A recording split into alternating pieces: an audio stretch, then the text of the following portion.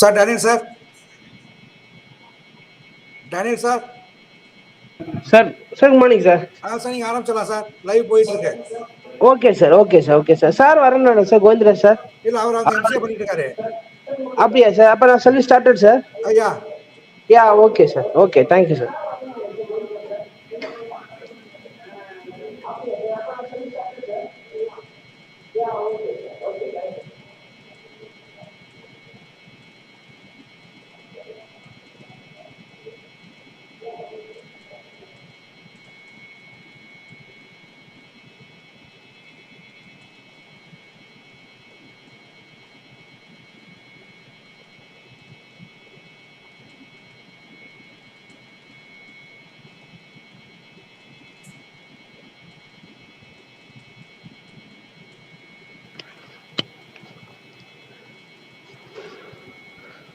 Yeah, good morning, students. Yeah, okay. Shall we start the class? First of all, welcome to MBA sections. Really thank you to Bhadas University. First of all, நம்ம என்ன பார்க்க போறோம் அப்படின்னா operation research. That is of operation research சொல்றப்ப என்னன்னா நம்ம இப்போ MBA சொல்றப்ப நம்ம என்ன பார்ப்போம் அப்படின்னா மேனேஜ்மெண்ட் ஓரியன்டாக பார்க்குறோம். இப்போ அக்கௌண்ட்ஸ் ஓரியன்டாக பார்க்குறப்ப என்ன எந்த காசு எதில் வந்து ரிடக்ஷன் ஆகுதுன்னு சொல்லி பார்ப்போம். பட் ஆனால் ஆப்ரேஷன் ரிசர்ச் பார்த்துறப்ப என்ன கான்செப்ட் அப்படின்னு சொல்றப்ப நம்ம பார்க்குறப்ப அப்படின்னா மேத்தமேட்டிக்கல் ஓரியன்டேஷனை நம்ம பார்ப்போம். ஓகேவா? மேத்தமேட்டிக்கல் ஓரியன்டேஷன் பார்க்குறப்ப என்ன நம்ம ஒரு காஸ்ட்டை வந்து எப்படி அனாலிசிஸ் பண்ண முடியும், ஒரு காஸ்ட்டை சிம்பிளிஃபை பண்ணி எவ்வளோ வந்து நம்ம ஹையஸ்ட் வேல்யூ கொடுக்க முடியும் அப்படி சொல்லி பார்க்கறதா நம்ம என்ன பண்ண போகிறோம், ஆப்ரேஷன் ரிசர்ச் நம்ம பார்க்க போகிறோம். ஓகேவா? நம்ம செகண்ட் இதுலேருந்து நம்ம யூனிவர்சிட்டியில் புக்கை கொடுத்து வந்து பேஜ் நம்பர் 35 யூனிட் 2ல பார்க்க போகிறோம். ஸ்டார்டப் ஆப்ரேஷன் ரிசர்ச்சில் வந்து டிரான்ஸ்போர்ட்டேஷன் ஆஃப் காஸ்ட்னு சொல்லி பார்க்க போகிறோம். What is by transportation cost அப்படி சொல்றப்ப என்ன மீனிங் அப்படின்னா, டிரான்ஸ்போர்ட்டேஷன் வந்து மூணு மெத்தட் இருக்கு. என்னென்ன மெத்தட் அப்படின்னா, that is north west corner, least cost method and Vogel's approximation method, VAM method. நம்ம 3 மெத்தட் பார்க்க போகிறோம். 3 மெத்தட்ல நம்ம என்ன கான்செப்ட்ல பார்க்குறோம் அப்படின்னா, வேம்ல பொறுத்த வரைக்கும் ஒரு காஸ்ட்டை வந்து ஒரு வேர் ஹவுஸ் இருக்கும், வேர் ஹவுஸ்ல இருந்து பக்கத்துல வந்து நம்ம இன்கேஸ் எவ்வளோ காசு நம்ம அனலிட்டிக்கல் பண்ணி கொடுக்க போகிறோம்னு சொல்லி பார்ப்போம் நம்ம. ஓகேவா? இது சிம்பிளிஃபையை நம்ம பேஜ் நம்பர் 35 ஸ்டடி மெட்டீரியல் 35ல இருக்கும். அந்த சம் நம்ம ஒர்க் அவுட் பண்ணி பார்க்க போகிறோம். அடுத்து அகைன் நம்ம திருப்பி வரப்போ வந்து அடுத்த சம் அதில் பார்க்கணும் நம்ம. 1 செகண்ட்மா.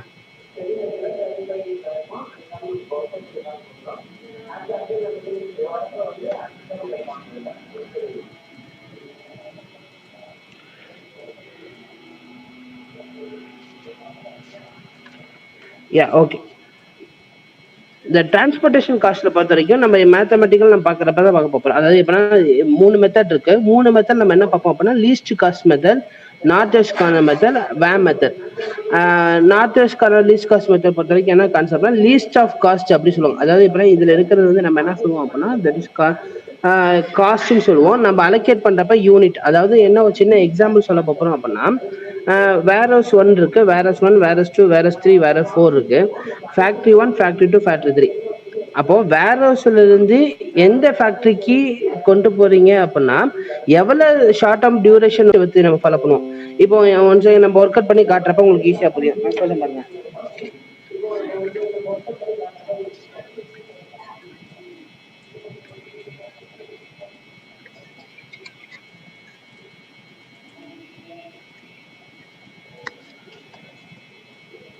ஓகே, இப்போ இதுல இருக்கிறது நம்ம என்ன சொன்னோம் அப்படின்னா, காஸ்ட். ஃபர்ஸ்ட் நம்ம என்ன பார்ப்போம், சப்ளை டிமாண்ட். நம்ம ஏற்கனவே தியரி ஆஃப் சப்ளை டிமாண்ட் பார்த்துருப்போம். எந்த அளவுக்கு தியரி வந்து சப்ளை இருக்கோ அந்த அளவுக்கு டிமாண்ட் இருக்கும். அது டிமாண்ட் போதான் நம்ம சப்ளை பார்ப்போம் நம்ம. ஓகேவா? அப்போ ஃபர்ஸ்ட் ஆஃப் ஆல் வந்து நம்ம north west least cost VAM method பார்க்குறப்ப, நான் உங்க சிலபஸ் என்ன இருக்கு அப்படின்னா வேம் மெத்தட் இருக்கு. ஆனா நார்த் வெஸ்ட்லயும் எப்படி இருப்பது, வேம்ல எப்படி காஸ்ட் வந்து நம்ம அனலிசிஸ் பண்ண போப்போம்னு சொல்லி பார்ப்போம். ஃபர்ஸ்ட் ஆஃப் ஆல் வந்து சப்ளை டிமாண்ட் பார்க்குறப்ப என்னன்னா, டோட்டல் ஆஃப் வேல்யூ வந்து நமக்கு என்ன இருக்கணும், ஈக்குவலா இருக்கணும். டோட்டல் ஆஃப் வேல்யூ வேலை இருக்கணும், ஈக்குவலா இருக்கணும். எப்படி ஈக்குவலா கொண்டு வர முடியும் அப்படின்னா, இப்போ இதை ஆட் பண்ணி பாருங்க. டிமாண்ட் லெவல் இருக்கு 8, 10, 12. ஓகேவா? 20, 30. இதுல பாருங்க 8, 12, 20, 6 + 4, 30. அப்போ சப்ளையும் டிமாண்ட் நமக்கு என்ன இருக்கு, ஈக்குவலா இருக்கு. அப்போ நம்ம ஃபர்தரா நம்ம ஸ்டார்ட் பண்ண முடியும். ஓகேவா? இன் கேஸ் நம்ம சப்ளையும் டிமாண்ட் ஈக்குவல் இல்லை அப்படின்னா, நம்ம அடுத்த கிளாஸ் வரப்ப நம்ம டம்மி இன்ட்ரடியூஸ் பண்ணி எப்படி வேல்யூபிள் நம்ம கண்டுபிடிக்க போறோம்னு சொல்லி பார்ப்போம். நல்லா புரிஞ்சுக்கோங்க பிரதர்ஸ். வேர் ஹவுஸ்ல வந்து இருக்கு, வேர் ஹவுஸ்ல வந்து வேரஸ் 1, வேரஸ் 2, வேரஸ் 3, வேரஸ் 4. அதாவது ஒரு சின்ன எக்ஸாம்பிளுக்கு வச்சுப்போமே, ஒரு ஏர்போர்ட்ல வந்து ஒரு வேர் ஹவுஸ் இருக்கு, துவாக்குடியில ஒரு வேர் ஹவுஸ் இருக்கு, புதுக்கோட்டையில ஒரு வேர் ஹவுஸ் இருக்கு. அப்போ எந்த ஃபேக்டரிக்கு எந்த இதை நீங்க யூனிட் கொடுத்தீங்க அப்படின்னா எவ்வளவு பெனிஃபிட் இருக்க போகுதுன்னு சொல்லி பார்க்க போறோம். அப்போ நமக்கு வந்து ஒரு காஸ்ட் ஆஃப் டியூரேஷன், அந்த டிரான்ஸ்போர்ட்டேஷன் ஆஃப் காஸ்ட் வந்து நமக்கு ரெடியூஸா இருக்கணும். அப்பதான் நம்ம என்ன பண்ணுவோம் அப்படின்னா, எக்கனாமியா நம்ம பாக்குறப்ப வந்து அந்த காஸ்ட்டை வந்து ரெடியூஸ் பண்ண முடியும். ஓகேவா? இப்போ இன்கேஸ் வந்து இப்போ நம்ம வந்து பெரம்பலூர்ல இருக்கோம், பெரம்பலூர்ல இருந்து நீ சென்னைக்கு அனுப்பணும் அப்படின்னா, நீங்க நியர்பை விழுப்புரத்துல இருந்த வேர் ஹவுஸ் இருந்துச்சு அப்படின்னா, உங்களுக்கு வேர் ஹவுஸ் இருக்கு அப்படின்னா, அங்கிருந்து அனுப்பினா உங்களுக்கு வந்து காஸ்ட் வந்து ரெடியூஸ் ஆகும். அதை வந்து நம்ம அனலைசிஸ் பண்றதுதான் இந்த வேல்யூ. ஓகேவா? இப்போ லீஸ்ட் காஸ்ட் மெத்தட்ல நம்ம எப்படி பார்க்க போறோம் பாருங்க. ஃபர்ஸ்ட் லீஸ்ட்னா what is mean by least? இந்த காஸ்ட்ல வந்து எது லீஸ்ட்னு பாருங்க. 2 தான் லீஸ்ட். அப்போ 2 தான் லீஸ்ட் இருக்கும். ஏன்னா 5, 4, 4, 3, 6, 7, 4, 2, 5, 8, 8, 6, 7.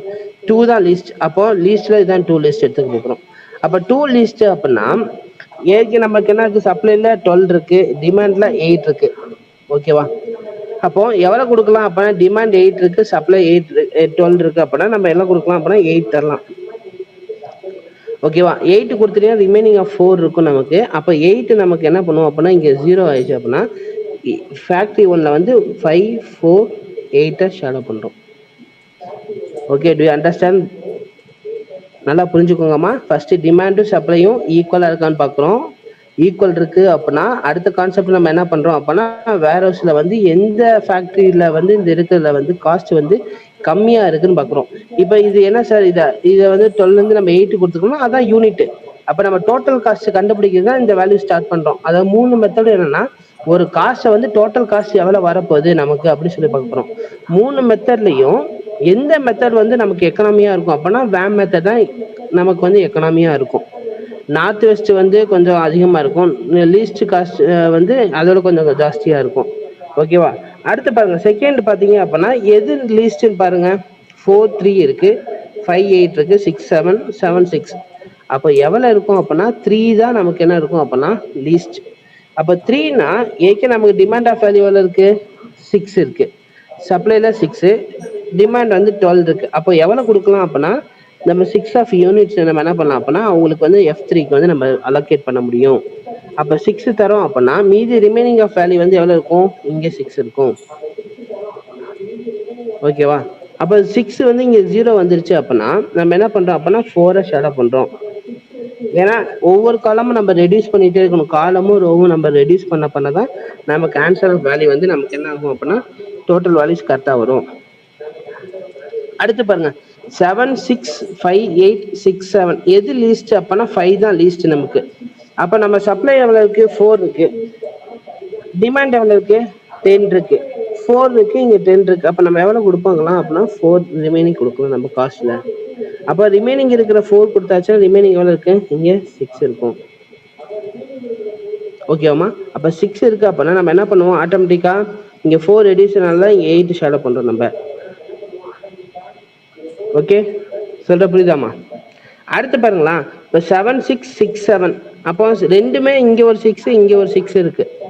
அப்ப இதுல பாருங்களா, டைரக்டா நம்ம இதுல டிமாண்டும் சப்ளையும் இதுக்கு வந்து நமக்கு என்ன டை வருது. இப்போ இங்க பாத்தீங்க அப்படின்னா இதான் 6th வந்து லீஸ்டா இருக்கும் நமக்கு வந்து, இதுல 6 லிஸ்ட். அப்போ நம்ம என்ன பண்றோம், டிமாண்ட் இங்கே 6 இங்கே 6. அப்ப ஆட்டோமேட்டிக்கா சப்ளைக்கு போறோம். சப்ளைல எது ஹையஸ்ட் வேல்யூ 8 பாக்குறோம், 8 தான் ஹையஸ்ட் வேல்யூ எடுத்துக்கிறோம். இதுல பாத்தீங்க அப்படின்னா 6 பாத்தீங்கன்னா 4 இருக்கும்.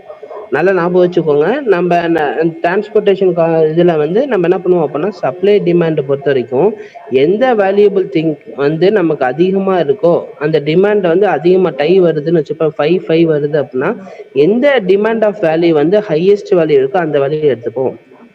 ஓகே, அப்ப இதுவும் டை வருது அப்படின்னா சப்ளைக்கு போயிடுவோம். நம்ம சப்ளைல எது ஹையஸ்ட் வேல்யூவோ அதுக்கு நம்ம எடுத்துப்போம் நம்ம. அப்ப ரிமைனிங் கான்செப்ட் என்ன இருக்கு, இங்க பாருங்க 6 இருக்கு, இங்கேயே 6 இருக்கு. ஏன்னா நமக்கு என்ன இருக்கு, இங்க வேர் ஹவுஸ் 1 வேர் ஹவுஸ் 4 6 இருக்கு, வேர் ஹவுஸ் 2லயும் 6 இருக்கு. அப்ப நம்ம ஆட்டோமேட்டிக்கா என்ன பண்றோம், இங்க 8 இருக்கு, அப்ப 8க்கு வந்துடும். நம்ம என்ன பண்றோம், இங்க 6 இருக்கு, அப்ப 6க்கு 6 கொடுத்துடலாம். மீதி ரிமைனிங் 2 இருக்கும். ஓகே, அப்ப இது 0 ஆயிரும் நமக்கு. அப்போ 7 ஷேடோ பண்றோம். அடுத்த லீஸ்ட் எது இருக்கு, 7 6. அப்ப 6 நம்ம என்ன பண்ணலாம், 6 தான் கொடுக்கணும், அதான் லீஸ்ட். இப்ப லீஸ்ட் ஆஃப் 6 அப்படி சொல்றப்ப என்ன பண்ணுவோம் அப்படின்னா டைரக்டா இங்க 4 இருக்கு, இங்க 6 இருக்கு. அப்ப எவ்வளவு தரலாம், 4 தரலாம், ரிமைனிங் 2. ஓகே, இங்க 2 இருக்கு, இங்க 2 இருக்கு, லாஸ்டா இங்க 2 கொடுத்துருவோம். லாஸ்டா பாருங்க எல்லாமே கரெக்டா ஷேடோ நமக்கு 0, நம்ம எதுவுமே பெண்டிங் இருக்காது. எல்லாமே லாஸ்டா நம்ம 4 பண்ணா நம்ம அந்த ஷேடோ பண்ணிருப்போம், லாஸ்டா 2 2 வரும்.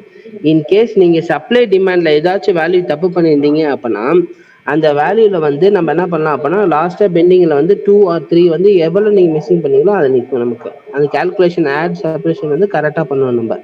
ஓகேவா?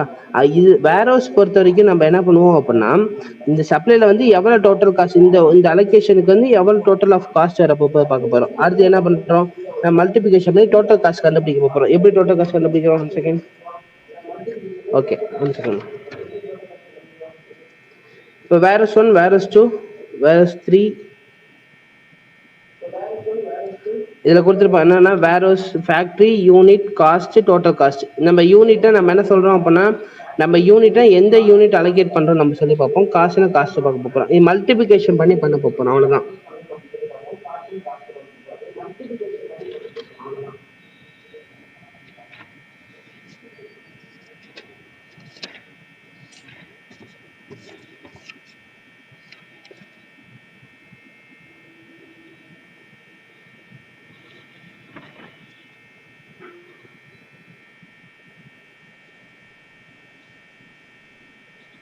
யா.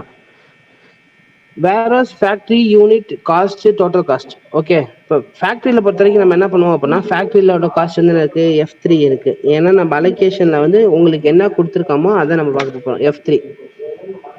F3ல நமக்கு என்ன வேல்யூ வந்திருக்கு, யூனிட் வந்து 6 கொடுத்துருக்கோம். யூனிட் வந்து எவ்வளோ 6 கொடுத்துருக்கோம். நம்ம வந்து காஸ்ட் வந்து எவ்வளோ இருக்கும் அப்படின்னா 3 இருக்கும்.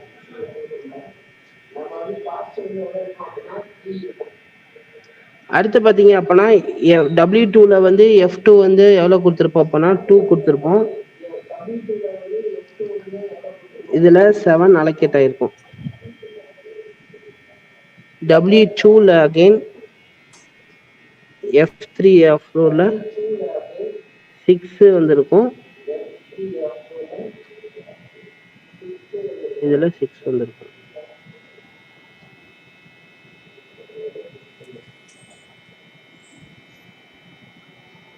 எயிட் இருக்கும். இதில் 2 இருக்கும். F2ல வந்து W3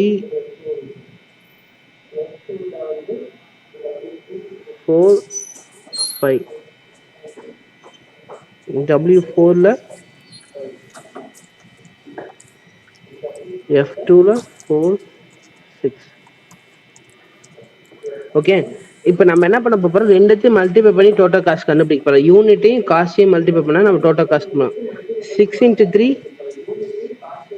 18. ஓகே, 2 × 7 14. 6 × 6 36. 8 × 2 16. 4 × 5 20. 4 × 6 24. இப்போ டோட்டல் பண்ணி பாருங்க. 4 6 + 4 10 10 + 6 8 20 28 8 2 3 4 128. அப்போ நீங்க நல்லா புரிஞ்சுக்கணுமா, இப்போ ஃபர்ஸ்ட் இந்த சம் நம்ம என்ன பார்த்துருக்கோம் அப்படின்னா, that is a least cost மெத்தட்ல பார்த்துருக்கோம். லீஸ்ட் காஸ்ட்ல நம்ம என்ன பார்க்குறோம் அப்படின்னா, இந்த ஃபேக்ட்ரியில் இருக்கிற இந்த யூனிட் வந்து நம்ம என்ன பண்ணுறோம் அப்படின்னா, இந்த காஸ்ட் என்னென்ன காஸ்ட் 5 4 3 4 7 6 இருக்குது. அந்த 4 7 6ல் இருக்கிற காஸ்ட்டுக்கு வந்து எவ்வளோ யூனிட் வந்து நம்ம அலோகேட் பண்ணுறோம் நம்ம சொல்லி பார்க்குறோம். நல்லா புரிஞ்சுக்கோங்கம்மா. திருப்பி நான் சொல்கிறேன். லீஸ்ட் காஸ்ட் மெத்தட் சொல்கிறப்ப இதில் உங்களுக்கு வந்து இந்த சப்போஸ் வந்து 5 மார்க்ஸில் கேட்டாங்க அப்படின்னா லீஸ்ட் காஸ்ட் ஆஃப் மெத்தட் கேட்பாங்க. அப்போ லீஸ்ட் காஸ்ட் ஆஃப் மெத்தட் சொல்கிறப்ப என்ன இருக்கும்னா 5 4 3 4 7 அப்படி சொல்கிறப்ப என்ன இருக்கும் அப்படின்னா நம்ம இது காஸ்ட்னு சொல்லுவோம்.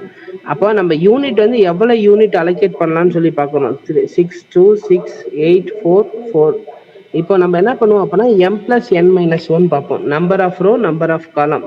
m + n - 1 number of row number of column எத்தனை இருக்கு, 1 2 3 4 1 2 3. அப்போ 4 + 3 7 7 - 1 6 ஆன்சர் இருக்கான்னு பாருங்க. 1 2 3 4 5 6. அதை பார்த்துக்கோங்கம்மா. 1 2 3 4 5 6 மொத்தம் 6 ஆன்சர். அப்போ m + n - 1 4 rows 3 columns வரப்ப நம்ம என்ன பண்றோம், நம்ம எந்த வேலையை m + number of number of column பார்க்குறப்ப மொத்தம் எத்தனை இருக்கு, 4 + 3 7 + 1 6 ஆன்சர் இருக்கும். அப்போ நம்ம இனிஷியல் ஃபீஸபிள் சொல்யூஷன் 6 ஆன்சர் வந்திருக்குன்னு அர்த்தம். வேம் மெத்தடில் வரப்ப அடுத்த இன்னைக்கு கிளாஸ்லேயே பார்க்க போகிறோம். வேம் மெத்தடில் வந்து எது வந்து லீஸ்ட் ஆஃப் இருக்கும் நம்ம பார்ப்போம். Okay, least cost method. But ஆனால் உங்களுக்கு தெரிஞ்சுக்கிறதுக்காண்டி நான் ஒர்க் அவுட் பண்ணி காட்டியிருக்கோமா. பட் ஆனால் அதில் கொஸ்டின் கேட்டாலும் நீங்கள் அரேஞ்ச் கரெக்டாக இருந்துக்கோங்க. அதில் அடுத்த வந்து நார்த் வெஸ்ட் கார்னர் மட்டும் நம்ம பார்த்துட்டு அடுத்த வந்து நம்ம வேம் மெத்தட் நம்ம சிலபஸ் இருக்கு நம்ம பார்ப்போம். ஓகே பாருங்க, அடுத்து அதே சம் தான் நம்ம என்ன பண்றோம் அப்படின்னா, அதே சம் மெத்தட்ல வந்து நம்ம north west corner rules and regulation நம்ம பார்க்க போகிறோம். Find the initial feasible solution using the north west corner method. அப்போ வேர் ஹவுஸில் என்ன சொல்கிறாங்க, வேர் ஹவுஸில் வந்து F1 F2 F3 5 4 3 4 7 6 2 5 8. அப்போ இதெல்லாம் காஸ்ட் சொல்கிறோம். யூனிட் வந்து எவ்வளோ அலோகேட் ஆக போகுதுன்னு சொல்லி பார்க்க போகிறோம். இப்போ அகைன் பார்த்துக்கோங்க. 6 8 12 4 8 10 12. இப்போ மொத்த டோட்டல் ஆஃப் வேல்யூ எவ்வளோ இருக்குது, அதே தான் அகைன் எவ்வளோ இருக்குது, 8 + 12 + 8 20 20 + 10 30 12 + 8 20 26 4. அப்போ 30. அகைன் இது பேலன்ஸ் ப்ராப்ளம். அன்பேலன்ஸ்டு வந்து நாளைக்கு அடுத்த கிளாஸ் வரப்ப நான் சொல்லி தரேமா. இதுலயே வரப்ப அடுத்தது வந்து வேம் மெத்தட்ல வந்து நம்ம என்ன பண்ணுவோம் அப்படின்னா பேலன்ஸ் தான் பார்க்குறோம். அன்பேலன்ஸ் வச்சு அடுத்த கிளாஸ் நம்ம வரப்போ உங்களுக்கு எப்படி நான் சொல்றேன். ஓகே, இப்போ அடுத்து என்ன பண்ண போறோம் அப்படின்னா வேர் ஹவுஸ்ல பாக்குறப்ப என்ன பண்றோம், எது நார்த் வெஸ்ட் எது நார்த் வெஸ்ட் அந்த மெத்தட் பாக்குறப்ப தட் இஸ் கான்செப்ட் ஃபிஃப்த் தான் நார்த். அப்போ அதுல இருந்து நம்ம ஸ்டார்ட் பண்ண போறோம். ஃபிஃப்த் வந்து நார்த் அப்படின்னா என்ன பண்றோம் அப்படின்னா சப்ளைல 6 இருக்கு, இங்க 8 இருக்கு. ஓகே, அகைன் நம்ம என்ன பண்றோம், ஃபர்ஸ்ட் வந்து நம்ம எந்த நார்த் வெஸ்ட்கான method, least cost method, VAM method எந்த மெத்தட் பார்த்தாலும் ஃபர்ஸ்ட் சப்ளையும் டிமாண்டும் ஈக்குவலா இருக்குன்னு பார்க்கணும். ஈக்குவல் இல்லை அப்படின்னா ஈக்குவல் வந்து நம்ம டம்மி இன்ட்ரோடியூஸ் பண்ணி நம்ம ஈக்குவல் பண்ணணும். ஓகே, அதுல அடுத்து நம்ம என்ன பண்றோம் 5 4 3 4 7 6 இருக்கு, இதுதான் நார்த். அப்ப நேரா சப்ளைக்கு நேரா W1 சப்ளைக்கு நேரா என்ன இருக்கு, சப்ளை 6 இருக்கு, இதுக்கு நேரா என்ன இருக்கு 8 இருக்கு. ஓகே, அப்போ 6 8 இருக்கு. அப்போ நம்ம என்ன பண்றோம் அப்படின்னா 6 சப்ளைல 6 இருக்கு, டிமாண்ட் எவ்வளவு இருக்கு 8 இருக்கு. அப்போ நம்ம எவ்வளவு கொடுக்கலாம், சப்ளைல 6 தரலாம். அப்ப ரிமைனிங் கான்செப்ட் எவ்வளவு இருக்கு 2.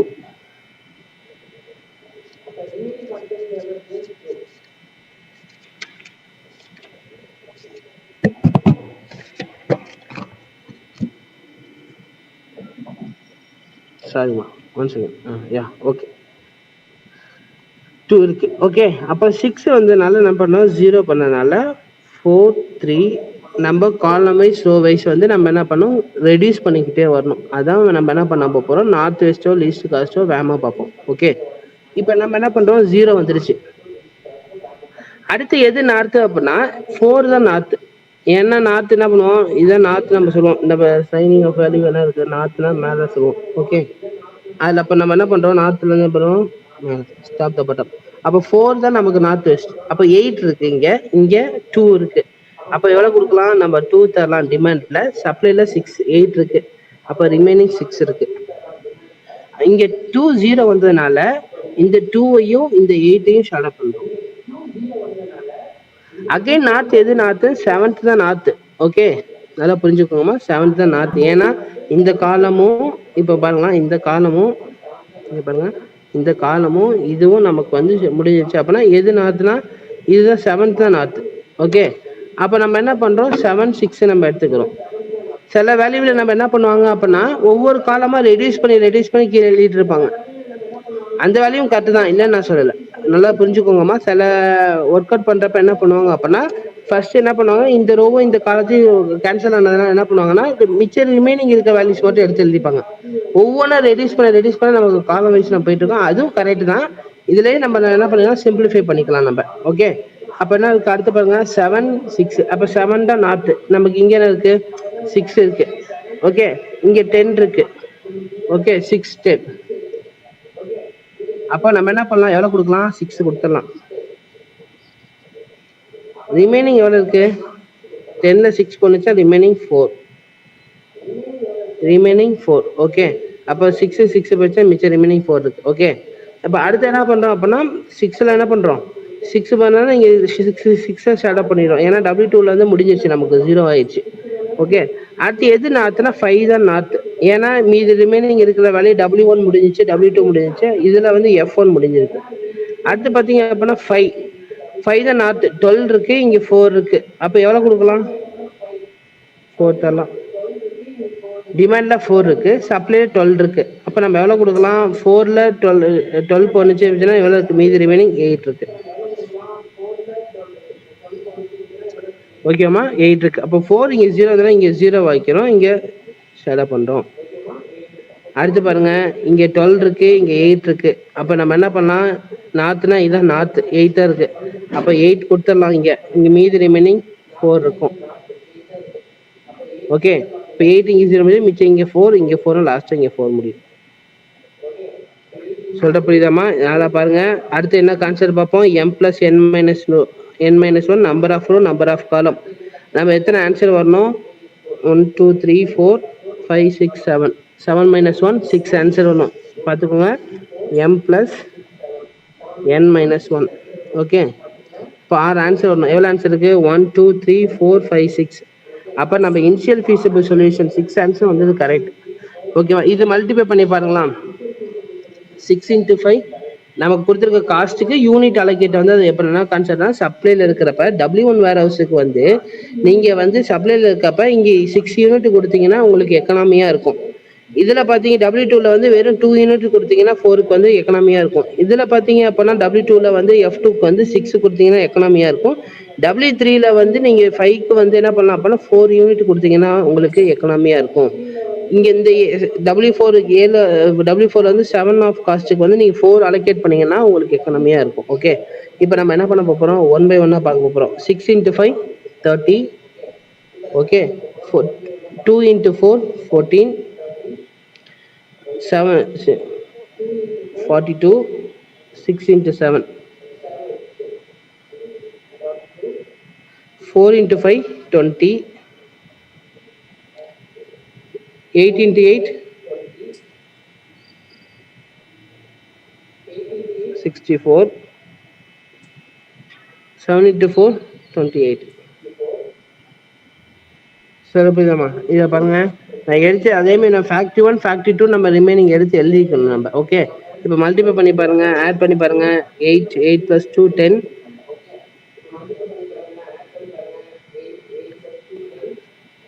18 8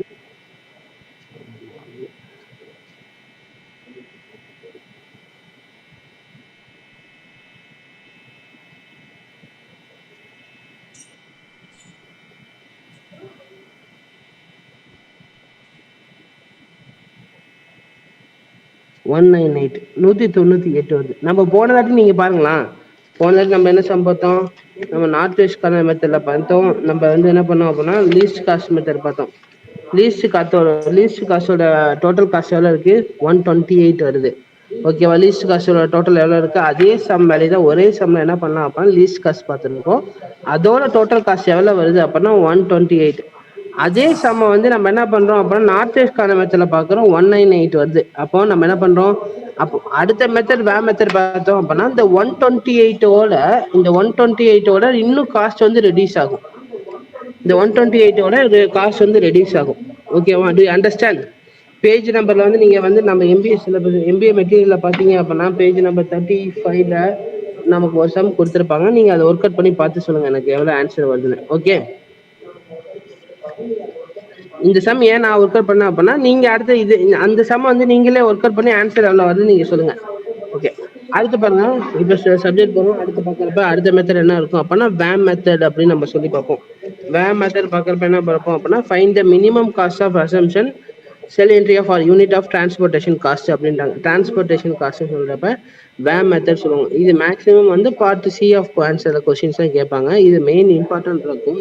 இதுல இல்லாம இது வரைக்கும் எம்பிஏ சிலபஸ்ல பார்க்கறப்ப டிரான்ஸ்போர்ட்டேஷன் இல்லாம ஒரு சம் வந்ததே கிடையாது. ஏன்னா அவ்வளவு இம்பார்ட்டன்ட் இருக்கும் இந்த டிரான்ஸ்போர்ட்டேஷன்ல. நம்ம இதில் பார்ப்போம். அடுத்து ஃபேக்டரியில் என்ன கொடுத்துருக்காங்க அப்படின்னா ஃபேக்டரி இதே கான்செப்ட் தான். ஃபேக்டரி 1 என்ன கொடுத்துருக்காங்க, W1 W2 W3 W4 demand supply.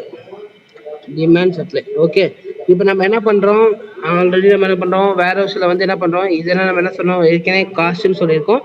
நம்ம கண்டுபிடிச்சு நம்ம ஆன்சர் ஃபிட் பண்றது வந்து என்ன சொல்லுவோம் அப்படின்னா நம்ம யூனிட் நம்ம சொல்லுவோம். ஓகே, இப்போ நம்ம என்ன பண்ண போறோம், வேம் மெத்தட் ஓஜல் செப்ராப்ரேஷன் மெத்தட் அப்படின்னு நம்ம பார்க்க போறோம். ஓகேவா, இப்போ நம்ம என்ன பண்றோம், சப்ளை டிமாண்ட் ஈக்குவலா இருக்கா, ஸ்டூடெண்ட்ஸ் நோட் பண்ணி பாருங்க. சப்ளையும் டிமாண்டும் ஈக்குவலா இருக்கா,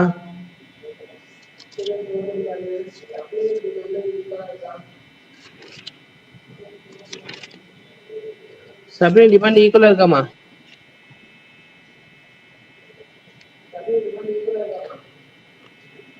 ஓகேவா, ஈக்குவல் தானே இருக்கும். ஏன் அப்படின்னா இங்க பாருங்க 6 + 8 14, 14 + 10 24. ஓகே, 6 + 4 10, 10 + 8 18, 18 + 6 24. அப்போ சப்ளையும் டிமாண்டும் ஈக்குவலா இருக்கு. ஓகே,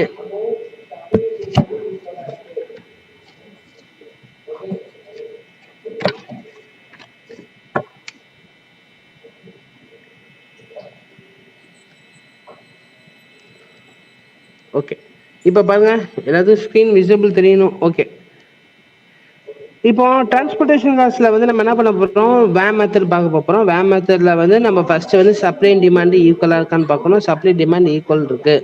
ஓகே, இப்போ அடுத்து என்ன பண்ண போறோம், ஃபேக்டரி ஒன்ல இருக்கிற ஃபர்ஸ்ட் லீஸ்ட் எதுன்னு பாருங்க. ஃபர்ஸ்ட் லிஸ்ட் எவ்வளோனா ஒன். ஒன்னுக்கு அடுத்து ஃபர்ஸ்ட் ஒன்னுக்கு அப்புறம் அடுத்து டூ. செகண்ட் லிஸ்ட் ஆஃப் ஒன்னுக்கு டூக்கு டிஃபரன்சியேஷன் வந்து ஒன். நல்லா புரிஞ்சுக்கோங்க. வேம் மெத்தட்ல பார்க்குறப்ப என்ன பார்ப்போம் அப்படின்னா, தட் இஸ் வேர் ஹவுஸில் பார்க்குறப்ப ஃபர்ஸ்ட் காஸ்ட் பார்ப்போம். ஃபர்ஸ்ட் காஸ்ட்ல வந்து என்ன பண்ணுவோம் அப்படின்னா, அந்த ஃபர்ஸ்ட் காஸ்ட்டுக்கும் செகண்ட் காஸ்ட்டுக்கும் உள்ள டிஃபரன்சியேஷன். ஃபர்ஸ்ட் லிஸ்ட் அடுத்து செகண்ட் லிஸ்ட். ஓகே, அப்போ நம்ம என்ன பண்ணுறோம், ஃபர்ஸ்ட் இதுக்கு லிஸ்ட் வந்து ஒன், செகண்ட் லிஸ்ட் வந்து டூ. ஒன்னுக்கு டூக்கு டிஃபரன்சியேஷன் ஒன். அப்போ இங்கே D one difference between D one. Okay, second இது பாருங்க ஜீரோ. Okay, zero. அடுத்த லிஸ்ட் டூ. அப்போ எஃப் டூ ஆஃப் காஸ்ட்ல ஃபர்ஸ்ட் லிஸ்ட் வந்து ஜீரோ, ஜீரோக்கு அடுத்து டூ. டிஃபரன்சியேஷன் ஜீரோக்கு டூக்கு டிஃபரன்சியேஷன் டூ. ஒரு சின்ன எக்ஸாம்பிள் வச்சுப்போமே. இப்போ இதுவும் நம்ம ஜீரோ வச்சுக்கிறோம்னு வச்சுப்போம். ஒரு சின்ன எக்ஸாம்பிளுக்கு அதையும் சொல்லிடலாமா. இப்போ இங்கே ஜீரோ, இங்கே இருக்கு, இதில் இதான் இருக்கு.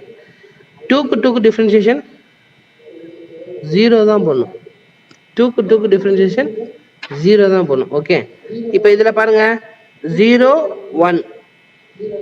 F3ல வந்து ஃபர்ஸ்ட் லிஸ்ட் வந்து ஜீரோ, அடுத்த லிஸ்ட் வந்து W4ல ஒன். அப்போ ஜீரோலக்கும் ஒன்னுக்கு டிஃபரன்சியேஷன் எவ்வளோ இருக்கும், ஒன் இருக்கும். அடுத்த இதில் பாருங்க, இப்போ நம்ம W1 பார்க்க போகிறோம். ஒன்னுக்கும் ஜீரோக்கும் டிஃபரன்ஸ், ஃபர்ஸ்ட் லிஸ்ட் ஜீரோ, ஜீரோக்கும் ஒன்னுக்கும் டிஃபரன்சியேஷன் ஒன். டூக்கும் டிஃபரன்சியேஷன் ஜீரோ. ஏன்னா ஃபர்ஸ்ட் லிஸ்ட் டூ, அடுத்த லிஸ்ட் டூ. நீ டூவும் த்ரீயும் எடுத்துக்க கூடாது, டூக்கு டூ தான் இருக்கு அடுத்ததுல பாருங்க. டூக்கு டிஃபரன்சியேஷன் ஜீரோ. அடுத்து ஜீரோக்கும் ஒன்னுக்கு டிஃபரன்சியேஷன் ஜீரோ. நல்லா புரிஞ்சுக்கோங்கம்மா. டிஃபரன்சியேஷன் பொறுத்த வரைக்கும் என்ன இருக்கும் அப்படின்னா 1 2 4 4 3 2 0. ஓகே, அப்போ 4 3 2 0 பார்க்க த cost of W1 W2 W3 4ல நம்ம வேல்யூல என்ன பார்க்க போறோம் அப்படின்னா, ஒன்க்கு ஃபர்ஸ்ட் வந்து என்ன பார்க்குறோம், first cost one, second cost two. ஒன்க்கு டூக்கு டிஃபரன்சியேஷன் ஒன். செகண்ட் ஃபேக்டரி டூல என்ன பார்க்க போறோம், ஃபோருக்கும் ஜீரோக்கும் டூக்கும் டிஃபரன்சியேஷன் இருக்கு டூ. அடுத்து ஃபேக்டரி த்ரீல ஜீரோக்கும் ஒன்னுக்கு டிஃபரன்சியேஷன் பார்க்க போறோம் ஒன். அடுத்து வேர் ஹவுஸ் ஒன்று பார்க்குறப்ப வேர் ஹவுஸ் W1ல ஒன்னுக்கும் ஜீரோக்கும் டிஃபரன்சியேஷன் ஒன். டூக்கு டிஃபரன்சியேஷன் ஜீரோ. டூக்கு ஜீரோ தான் கொடுத்துருப்போம். ஒன். ஜீரோக்கும் ஒன்னுக்கு டிஃபரன்சியேஷன் ஒன் தான் வரும். சரி, ஒன். ஓகே, இப்போ என்ன பண்ண போறோம், டிஎஃப் வேல்யூ வந்திருக்கு. டிஎஃப் வேல்யூல 1 2 1 1 2 1 1 0 0 1. இப்போ இந்த டிஎஃப் வேல்யூல எந்த வேல்யூ ஹையஸ்ட் வேல்யூன்னு பார்க்க போறோம். டிஎஃப் வேல்யூ டிஃபரண்ட் பிட்வீன் ஒரு காலம் ரோல அந்த வேல்யூல அந்த கொடுத்துருக்க வேல்யூ எந்த வேல்யூ ஹையஸ்ட் வேல்யூன்னு பார்ப்போம். அப்போ 2 தான் ஹையஸ்ட் வேல்யூ. அப்போ நம்ம 2 எடுக்க போறோம்னா அதில் ஒரு சின்ன ஏரோ மார்க் போட்டுக்கிறோம். இதுல எது லீஸ்ட்னு பார்க்கணும். 4 3 2 0. நல்லா புரிஞ்சுக்கோங்க ஸ்டூடெண்ட்ஸ். 1 2 1 1 0 0 1 இருக்கு. இதுல D1 ஆஃப் வேல்யூல எந்த வேல்யூ ஹையஸ்ட் வேல்யூன்னு பார்க்குறோம். 2 தான் ஹையஸ்ட் வேல்யூ. 2ஓட வேல்யூல எந்த காஸ்ட் வந்து இந்த F2ல வந்து எந்த காஸ்ட் லீஸ்ட்னு பார்க்குறோம். 0 தான் லீஸ்ட். நல்லா புரிஞ்சுக்கோங்க, 0 தான் லீஸ்ட். அப்போ 0 லீஸ்ட்னு வரப்ப நம்ம என்ன பண்றோம், இங்க சப்ளைல 8 இருக்கு, இங்க 6 இருக்கு. ஆட்டோமேட்டிக்கா என்ன பண்ணுவோம், 6 கொடுத்துடலாம். இப்போ நீங்க 6 கொடுத்தீங்கன்னா இங்க 0 ஆயிரும். நம்ம ஆட்டோமேட்டிக்கா இங்க 8ல என்ன இருக்கும், 2 மாறிடும். அப்படியே சப்ளைல என்ன பண்றோம், இப்போ என்ன பண்றோம், இங்க 0 வந்ததுனால நம்ம என்ன பண்றோம் அப்படின்னா 4ஐயும் 1ஐயும் சால்வ் பண்றோம். அதை புரிஞ்சுக்கோங்கம்மா. வேம் மெத்தட் ஓஜஸ் அப்ராபேஷன் மெத்தட் சொல்றப்ப என்ன பண்ணுவோம் அப்படின்னா, சப்ளை டிமாண்ட் இருக்கும். Supply demand first of all வந்து பேலன்ஸ்டா அன்பேலன்ஸ்டான்னு பார்க்குறோம். இது வரைக்கும் பார்த்தது வந்து பேலன்ஸ் சம் தான் பார்க்குறோம். அடுத்த சம் வந்து அன்பேலன்ஸில் ஒரு சம் பார்ப்போம் நம்ம. ஓகே, பேலன்ஸில் வந்து என்ன பண்ணுறோம் அப்படின்னா, ஃபஸ்ட்டு வந்து கொடுத்துருக்க வேல்யூவில் வந்து நம்ம காஸ்ட் கொடுத்துருக்க வேல்யூவில் வந்து அது காஸ்ட்னா இந்த சப்ளை அண்ட் டிமாண்ட் நீ கன்சிடர் பண்ணக்கூடாது. நம்ம ஃபேக்ட்ரி ஒன்ல இருக்கையும் வேர் ஹவுஸில் இருக்கிறையும் டிஃப்ரென்சியேஷன் பார்க்குறோம். Differentiation what is the minimum differentiation? ஒன்னுக்கும் ஃபோருக்கும், ஒன்னுக்கு டூக்கும் டிஃப்ரென்சியேஷன் எவ்வளோன்னு பார்க்குறோம். அடுத்துக்கு டூக்கும் ஜீரோக்கும் எவ்வளோ டிஃப்ரென்சியேஷன் பார்க்குறோம். அடுத்து பார்த்தீங்க அப்படின்னா ஜீரோக்கும் ஒன்னுக்கு டிஃப்ரென்சியேஷன் பார்க்குறோம். ஓகே, ஜீரோக்கும் ஒன்னுக்கு டிஃப்ரென்சியேஷன். அடுத்ததுல பார்த்தீங்க அப்படின்னா ஒன்னுக்கு ஜீரோக்கும் ஒன்னுக்கு டிஃப்ரென்சியேஷன் ஒன்று, டூக்கு டிஃப்ரென்சியேஷன் நில், டூக்கு டிஃப்ரென்சியேஷன் நில், ஜீரோக்கும் ஒன்னுக்கு differentiation one. Okay, to understand. இப்போ 3 பாக்கெட் D2 வேல்யூ வரும். ஓகே, D2 வேல்யூ வரும். D2 வேல்யூ என்ன வரும்? D2 வேல்யூல 2 4 இருக்கு, 1 2 இருக்கு. First list 1, second list 2. அப்ப டிஃபரன்ஷியேஷன் 1.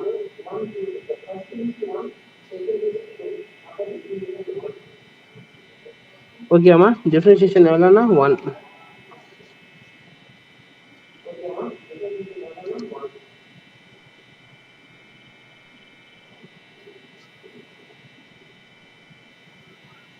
செகண்ட் பாருங்க, 3 2 3 டிஃபரன்ஷியேஷன் 1.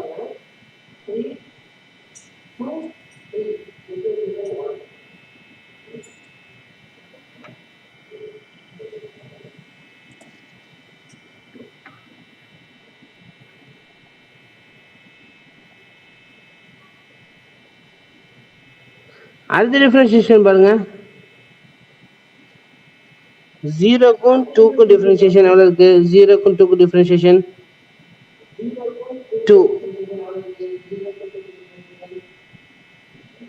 இப்போ W1ல ஒன்னுக்கும் ஜீரோக்கும் டிஃபரன்ஷியேஷன் 1, டூக்கும் டிஃபரன்ஷியேஷன் நில், ஜீரோ இல்லை. டூக்கு டிஃபரன்ஷியேஷன் 0. ஆட்டோமேட்டிக்காக W4 வந்து நம்ம ஷார்ட் அப் பண்ணனால நம்ம டேஷ் பண்ணிக்கிறோம்.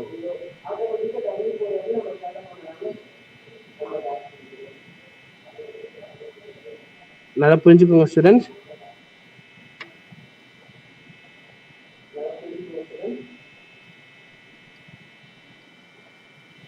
D2 சொல்றப்ப என்ன பார்ப்போம் அப்படின்னா, ஃபேக்ட்ரி ஒன்ல இருக்கிற, திருப்பி அகைன் உங்களுக்கு ஒரு வார்த்தை சொல்றேன். ஃபேக்ட்ரி ஒன்ல இருக்கிற first list 1, second list 2, differentiation 1. Second பாருங்க 2 3 டிஃபரன்ஷியேஷன் 1, 0 0 2. ஏன்னா நம்ம 2 2ன்னு எடுத்துக்கூடாது. ஃபர்ஸ்ட் லிஸ்ட் 0 இருக்கு, அது 0க்கும் 2க்கும் டிஃபரன்ஷியேஷன் 2. W1 என்ன பார்க்குறோம்? அகைன் W1ல பார்க்குறப்ப என்ன பார்க்குறோம்? அடுத்தது 1 0க்கும் 1க்கு டிஃபரன்ஷியேஷன் 1, 2க்கும் டிஃபரன்ஷியேஷன் 0, 2க்கும் டிஃபரன்ஷியேஷன் 0. ஓகே, அடுத்து என்ன பார்க்க போகிறோம்? D2ல எந்த வேல்யூ ஹையஸ்ட் வேல்யூ? இதில் பாருங்க, D2ல 1 1 2 1 0 0. அப்போ இந்த D2ஓட வேல்யூவில் எது ஹையஸ்ட் வேல்யூ? 2 தான் ஹையஸ்ட் வேல்யூ. அப்போ 2க்கு நேரம் நம்ம என்ன பண்ணுறோம்? ஒரு ஏரோ மார்க் பண்ணுறோம். ஏன் அப்படி எடுக்கிறோம் அப்படின்னா, எந்த வேல்யூ எடுத்திருக்கீங்கன்னு நமக்கு தெரியணும். இப்போ இங்கே 0 இருக்கு, அதான் லீஸ்ட்டு. இங்கே 4 இருக்கு டிமாண்டில், சப்ளைல 10 இருக்கு. அப்போ நம்ம எவ்வளோ கொடுக்கலாம்? 4 தரலாம். ரிமைனிங் 6 இருக்கு.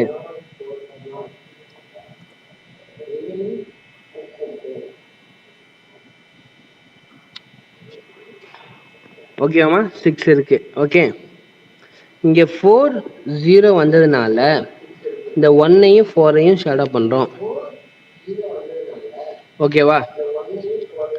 அடுத்து W3ல என்ன பண்ணுறோம்? இப்போ திருப்பி டிஃபரன்ஷியேஷன் கண்டுபிடிக்க போகிறோம். 2க்கும் 4க்கு டிஃபரன்ஷியேஷன் 2, 3க்கும் 2க்கும் டிஃபரன்ஷியேஷன் 1, 2க்கும் 2க்கும் டிஃபரன்ஷியேஷன் 0. W1ல நம்ம என்ன பண்ணுறோம்? ஏற்கனவே ஷார்ட் அப் பண்ணனால ஒன்றும் வராது, நில். 2க்கும் டிஃபரன்ஷியேஷன் 0, 4க்கும் 2க்கும் டிஃபரன்ஷியேஷன் 0. அப்போ D3ல எந்த வேல்யூ ஹையஸ்ட்னு பாருங்க, 0 0. 0 1 2 அப்போ 2 தான் ஹையஸ்ட் வேல்யூ. அப்போ 2க்கு நேரம் என்ன பண்றோம், ஒரு ஏரோ மார்க் கொடுக்குறோம். இதுல எது லீஸ்ட்னா 2 தான் லீஸ்ட். 4 இருக்கு 2 இருக்கு, 2 தான் லீஸ்ட். அப்போ இங்க 6 இருக்கு, இங்கே 6 இருக்கு. அப்போ இங்க 6 கொடுத்துடலாம். 6 கொடுத்தீங்கன்னா இந்த 6ம் இந்த 6ம் கேன்சல் ஆயிரும். அப்போ ரோவும் கேன்சல் ஆகுது, காலமும் கேன்சல் ஆகுது. அப்போ ஆட்டோமேட்டிக்கா என்ன பண்றீங்க, ரெண்டத்தையும் ஷார்ட் பண்றோம். 3 2 4 கேன்சல் பண்றோம். ஓகேவா? மீதி ரிமைனிங் என்ன இருக்கு, இங்க பாருங்க, இங்க 2 இருக்கு, இந்த வழிதான் இருக்கு, 2 இருக்கு, இங்க 2 இருக்கு. ஓகேவா? 2ல 2 தான் இருக்கு. இப்போ எந்த வழியை பார்க்கணும், இங்க பாருங்க, இந்த இதுல 2 நம்ம எடுத்துக்கலாம், எது வேணா போலாம். இங்க 2க்கு 2னா என்ன பண்ணலாம், இந்த 2 கொடுத்துடலாம். மீதி ரிமைனிங் இங்க 6 இருக்கும், எது கொடுத்தாலும் அதான் வரப்போகுது. இங்க 6 இருக்கு, இங்கேயும் 6 இருக்கு. அப்போ நம்ம என்ன பண்ணலாம், இங்க 6 வந்துடும். லாஸ்டா பாருங்கம்மா, ஃபர்ஸ்ட் இதுல பாக்குறப்ப இங்க 2 இருக்கு, இங்கே 2 இருக்கு. அப்ப நம்ம 2 மட்டும் கொடுத்துட்டோம் அப்படின்னா இங்க 0 ஆயிரும். மீதி 8ல 2 போனச்சுன்னா 6 இருக்கும். அப்போ டைரக்டா அடுத்து 2 இங்கே போறோம், 6க்கு இங்கே 6 இருக்கு. ஓகேவா? இப்போ என்ன பண்ண போறோம், இனிஷியல் ஃபீஸபிள் சொல்யூஷன் பார்க்க போறோம். m + n - 1 பார்க்க போறோம். m + n - 1 என்ன இருக்கு, number of row number of column. Okay, 1 2 3 4 1 2 3. அப்போ எத்தனை ரோ இருக்கு, 1, ஒரு இனிஷியல் ஃபீஸபிள் சொல்யூஷன் ஆன்சர் நமக்கு எவ்வளோ வந்திருக்கு, 1 2 3 4 5. நம்ம என்ன சொன்ன ஆன்சரு, m + 1 2 3 4 5 6 7 7 - 1 7 - 1 எவ்வளோ இருக்கணும் அப்படின்னா 6 ஆன்சர் இருக்கணும். நமக்கு எவ்வளோ ஆன்சர் வந்திருக்கு, 1 2 3 4 5. அப்போ மொத்தம் நமக்கு 5 ஆன்சர் தான் வந்திருக்கு. ஓகே, அப்போ 5 ஆன்சர் வந்துச்சு. அப்போ நம்ம என்ன பண்ணோம், ஆட்டோமேட்டிக்கா இனிஷியல் ஃபீஸபிள் சொல்யூஷன் மீதி எப்சிலான் இன்ட்ரடியூஸ் பண்றதுக்கு போயிடுவோம். நம்ம சொல்ல புரியுதாமா, m + n - 1 நம்ம பார்க்குறோம். அதில் வந்து வேல்யூவில் என்ன பண்ணுறோம், நமக்கு வரல. நம்ம என்ன பண்ணுறோம், நமக்கு வந்து ஆன்சர் வந்து என்ன பண்ணுறோம், ஃபர்தராக ஸ்டார்ட் பண்ணணும் அப்படின்னா ஃபீஸபிள் சொல்யூஷன் வந்து நமக்கு எல்லாம் இருக்கணும், 6 ஆன்சர் இருக்கணும். இப்போ ஆப்டிமாலிட்டி டெஸ்ட் பொறுத்த வரைக்கும் என்ன கான்செப்ட் அப்படின்னா நல்லா ஞாபகம் வச்சுக்கோங்க. ஆப்டிமாலிட்டி டெஸ்ட் பொறுத்த வரைக்கும் என்ன பார்ப்போம் அப்படின்னா, வே மெத்தடில் பார்க்குறப்ப ஃபர்ஸ்ட் ஆஃப் ஆல் வே மெத்தடில் வந்து ஃபர்ஸ்ட் வேர் ஹவுஸில் வந்து W1 W2 W3 W4 பார்க்குறோம். அந்த இதில் வந்து எவ்வளோ காஸ்ட்டுக்கு எவ்வளோ யூனிட் அலோகேட் பண்ணுறாங்கன்னு சொல்லி பார்க்குறோம். ஓகே, அந்த யூனிட் என்ன பண்ணுறோம், இந்த யூனிட் ஒன்று கண்டுபிடிச்சிருக்கோம். இப்போ 6க்கு 2, இதுக்கு 4க்கு வந்து இந்த காஸ்ட், 0க்கு இந்த 4 வந்திருக்கு, 2க்கு வந்து இந்த யூனிட்டுக்கு வந்து காஸ்ட் வந்து 6 அலோகேட் ஆயிருக்கு, இந்த 2 யூனிட்டுக்கு 2 அலோகேட் ஆயிருக்கு, இந்த 0க்கு 6 அலோகேட் ஆயிருக்கு. அப்போ total of valuable of output நமக்கு எவ்வளோ வருது அப்படின்னா, டோட்டல் ஆஃப் அவுட்புட் எவ்வளோ வேல்யூ இருக்கும், நமக்கு 6 தான் இருக்க போகுது. Okay, do you understand? நல்லா புரியுதாமா, புரியுதுலாமா? அப்போ நம்ம ஒவ்வொரு வேல்யூ நம்ம என்ன பார்ப்போம் அப்படின்னா, நம்ம கான்செப்ட் ஆஃப் வேல்யூ வந்து நம்ம எவ்வளோ ஃபேக்டர்ஸ் வந்து நம்ம டோட்டல் ஆஃப் அவுட்புட்டை வரப்போகுது, நம்ம டோட்டல் காஸ்ட் எவ்வளோ வரப்போகுது சொல்லி பார்க்க போகிறோம். அதை பார்க்குறப்ப நம்ம ஃபர்ஸ்ட் m + n - 1 ஆன்சர் பார்க்குறப்ப 5 தான் ஆன்சர் வருது. ஆனால் நமக்கு ஆன்சர் எவ்வளோ வரணும், இனிஷியல் ஃபீஸபிள் சொல்யூஷன் 6 ஆன்சர் இருக்கும். Number of row number of column 7 - 1 6 இருக்கு. அப்போ நம்ம என்ன பண்ணுறோம் அப்படின்னா, 1 செகண்ட்மா.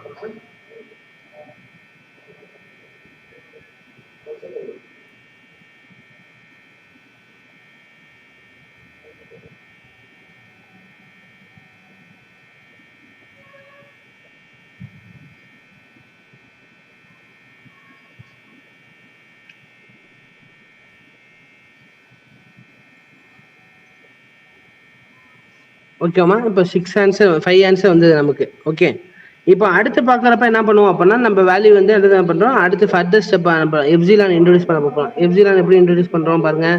இப்போ எடுத்து காஸ்ட் ஆஃப் வேல்யூக்கு நம்ம என்ன பண்ணுறோம் அப்படின்னா, நமக்கு ஆன்சர் வச்சு எழுத போகிறோம். ஓகே, இதுதான் ஆன்சர். நமக்கு கொஸ்டின் கொடுத்தனக்கு 1 2 4 4 4 3 2 0 0 2 2 1 சப்ளைல 6 8 10 4 6 8 6ன்னு வந்திருக்கு ஆன்சர். நமக்கு வந்து டிமாண்ட் வந்திருக்கு. இப்போ நமக்கு இனிஷியல் ஃபீஸபிள் சொல்யூஷன் எவ்வளோ வந்திருக்கு, இனிஷியல் ஃபீஸபிள் சொல்யூஷன் எவ்வளோ வந்திருக்கு, இதில் பாருங்க. ஃபர்ஸ்ட் இதில் பாருங்க, நம்ம எல்லாம் நேற்று லாஸ்ட் இதில் ஒர்க் அவுட் பண்ணதில்ல, இதில் பாருங்க எவ்வளோ வந்திருக்குமா,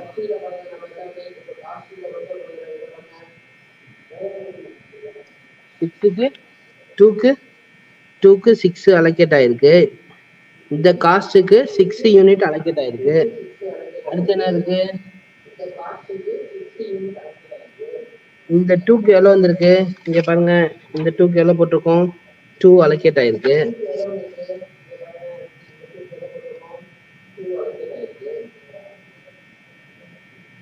இந்த 0க்கு நேரா 6 அலோகேட் ஆயிருக்கும்.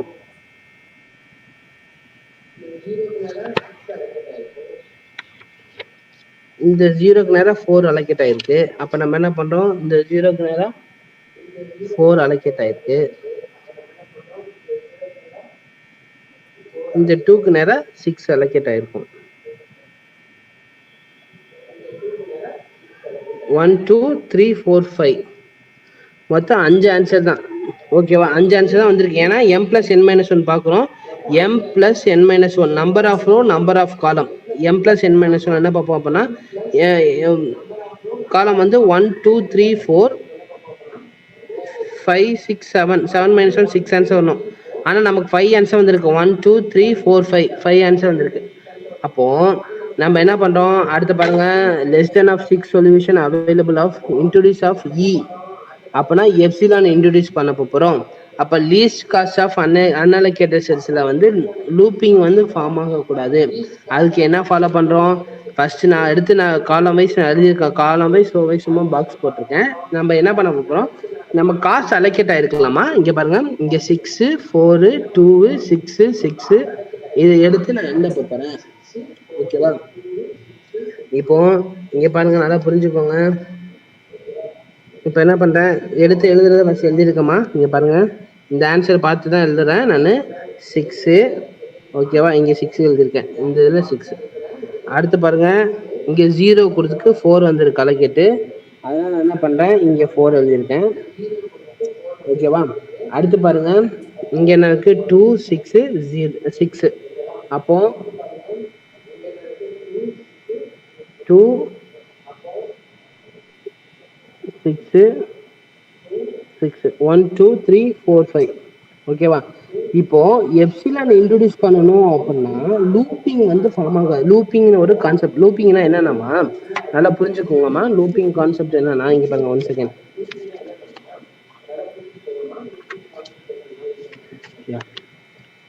இப்போ இங்க பாருங்க, லூப்பிங்னா என்ன பண்ணுவோம் நம்ம?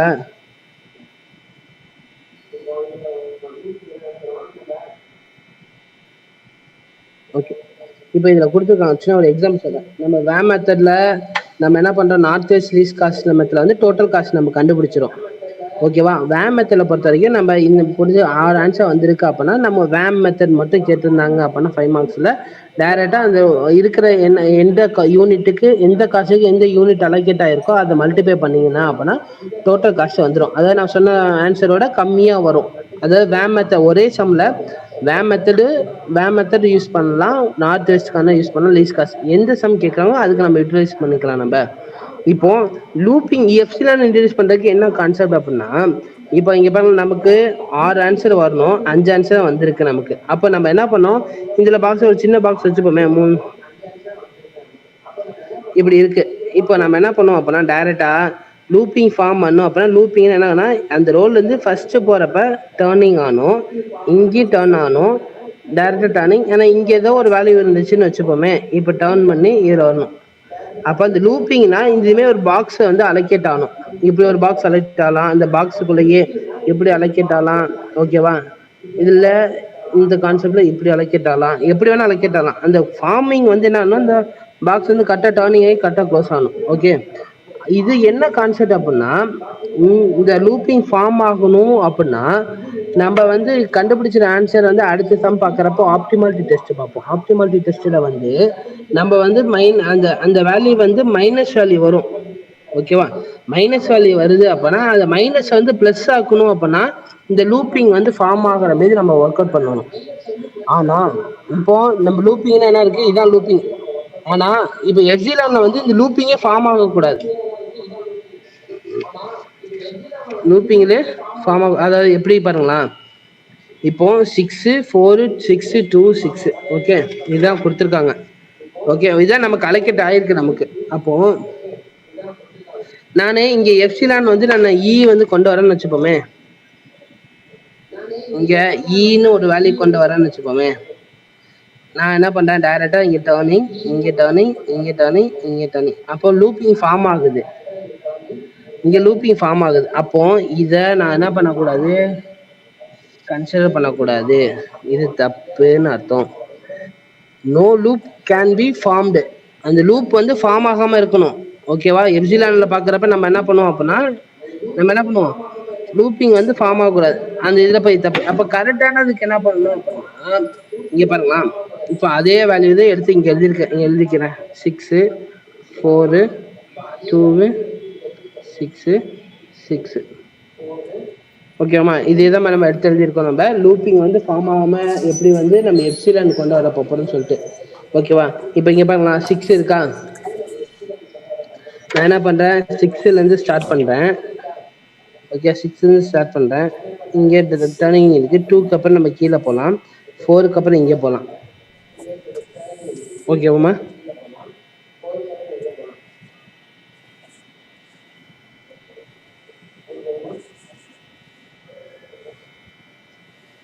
ஓகேவா? 4 போகலாம். 4க்கு அப்புறம் நம்ம என்ன பண்றேன் அப்படின்னா, டைரக்டா ஆட்டோமேட்டிக்கா இங்க எப்சிலன் ஈன்னு கொண்டு வரேன்னு வச்சுப்போமே. இங்க ஈ கொண்டு வரேன். ஓகேவா? டைரக்டா இங்க போலாம். ஓகேவா? அடுத்து என்ன பண்ணலாம், இங்கே போக முடியும். அவ்வளவுதான். லூப்பிங் வந்து ஃபார்ம் ஆகல எனக்கு. அப்ப நான் இங்க கொண்டு வந்தேன் அப்படின்னா, எனக்கு வந்து ஆன்சர் வந்து லூப்பிங் ஃபார்ம் ஆகாம இருக்காம இருந்துச்சு அப்படின்னா, இந்த வேல்யூ வந்து நான் என்ன பண்ணலாம், இந்த காஸ்ட் ஆஃப் வேல்யூல இருந்து இந்த காஸ்ட்டை நான் எடுத்துக்க முடியும். நல்லா புரிஞ்சுக்கோங்க. லூப்பிங் வந்து ஃபார்ம் ஆனுச்சு, போனதுல ஃபார்ம் ஆனுச்சுன்னா அது தப்பு. ஆனா இதுல லூப்பிங் வந்து ஃபார்ம் ஆகல. அப்ப இதுதான் கரெக்டான ஆன்சர். அப்ப நம்ம என்ன பண்ண போறோம், இந்த எப்சிலான் ஈன் இருக்கு பாத்தீங்களா, இங்க என்ன காஸ்ட் முன்னாடி சம்ல கொடுத்துருக்காங்க, அந்த சம்ல என்ன கொடுத்துருக்காங்களோ அந்த காஸ்ட்டை நான் எடுத்துக்கலாம். அந்த லீஸ்ட் காஸ்ட் என்ன இருக்கோ அந்த காஸ்ட் எடுத்துக்கலாம். நல்லா புரிஞ்சுக்கோங்க. நல்லா திருப்பி அகைன் சொல்றேன் தம்பிங்களா, பாத்துக்கோங்க. 6 2 6 4. நான் 6ல இருந்து ஸ்டார்ட் பண்றேன். நீ மேல இருந்து போலான்னு வச்சுப்போமே, இங்க வேல்யூவே இல்லை, இங்க டர்ன் பண்ண முடியாது நம்மளால. 6ல இருந்து 2 வரும். 6ல இருந்து 6 2, 2க்கு அப்புறம் 6, 6க்கு அப்புறம் டைரக்டா 4, யாரும் இருக்க 4க்கு அப்புறம் மாட்டாங்கப்பா. இங்க எதுக்கு இங்க கொண்டு எடுத்துட்டு வரும். அப்பனா இங்க டர்ன் பண்ண முடியும். அப்ப இங்க எப்சிலான் நான் இங்க கொண்டு வரேன். சார், நீங்க எனக்கு எல்லாம் தேவை பண்ணீங்க. இந்த செலவு பாக்ஸ் வந்து புரியல ஃபில் தம்பி. ஆகாம கரெக்டா ஆப்போசிட் கம்ப்ளீட் சைடு ஆகாம இருக்கணும். சர்ச்சுல அப்பதான் நான் ரவுண்ட் ரவுண்ட் எப்சிலான் இன்ட்ரோடியூஸ் பண்ண அதான் முடியும். First left. சொல்ல புரியுதாமா? இந்த எப்சிலான் பக்கம் திரும்பி இன்ட்ரோடியூஸ் இருக்கீங்க பண்றதுக்கு அதான் சிலைக்கு, வேல்யூ. அந்த பக்கம் சொல்ல பண்ணிட்டு புரியுதாமா? ஃபர்ஸ்ட் ஓகேவா? லெஃப்ட். இப்ப நான் சொந்தமான இந்த வேல்யூல இந்த போடுங்க. காஸ்ட்டுக்கு என்ன கொடுத்துருக்காங்க, இங்க பாருங்க, 1 தான் கொடுத்துருக்காங்க. அப்ப இந்த 1 நான் எடுத்துக்கலாம். சொல்ல புரியுதாமா? ஓகேவா? நான் சொல்ல புரியுதா? ஓகே. இப்போ பாருங்க, cost of unallocated cells of UV model நம்மளுங்க. Cost of unallocated cells of UV model அப்படின்னு. யூவி மாடல் அப்படின்னா என்ன மீனிங் அப்படின்னா, ஆப்டிமாலிட்டி டெஸ்ட். நம்ம கண்டுபிடிச்சிருக்க ஆன்சர் வந்து கரெக்டா அந்த இதில் வேல்யூ பார்க்கறது தான். அதே சம்ல கண்டினியூட்டி தான். இப்போ நம்ம என்ன பண்றோம், ஏற்கனவே நம்ம கண்டுபிடிச்ச ஆன்சர் நம்ம என்ன பண்ணியிருக்கோம், இதுல கண்டுபிடிச்சது என்ன இருக்கும், காஸ்ட் ஆஃப் அன்அலோகேட்டட் செல்ஸ்ல வந்து நம்ம இங்க 1 தான் வந்திருக்கோம் ஆக்சுவலி. ஓகேவா?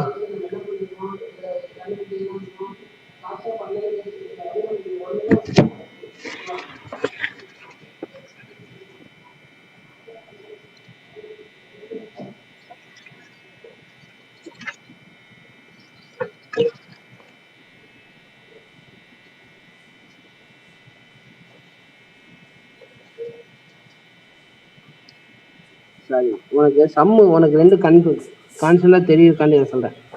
இதுல பாருங்களா, 1 இருக்கு, இங்க 2க்கு நேரம் 6 கொடுத்துருக்கோம். 4 2க்கு நேரம் 2 யூனிட் வந்து என்ன பண்றோம், காஸ்ட்டுக்கு வந்து யூனிட்டுக்கு 2 வந்திருக்கு, காஸ்ட் 2. யூனிட் வந்து நமக்கு வந்து 6 அலோகேட் ஆயிருக்கு, காஸ்ட் 0வா இருந்திருக்கு அந்த இடத்துல. ஓகேவா? இப்போ நான் என்ன சொல்றேன், இங்க cost of unallocated cells of UV model சொல்லுவாங்க. இப்போ நான் என்ன பண்ண போறேன், இங்க 2க்கு நேரம் என்ன இருக்கு, அலோகேட்டட் செல்ஸ் அப்படின்னா இந்த சம்ல என்ன கொடுத்துருக்கோமோ அந்த 2 இருக்கு, அதான் அலோகேட்டட் செல்ஸ். அப்ப நம்ம என்ன பண்றோம், இந்த 2 எடுத்து நான் எழுதிக்கிறேன். அடுத்து என்ன இருக்கு, டைரக்டா பாருங்க, எப்சிலான்ல வந்து இ ஒன்று கொண்டு வந்திருக்கோம். அப்ப அதுல என்ன இருக்கோ அந்த காஸ்ட் எடுத்து தான் நம்ம எழுதுறோம். ஒன்னு வந்து நம்ம என்ன எழுதுறோம் அப்படின்னா, இந்த ஏகே அந்த cost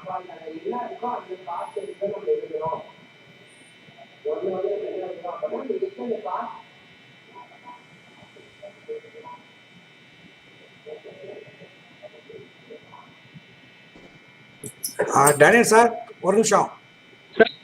sir. Sir Daniel sir, sir சொல்லுங்க சார்.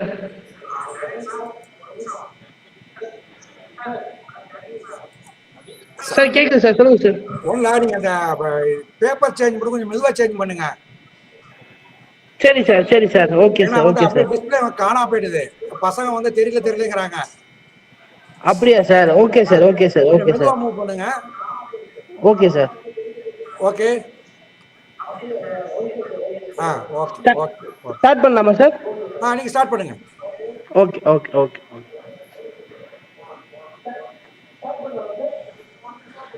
காஸ்ட் ஆஃப் அலோகேட்டட் செல்ஸ்ல பொறுத்த வரைக்கும் நம்ம என்ன பார்த்துருக்கோம் பாருங்கம்மா. இப்போ காஸ்ட் ஆஃப் அலோகேட்டட் செல்ஸ்ல நம்ம என்ன பண்றோம் இங்க பாருங்கம்மா. இங்க W2ல வந்து என்ன பண்றோம்?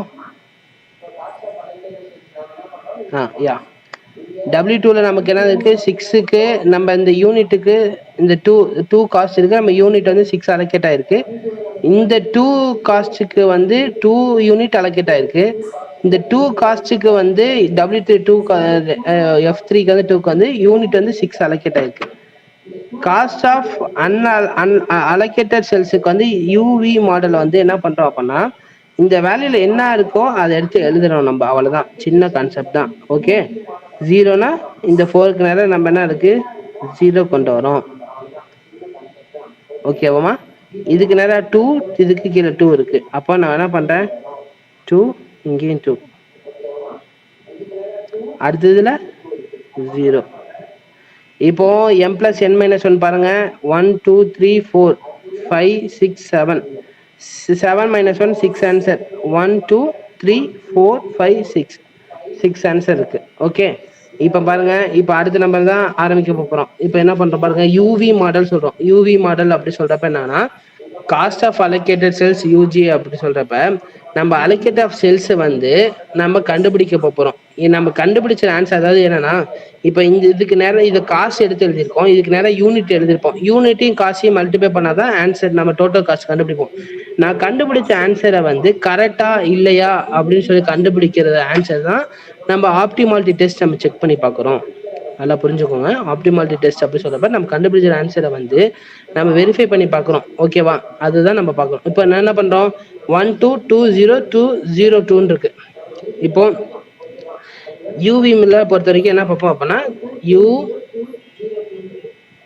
U1 U2 U3, இதுல V1 V2 V3 V4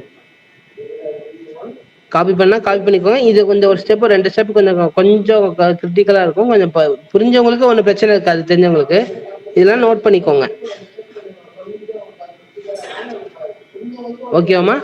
இப்போ நான் ஏதாச்சும் ஒரு வேல்யூல வந்து நான் 0 இன்ட்ரோடியூஸ் பண்ணணும். அப்பதான் நான் ஃபர்தரா நான் சம்ம ஸ்டார்ட் பண்ண முடியும். ஏதாச்சும் ஒரு வேல்யூல யூலையோ இல்ல விலையோ ஏதாச்சும் ஒரு வேல்யூல 0 இன்ட்ரோடியூஸ் பண்ணணும். நானு V2ல 0 இன்ட்ரோடியூஸ் பண்றேன். V2ல 0 இன்ட்ரோடியூஸ் பண்றேன். ஓகேவா? 2 minus 0 0. சரி, 2 minus 0 2. நல்லா புரிஞ்சுக்கோங்கம்மா. எந்த வேல்யூல இருந்து நம்ம என்ன பண்றோம் அப்படின்னா லெஸ் பண்றோமோ அந்த வேல்யூ கண்டுபிடிக்கிறோம். இப்ப பாருங்களா, இங்க விவோட மாடல் 2 கண்டுபிடிச்சிருக்கோம். 2 ஏற்கனவே ஆல்ரெடி அலர்ட் ஆயிடுச்சு. இப்போ 1ல இருந்து 2 லெஸ் பண்ணீங்கன்னா என்ன ஆன்சர் வரும்? 1ல இருந்து 2 லெஸ் பண்ணீங்கன்னா என்ன இருக்கும்? இங்க V1க்கு வந்து -1. அதாவது இந்த வேல்யூல இருந்து இந்த கண்டுபிடிச்ச வேல்யூ நம்ம லெஸ் பண்றோம். 1ல இருந்து 2 லெஸ் பண்ணீங்கன்னா -1. ஓகேவா? சொல்ல புரியுதாமா? 1ல இருந்து 2 லெஸ் பண்ணீங்கன்னா -1. ஓகே.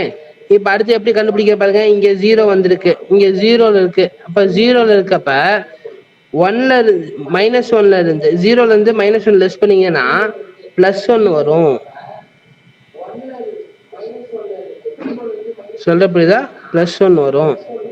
ஓகேவா? அடுத்து பாருங்க, 2ல இருந்து இந்த காஸ்ட் ஆஃப் நம்ம இந்த காஸ்ட்ல இருந்து 2ல இருந்து இந்த 1 லெஸ் பண்ணீங்க அப்படின்னா 1 வரும். சொல்ல புரியுதாமா? அடுத்து பாருங்க, இங்க பாருங்க 2 இருக்கு. 2ல இருந்து 1 லெஸ் பண்ணீங்கன்னா என்ன வரும்? 1 தான் வரும். 2ல இருந்து 1 லெஸ் பண்ணா 1 தான் வரும். சொல்ல புரியுதாம்மா? இப்போ 0ல இருந்து 1 லெஸ் பண்ணீங்கன்னா -1. சொல்ல புரியுதாம்மா? ஃபர்ஸ்ட் ஸ்டார்டிங்ல நான் திருப்பி அகைன் சொல்றேன். நீங்க இதை வந்து ஃபர்ஸ்ட் சம் போறப்ப கொஞ்சம் கஷ்டமா இருக்கும். அப்ப ஒரு 2 3 சம் நீங்க ஒர்க் அவுட் பண்ணிட்டீங்கன்னா உங்களுக்கு ஈஸியா இருக்கும் உங்களுக்கு. இது வந்து என்னன்னா காஸ்ட் ஆஃப் அனாலிசிஸ்ல வந்து ரொம்ப மெயின் இம்பார்ட்டன்ட். இந்த காசு யூஸ் பண்ணாதான் நம்ம டிரான்ஸ்போர்ட்டேஷன் வந்து எவ்வளவு எக்கனாமியா நம்ம கொடுக்க முடியும் நம்ம பார்த்து நம்ம கண்கண்டா சொல்ல முடியும். ஓகேவா? இப்போ இதுல என்ன பண்றோம், ஃபர்ஸ்ட் பாருங்க, V2ல வந்து 0 இன்ட்ரோடியூஸ் பண்றேன். 0 இன்ட்ரோடியூஸ் பண்றேன் அப்படின்னா 2ல இருந்து 0 லெஸ் பண்ணீங்க அப்படின்னா என்ன பண்றோம் அப்படின்னா இங்க 2 வந்துடும். ஓகேவா? அடுத்து பாருங்க, 0ல இருந்து -1 லெஸ் பண்ணீங்கன்னா என்ன இருக்கும், +1. அடுத்து பாருங்க, இங்க 2 இருக்கு. 1ல இருந்து 2 லெஸ் பண்ணீங்கன்னா -1 வந்திருக்கும். அடுத்து அகைன் பாக்குறீங்க, இங்க 1 வந்ததுனால நம்ம என்ன பண்றோம் அப்படின்னா டைரக்டா இங்க பண்றோம், 2 இருக்கு. 2ல இருந்து லெஸ் பண்ண இந்த காஸ்ட்ல இருந்து இது லெஸ் பண்ணீங்கன்னா அந்த ஆன்சர் வந்து இருக்கும் நமக்கு. 2ல இருந்து 1 லெஸ் பண்ணீங்கன்னா +1. அடுத்து பாருங்க, 2ல இருந்து 1 லெஸ் பண்ணீங்கன்னா +1. ஓகே, இது என்ன சொல்லுவோம் அப்படின்னா cost of allocated cells of UVJ model. Okay, அடுத்து பாருங்க, cost of unallocated cells. Cost of unallocated cells, அதாவது காஸ்ட் ஆஃப் அன்அலோகேட்டட் செல்ஸ் வேற ஒன்றும் இல்லை. சம்ல இப்போ இந்த சம்ல முன்னாடி கொடுத்தது வந்து அலோகேட்டட் செல்ஸ். அந்த யூனிட் கண்டுபிடிச்சது முன்னாடி இருக்கிற வேல்யூல நம்ம அந்த சம்ல இருக்க வேல்யூ எடுத்து எழுதியிருக்கோம். 1 2 2 0 2 0ன்னு எழுதியிருக்கோம். அன்அலோகேட்டட் செல்ஸ்னா இப்போ இதுல ஃபில்லப் ஆகாத வேல்யூ எடுத்து இதுல எழுத போறேன். இதுல பாருங்க 1 2னா ஃபர்ஸ்ட் 1 2ல ஃபில் பண்ண மாட்டேன். இது சம்ல பாருங்க, சம்ல வந்து என்ன கொடுத்துருப்பாங்க அப்படின்னா 4 இருக்கும். அடுத்த வேல்யூலையும் 4 இருக்கும். அடுத்ததுல 4 இருக்கு, இதுல 3 இருக்கும். அடுத்த 2 இருக்கும், அடுத்ததுல 1 இருக்கும். அம்மா நல்லா பாருங்க, 1 செகண்ட்மா. இங்க பாருங்க, காஸ்ட் ஆஃப், அதனால 2 பேப்பரையும் உங்களுக்கு காட்டுறேன், அப்பதான் உங்களுக்கு புரியும் சொல்லிட்டு. 4 3 2 4 4 1. போனதாட்டி நம்ம அதாவது இந்த யூனிட் அலோகேட் ஆயிருக்கலாமா, அந்த வேல்யூ எடுத்து எழுதக்கூடாது. அந்த வேல்யூ எழுதாத வேல்யூ எடுத்து மற்ற ரிமைனிங் எழுதணும். இங்க பாருங்க, இங்க 4 3 எழுதிருக்கேன்னா இங்கேயும் 4 3.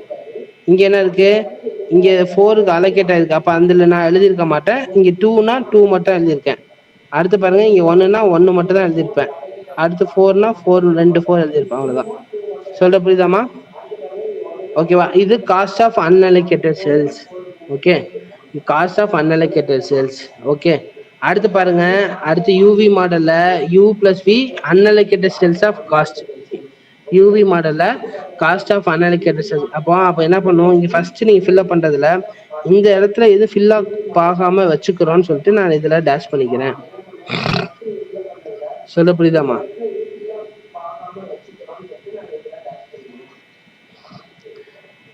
ஓகேவா? இப்ப நான் என்ன பண்ண போறேன், இங்க கண்டுபிடிச்சிருக்கோம்ல ஆன்சர், இங்க பாருங்க, U1 V2 V3 V1 V2 V3ல வந்து நம்ம கண்டுபிடிச்சிருக்கோம். இந்த இதுல வேல்யூ 2 1 1 -1 0 1 -1. இந்த வேல்யூவை நான் என்ன பண்றேன் அப்படின்னா சின்னதா பென்சில் எழுதிக்கிறேன். அதை வச்சு நம்ம ஆன்சர் கண்டுபிடிக்கணும். ஓகேவா? எப்படி கண்டுபிடிக்கணும் பாருங்க, 2 1 1 -1 1 0 -1. ஓகேவாமா? இப்போ இங்க பாருங்க எப்படி பண்றோம் பாருங்க. இப்போ இங்க 1 இருக்கு, எந்த வேல்யூல இருந்து லெஸ் பண்ணா இங்க 2 வந்திருக்கும், +2 வந்திருக்கும். அப்படின்னா 3ல இருந்து 1 லெஸ் பண்ணீங்கன்னா 2 இருக்கும். சொல்ற புரியுதா? இந்த வேல்யூ 2 இருக்கு அப்படின்னா எந்த வேல்யூல இருந்து லெஸ் பண்ணீங்கன்னா இங்க 2 வந்திருக்கும். அப்படின்னா 3ல இருந்து 1 லெஸ் பண்ணீங்கன்னா 2ன்னு வந்திருக்கும். அடுத்து அதேதான் பாருங்க, இங்க 2 வந்திருக்கு அப்படின்னா இங்க -1 வந்திருக்கு. ஓகேவா? 1ல இருந்து +2 லெஸ் பண்ணீங்கன்னா -1 வரும். 1ல இருந்து +2 லெஸ் பண்ணீங்கன்னா -1. அடுத்து பாருங்க, இங்க -1 இருக்கு, இங்க 0 இருக்கு. -1 இருக்கு, இங்க 0 இருக்கு. அப்போ என்ன பண்றோம் அப்படின்னா இங்க 1 இருக்கு.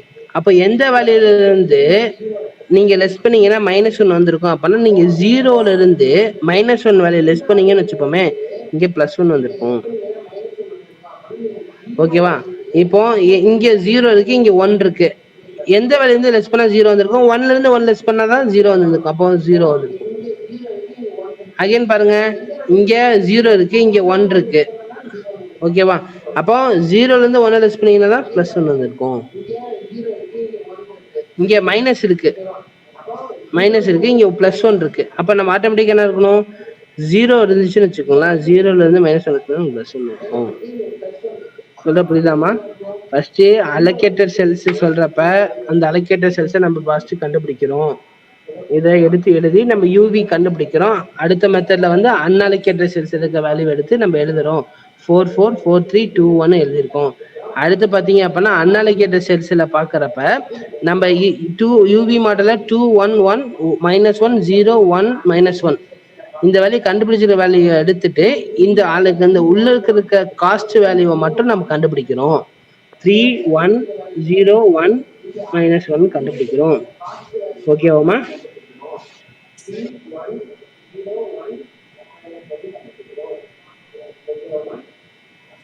ஓகேவா? புரியுதாமா?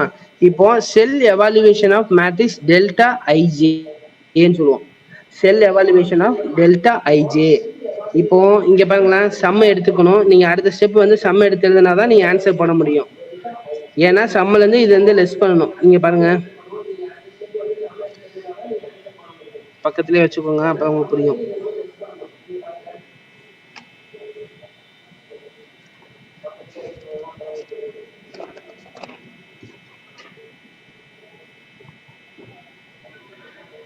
ஸ்கிரீன் விசிபிள் தெரியுதாமா? கொஞ்சம்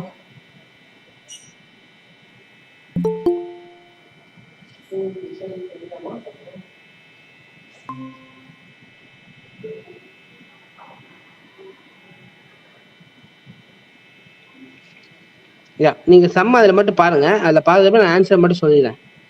சம்ம நான் இங்கே பக்கத்தில் வச்சுருக்கோமா? இப்போ இந்த இதில் என்ன பண்ணுறோம் அப்படின்னா, நான் செல் எவாலுவேஷன் ஆஃப் மேட்ரிக்ஸ் நம்ம எடுத்து எழுதியிருக்கோம் நம்ம. Okay,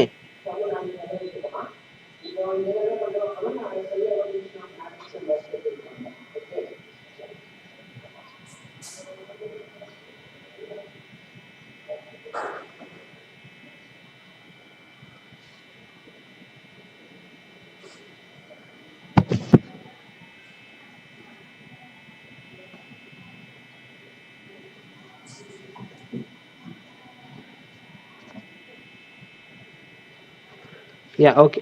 cell evaluation of matrix delta IJ சொல்றப்ப என்ன மீனிங் அப்படின்னா, லாஸ்ட் ஆன்சர் கண்டுபிடிக்க போறோம், அவ்வளவுதான். இப்போ 3 இருக்கு, இங்க 1 இருக்கு. ஓகேவா? நீங்க சம்ல பாத்தீங்கன்னா தெரியும், 3 1 இருக்கு அப்படின்னா சம்ல என்ன கொடுத்துருப்பாங்க அப்படின்னா 4 இருக்கும். ஃபர்ஸ்ட் சம் கொடுத்தப்ப 4 இருக்கும். W3ல 4 இருக்கும்.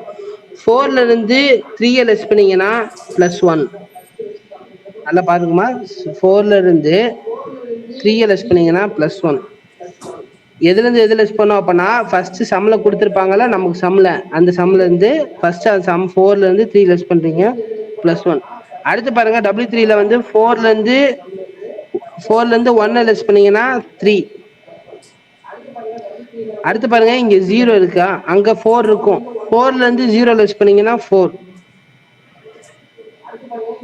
சொல்ல புரியுதா? 4. ஓகே. அடுத்து பாருங்க, இங்க 1 இருக்கு, அந்த சம்ல 3 இருக்கும். 3ல இருந்து 1 லெஸ் பண்ணீங்கன்னா 2.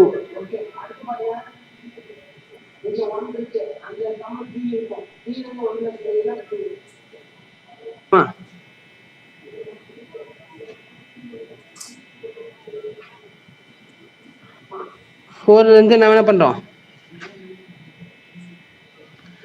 2. அடுத்து பாருங்க, இந்த வேல்யூ என்ன வந்திருக்கு? 1 வந்திருக்கு நமக்கு. ஓகே, 1 வந்திருக்கு. அப்போ சம்ல பாத்தீங்கன்னா 2 இருக்கும். 2ல இருந்து 1 லெஸ் பண்ணீங்கன்னா +1. ஓகே. அடுத்ததுல 0 இருக்கும். நம்ம சம்ல வந்து 1 இருக்கும். 1ல இருந்து 0 லெஸ் பண்ணீங்கன்னா என்ன வந்திருக்கும்? +1. அப்போ 4 2 1 1 3 1. அப்போ என்ன பண்ணலாம்? இந்த ஆன்சரை வச்சு நம்ம பழையபடி வேற ஒரு யூனிட்டையும் காஸ்டையும் மல்டிப்ளை பண்ணி இந்த ஆன்சரை வச்சு மல்டிப்ளை பண்ணீங்கன்னா அதான் டோட்டல் காஸ்டா இருக்கும். ஏகே 2 இதில் நம்ம யூனிட்டி காஸ்டையும் மல்டிப்ளை பண்ணி காட்டினேன். இதை வச்சு வேணா மல்டிப்ளை பண்ணி பாருங்க. ஓகே, இதுல ஒண்ணு நல்லா அண்டர்ஸ்டாண்ட், நல்லா புரிஞ்சுக்கோங்கம்மா. இதுல இன் கேஸ் இதுல மைனஸ் வருதுன்னு வச்சுப்போமே, இதுல மைனஸ் வருது அப்படின்னா திருப்பி வந்து நம்ம என்ன பண்ணுவோம் அப்படின்னா லூப்பிங் மேட்ரிக்ஸ் போவோம். லூப்பிங்னா அடுத்த கிளாஸ் வரப்போ நான் சொல்றேன், லூப்பிங் மேட்ரிக்ஸ்னா என்ன, எப்படி பாக்குறோம் அப்படி சொல்றேன். அப்ப திருப்பி அகைன் டெல்டா ஐஜே நம்ம என்ன பண்றோம், cost of allocated cells, unallocated cells, delta IJ இதெல்லாம் ஒர்க் அவுட் பண்ணாதான் ஆன்சர் வரும். ஓகேவாமா? இதுல வந்து மல்டிபிளிகேஷன் பண்ணி இப்படி வேணா ஆன்சர் வேணா பண்ணுங்க. ஆன்சர் வந்து சொல்றேன், 28 வரும் ஆன்சர். இதோட ஆன்சர் என்னன்னா 28. இதோட ஆன்சர் 28. ஓகே, எனிதிங் கிளாரிஃபிகேஷனா என் ஃபோன் நம்பர் சொல்றேன், you just make the call 9677846438. Okay, this is your number, WhatsApp number. நீங்க எதாவது டெக்ஸ்ட் பண்ணீங்க அப்படின்னா டவுட் ஏதாச்சும் கிளாரிஃபிகேஷன் இருந்தா நீங்க சொல்லுங்க. I just clarification 9677846438. I am doctor Daniel. Okay, இதுல சம் ஒர்க் அவுட் பண்ணுங்க. அடுத்த கிளாஸ் வரப்ப உங்களுக்கு இன்னும் நான் எக்ஸ்பிளைனா நான் அடுத்த சம் பார்த்துட்டு நாளைக்கு அடுத்த கிளாஸ்ல வந்து அசைன்மெண்ட் ப்ராப்ளமும் பார்த்து முடிச்சிடலாம். ஓகே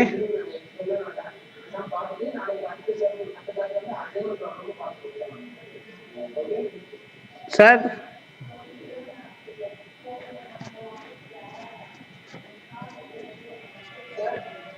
சார் சார் சொல்லுங்க சார். சார் ஓகே சார், அவ்வளோதான் சார், முடிச்சாச்சு sir. Yes sir. Okay okay okay, thank you sir. நான் very good very good very good. Govindaraj வந்துட்டாரா சார்? சார் இன்னும் வரலையே sir. Okay sir okay sir. Sir நான் சொல்லி ரிமூவ் த கிளாஸ் சார். நான் remove ஆயிட்டேன் சார். ஓகே சார், நீங்க sign okay okay, thank you sir. Okay, thank you sir, thank you sir.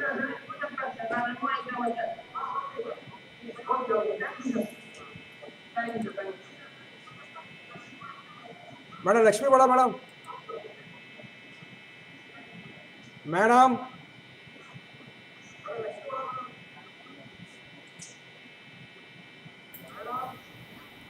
Good morning, sir. I'm here, sir. Madam ரெடியா? ரெடியா இருக்கேன் sir. நீங்க காரியம் 2 minutes ஸ்டார்ட் பண்ணிக்கிறேன்.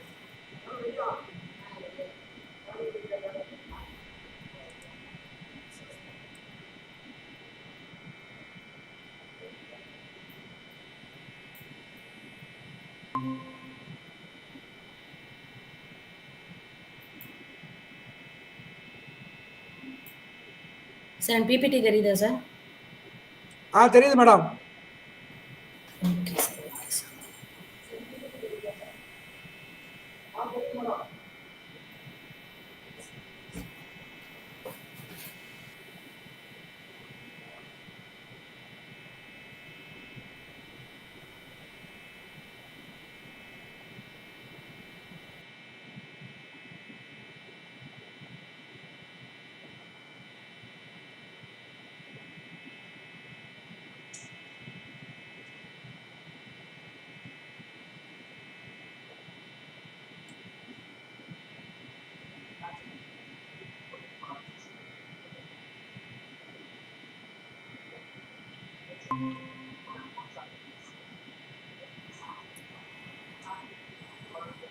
மேடம் வந்துட்டேன்.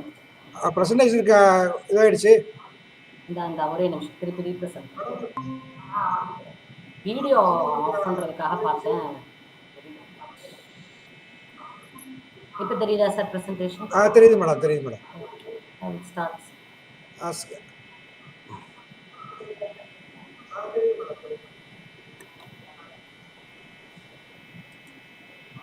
A very good morning, students.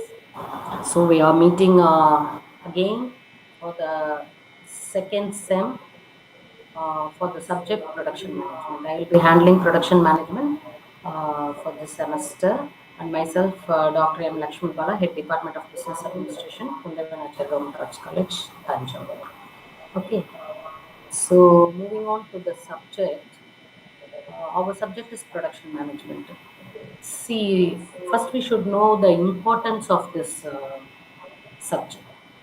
Why production management is very much important.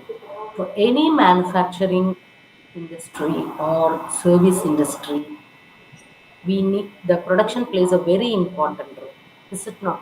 So whether you are going to join a manufacturing industry or a service industry, you should have some idea about what they produce. Okay, if it is a manufacturing company, then naturally you should be aware of more concepts regarding production. After completing MBA, you may land up in a job at a production department as a production merchandiser or a production executive. You will be undertaking certain job in production department itself, if not production manager from the beginning.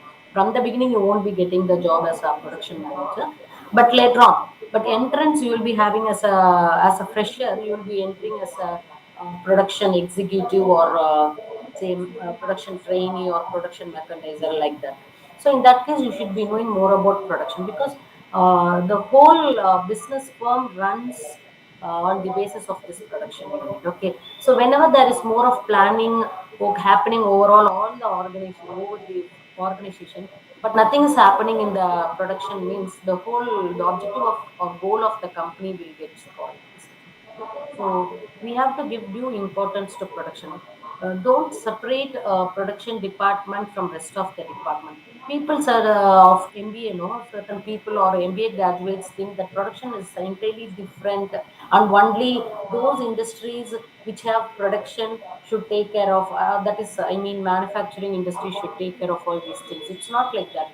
Any organization for that sake will be producing something or the other, a small product or a big product, single product or multiple product or service, whatever it may be, this production comes into picture. So don't think this is for engineering graduates or someone who is dealing with the production and all. Now we are talking about only the planning in the production department, not that execution part of building a machinery or repairing a machinery. We are not talking about that. We are talking about managing the particular department. Okay. For that, in order to manage a particular department, you need to have some fundamental concepts very clear about that. That's why we have this production management. So, coming to the subject, in the first unit, we'll be seeing about production function, introduction, definition, types of production system, what do you mean by strategic management, corporate strategies, production strategies, world-class manufacturing, demand forecasting, or all for operations. Okay, these are the things covered in the first unit. These are the things we are going to see today. So, first coming into production. So, what do you mean by production? When you talk about production, no, in a layman language, how will you explain production as such? So, see, production is nothing but you are whenever you do some, you produce some product, you put some input. Am I right? For any product to be given as an output, you need some input. You put some raw materials, some process is going on, and you get an output. It is as simple as it is. All the production will be like that only. So, seeing this diagram, you do have inputs. Okay, so see here, inputs can be either raw materials, machines, labor, everything is included, is it not? In order to produce a particular good, it is not only you need money, you need raw materials, you need machines to produce, and you need certain labor. Am I right? So, land, labor, cost, land, labor, production, machineries, everything is included in the input section. So whenever you do have some inputs, there is some conversion process taking in. That conversion process can be either manual or mechanical. Either you will be producing manually or you will be putting it in a machine, and that you will be producing that. Okay, and then after conversion process, you will get an output. So that is called as finished good. So finished goods or services. Whenever we talk about production, we talk about both goods and services. Okay, you might wonder how, ma'am, it will come like that. And in the sense, for a physical product, for say manufacturing of a mobile phone, you do have for manufacturing of a T-shirt, we can take. If you want to produce a T-shirt, then when you have raw materials as yarn, am I right? Cloth, everything, raw material, machines, and goods. And you do have some conversion process. The output is a T-shirt. Whereas for a hotel industry, food production is also there. Service is also there. For a hotel industry, hospitality industry, or say banking industry, we do have service where inputs are given. People service work, everything is given. They do some work and give you as a service as an output. Having this in mind, we'll be defining production. So production is defined as the step-by-step conversion of one form of material into another form. So see, it is a step-by-step conversion of one form of material into another form. This is one form of material. Raw material is semi-finished goods, is it not? Raw material na Tamila moola porutkal. Okay. So semi-finished goods or unfinished goods. So you are converting from one form of material into another form through chemical or mechanical process or manual process also you can include to create or enhance the utility of the product to the user. So whenever they ask you what do you mean by production, you explain this definition and put this diagram. Okay. This is called as definition of production. Next, we are coming into production function. So the same thing. So product when we talk about production function, what they are explaining or asking here is what are all forms a part of production. That is called as production function. So in this diagram, I have given you very clearly. See here, you have knowledge and managerial skills. In order to have produce certain products, you need to have some knowledge about the product and the managerial skill. Then you have physical land, labor, capital. I told you, these are the inputs. Physical capital, labor, raw materials, and technology. They have included this also, knowledge and managerial skills here. So all these things forms the production function, and that will be resulted in the output. So production function is that part of an organization which is concerned with transformation of range of inputs. Range means this whole thing is called as range. Range of inputs into the required outputs having the requisite quality level. So it is not only just converting the input into output, it is converting the raw input into output with the help of some function with a desired level of quality. So quality should not be diminished. That is called as production function. So we have seen two things, definition of production and definition of production function. Two is different questions. You might have these two questions in your 2 marks. Then these are some other definitions of production management. If we find the previous definitions difficult, I have given you only the simple definition. If you find it difficult or if we don't get any clarity, we can go to these two definitions. So production management is a process of planning, organizing, directing, and controlling the activities of the production function. So we have already seen in the first semester, no, principles of management. Any activity should have post-COV. Post-COV means planning, organizing, directing, controlling, staffing, reporting, and budgeting. So that is being taken into consideration here. It combines and transforms various resources used in the production subsystem of the organization into value-added product in a controlled manner. This is one definition. And buffer is this is a famous definition. People often use this definition also. You can have this also. Production management deals with decision making related to production process. So any decision making related to production will be termed as production management, so that the resulting goods or services are produced according to the specification. Okay, in the amount and by the scheduled demand and out of the minimum cost. So as per specification you have to produce as demanded. What was the demand in the market, what the customer is demanding, and with a minimum cost you have to produce. If you follow all these things, that will be defined as a production management, and production management takes care of all these things. Okay, so production, production function, and production management we have seen. Next 5 more question we'll be seeing about what are the objectives of production management. So when we talk about production management, what is the aim of production management? Why do we need a production management as a separate subject when there is when we do have so many subjects for management? Okay. So what is the aim or objectives of production management or need for production management? Whatever may be the question, this will be the answer. So production management, the first objective is right quality. So unless otherwise you don't have a proper management in the production department, you can't produce the right quality. So here the right quality is, I'm not mentioning about the best quality. I'm talking about right quality for the right price for the right demand. Okay. The quality of product is established based upon the customer need. What is the customer expectation?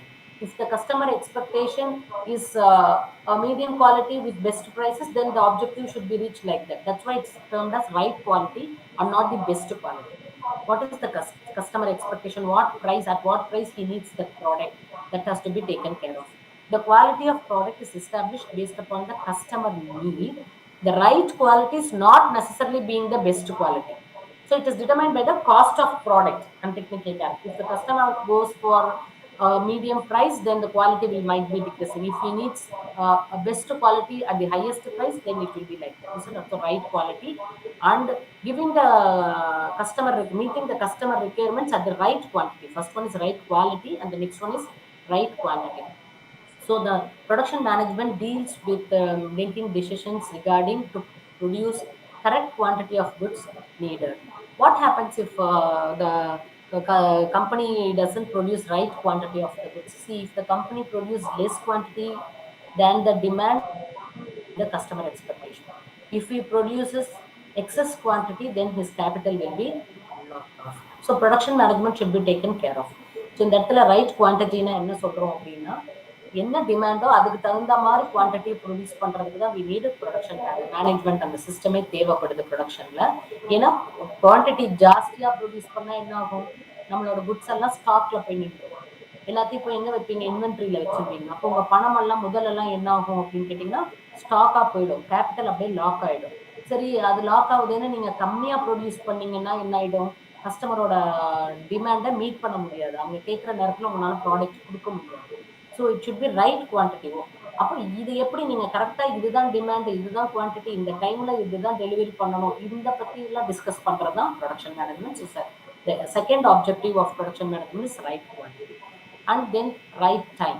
So it is not that you are producing right quality and right quantity, and also that should be delivered at the right time. You are producing right quality, okay, you are producing right quantity, okay, but if it doesn't reach the customer on right time, what is the purpose of producing? Am I right? So the third objective of any production management will be right time. So if the goods doesn't reach the customer on time, the whole process is going to get wasted. The customer might reject your goods. So in the export and all, if you see, no, what they will do, they will fix the order.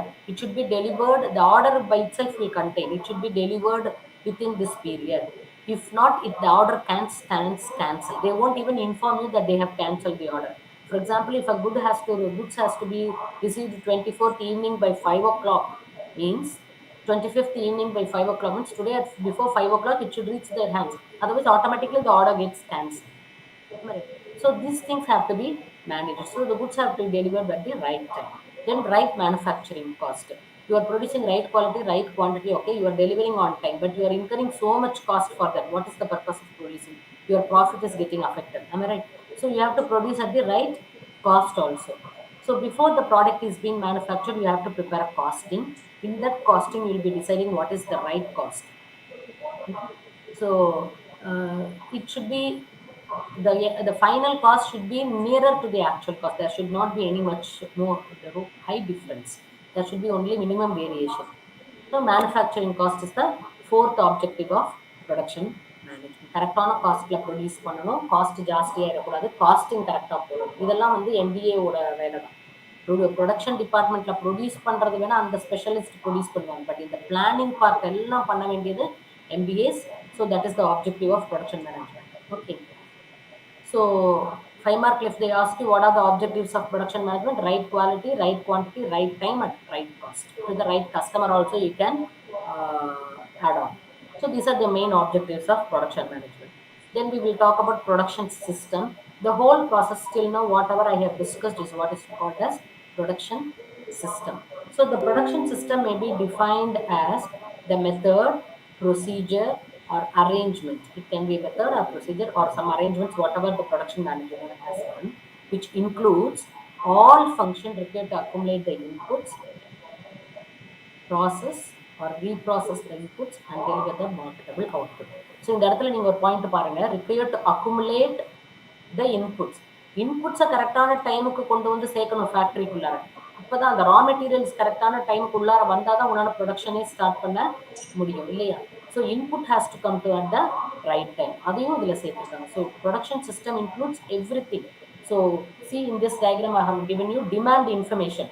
முதல்ல என்ன demand இருக்குன்னு you should have knowledge about that. Then only you can order இல்லையா? Order to the production department. Production department plan பண்ணும்போது what is the demand in your hand, how much you have to produce.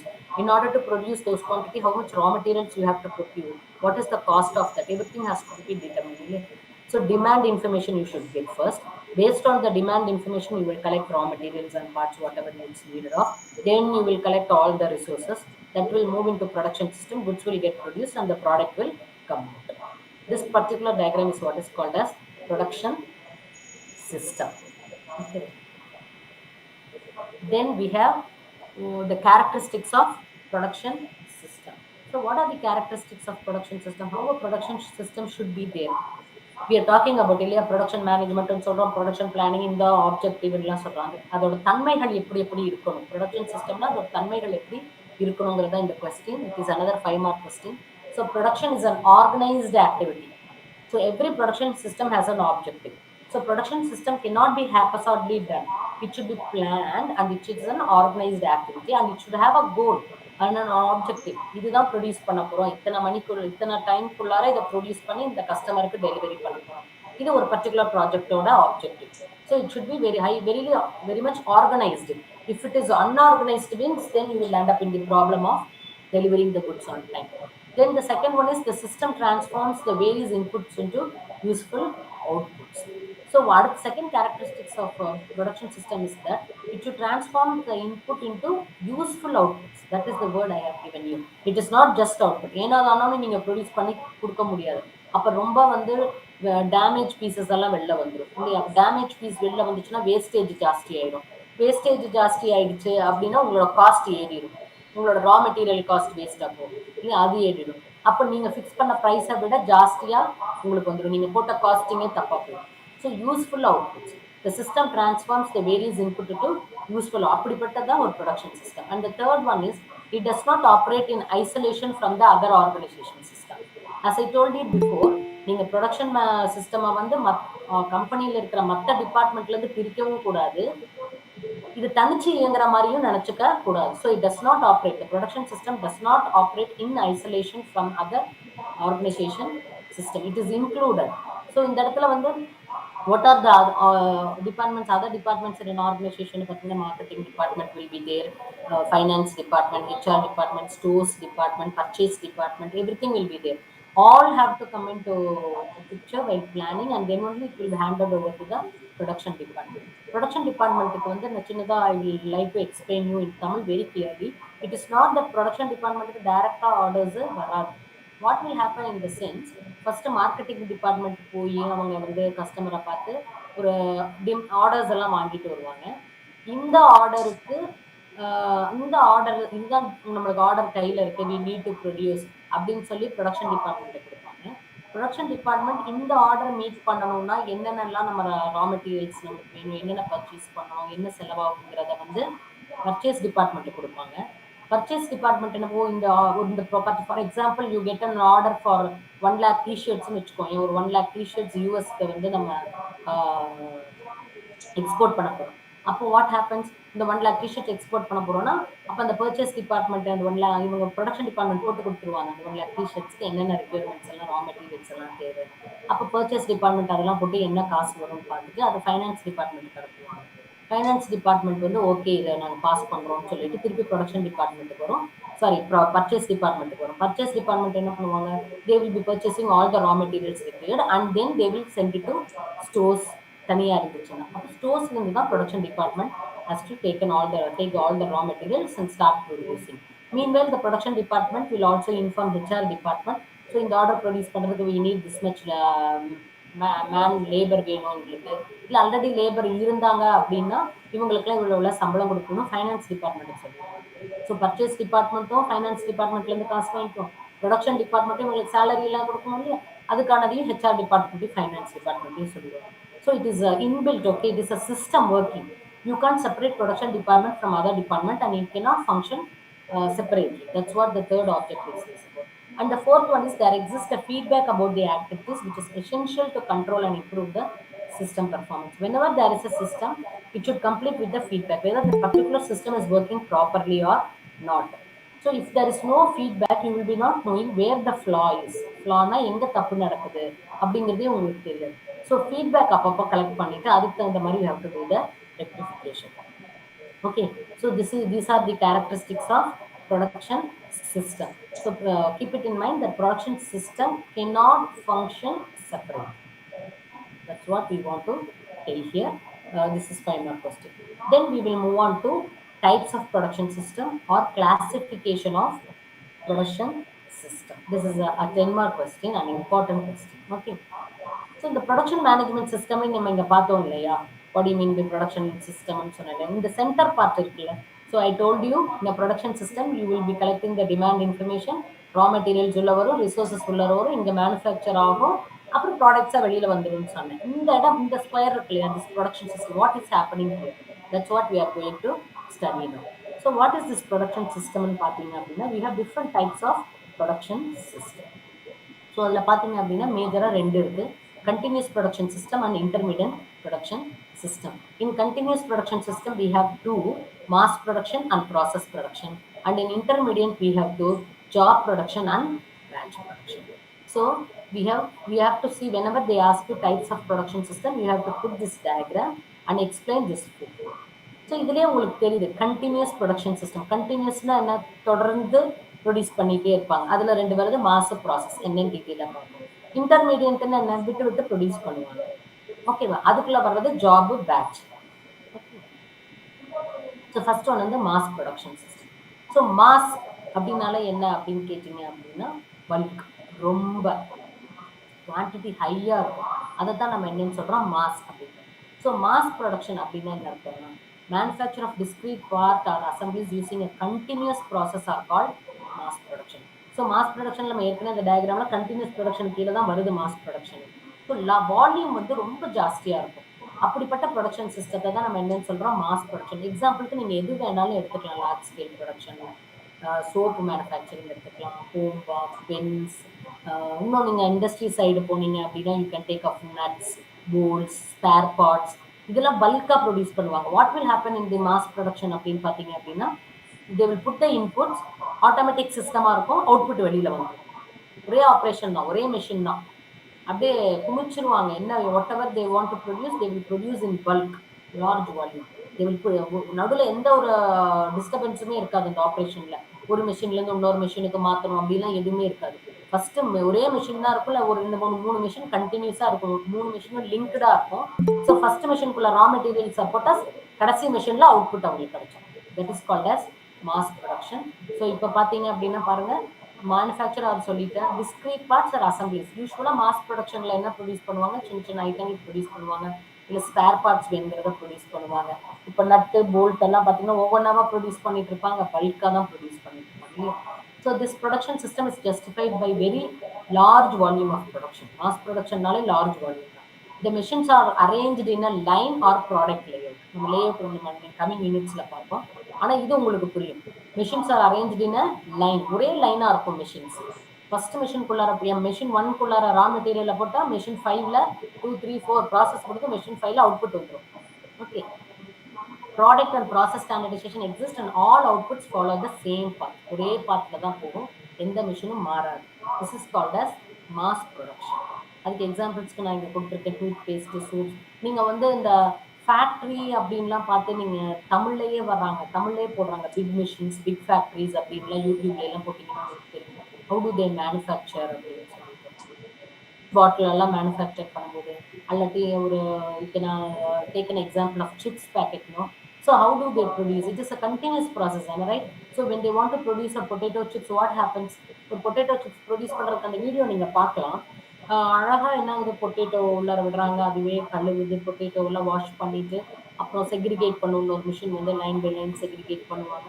அந்த மிஷினே segregate பண்ணிடும்.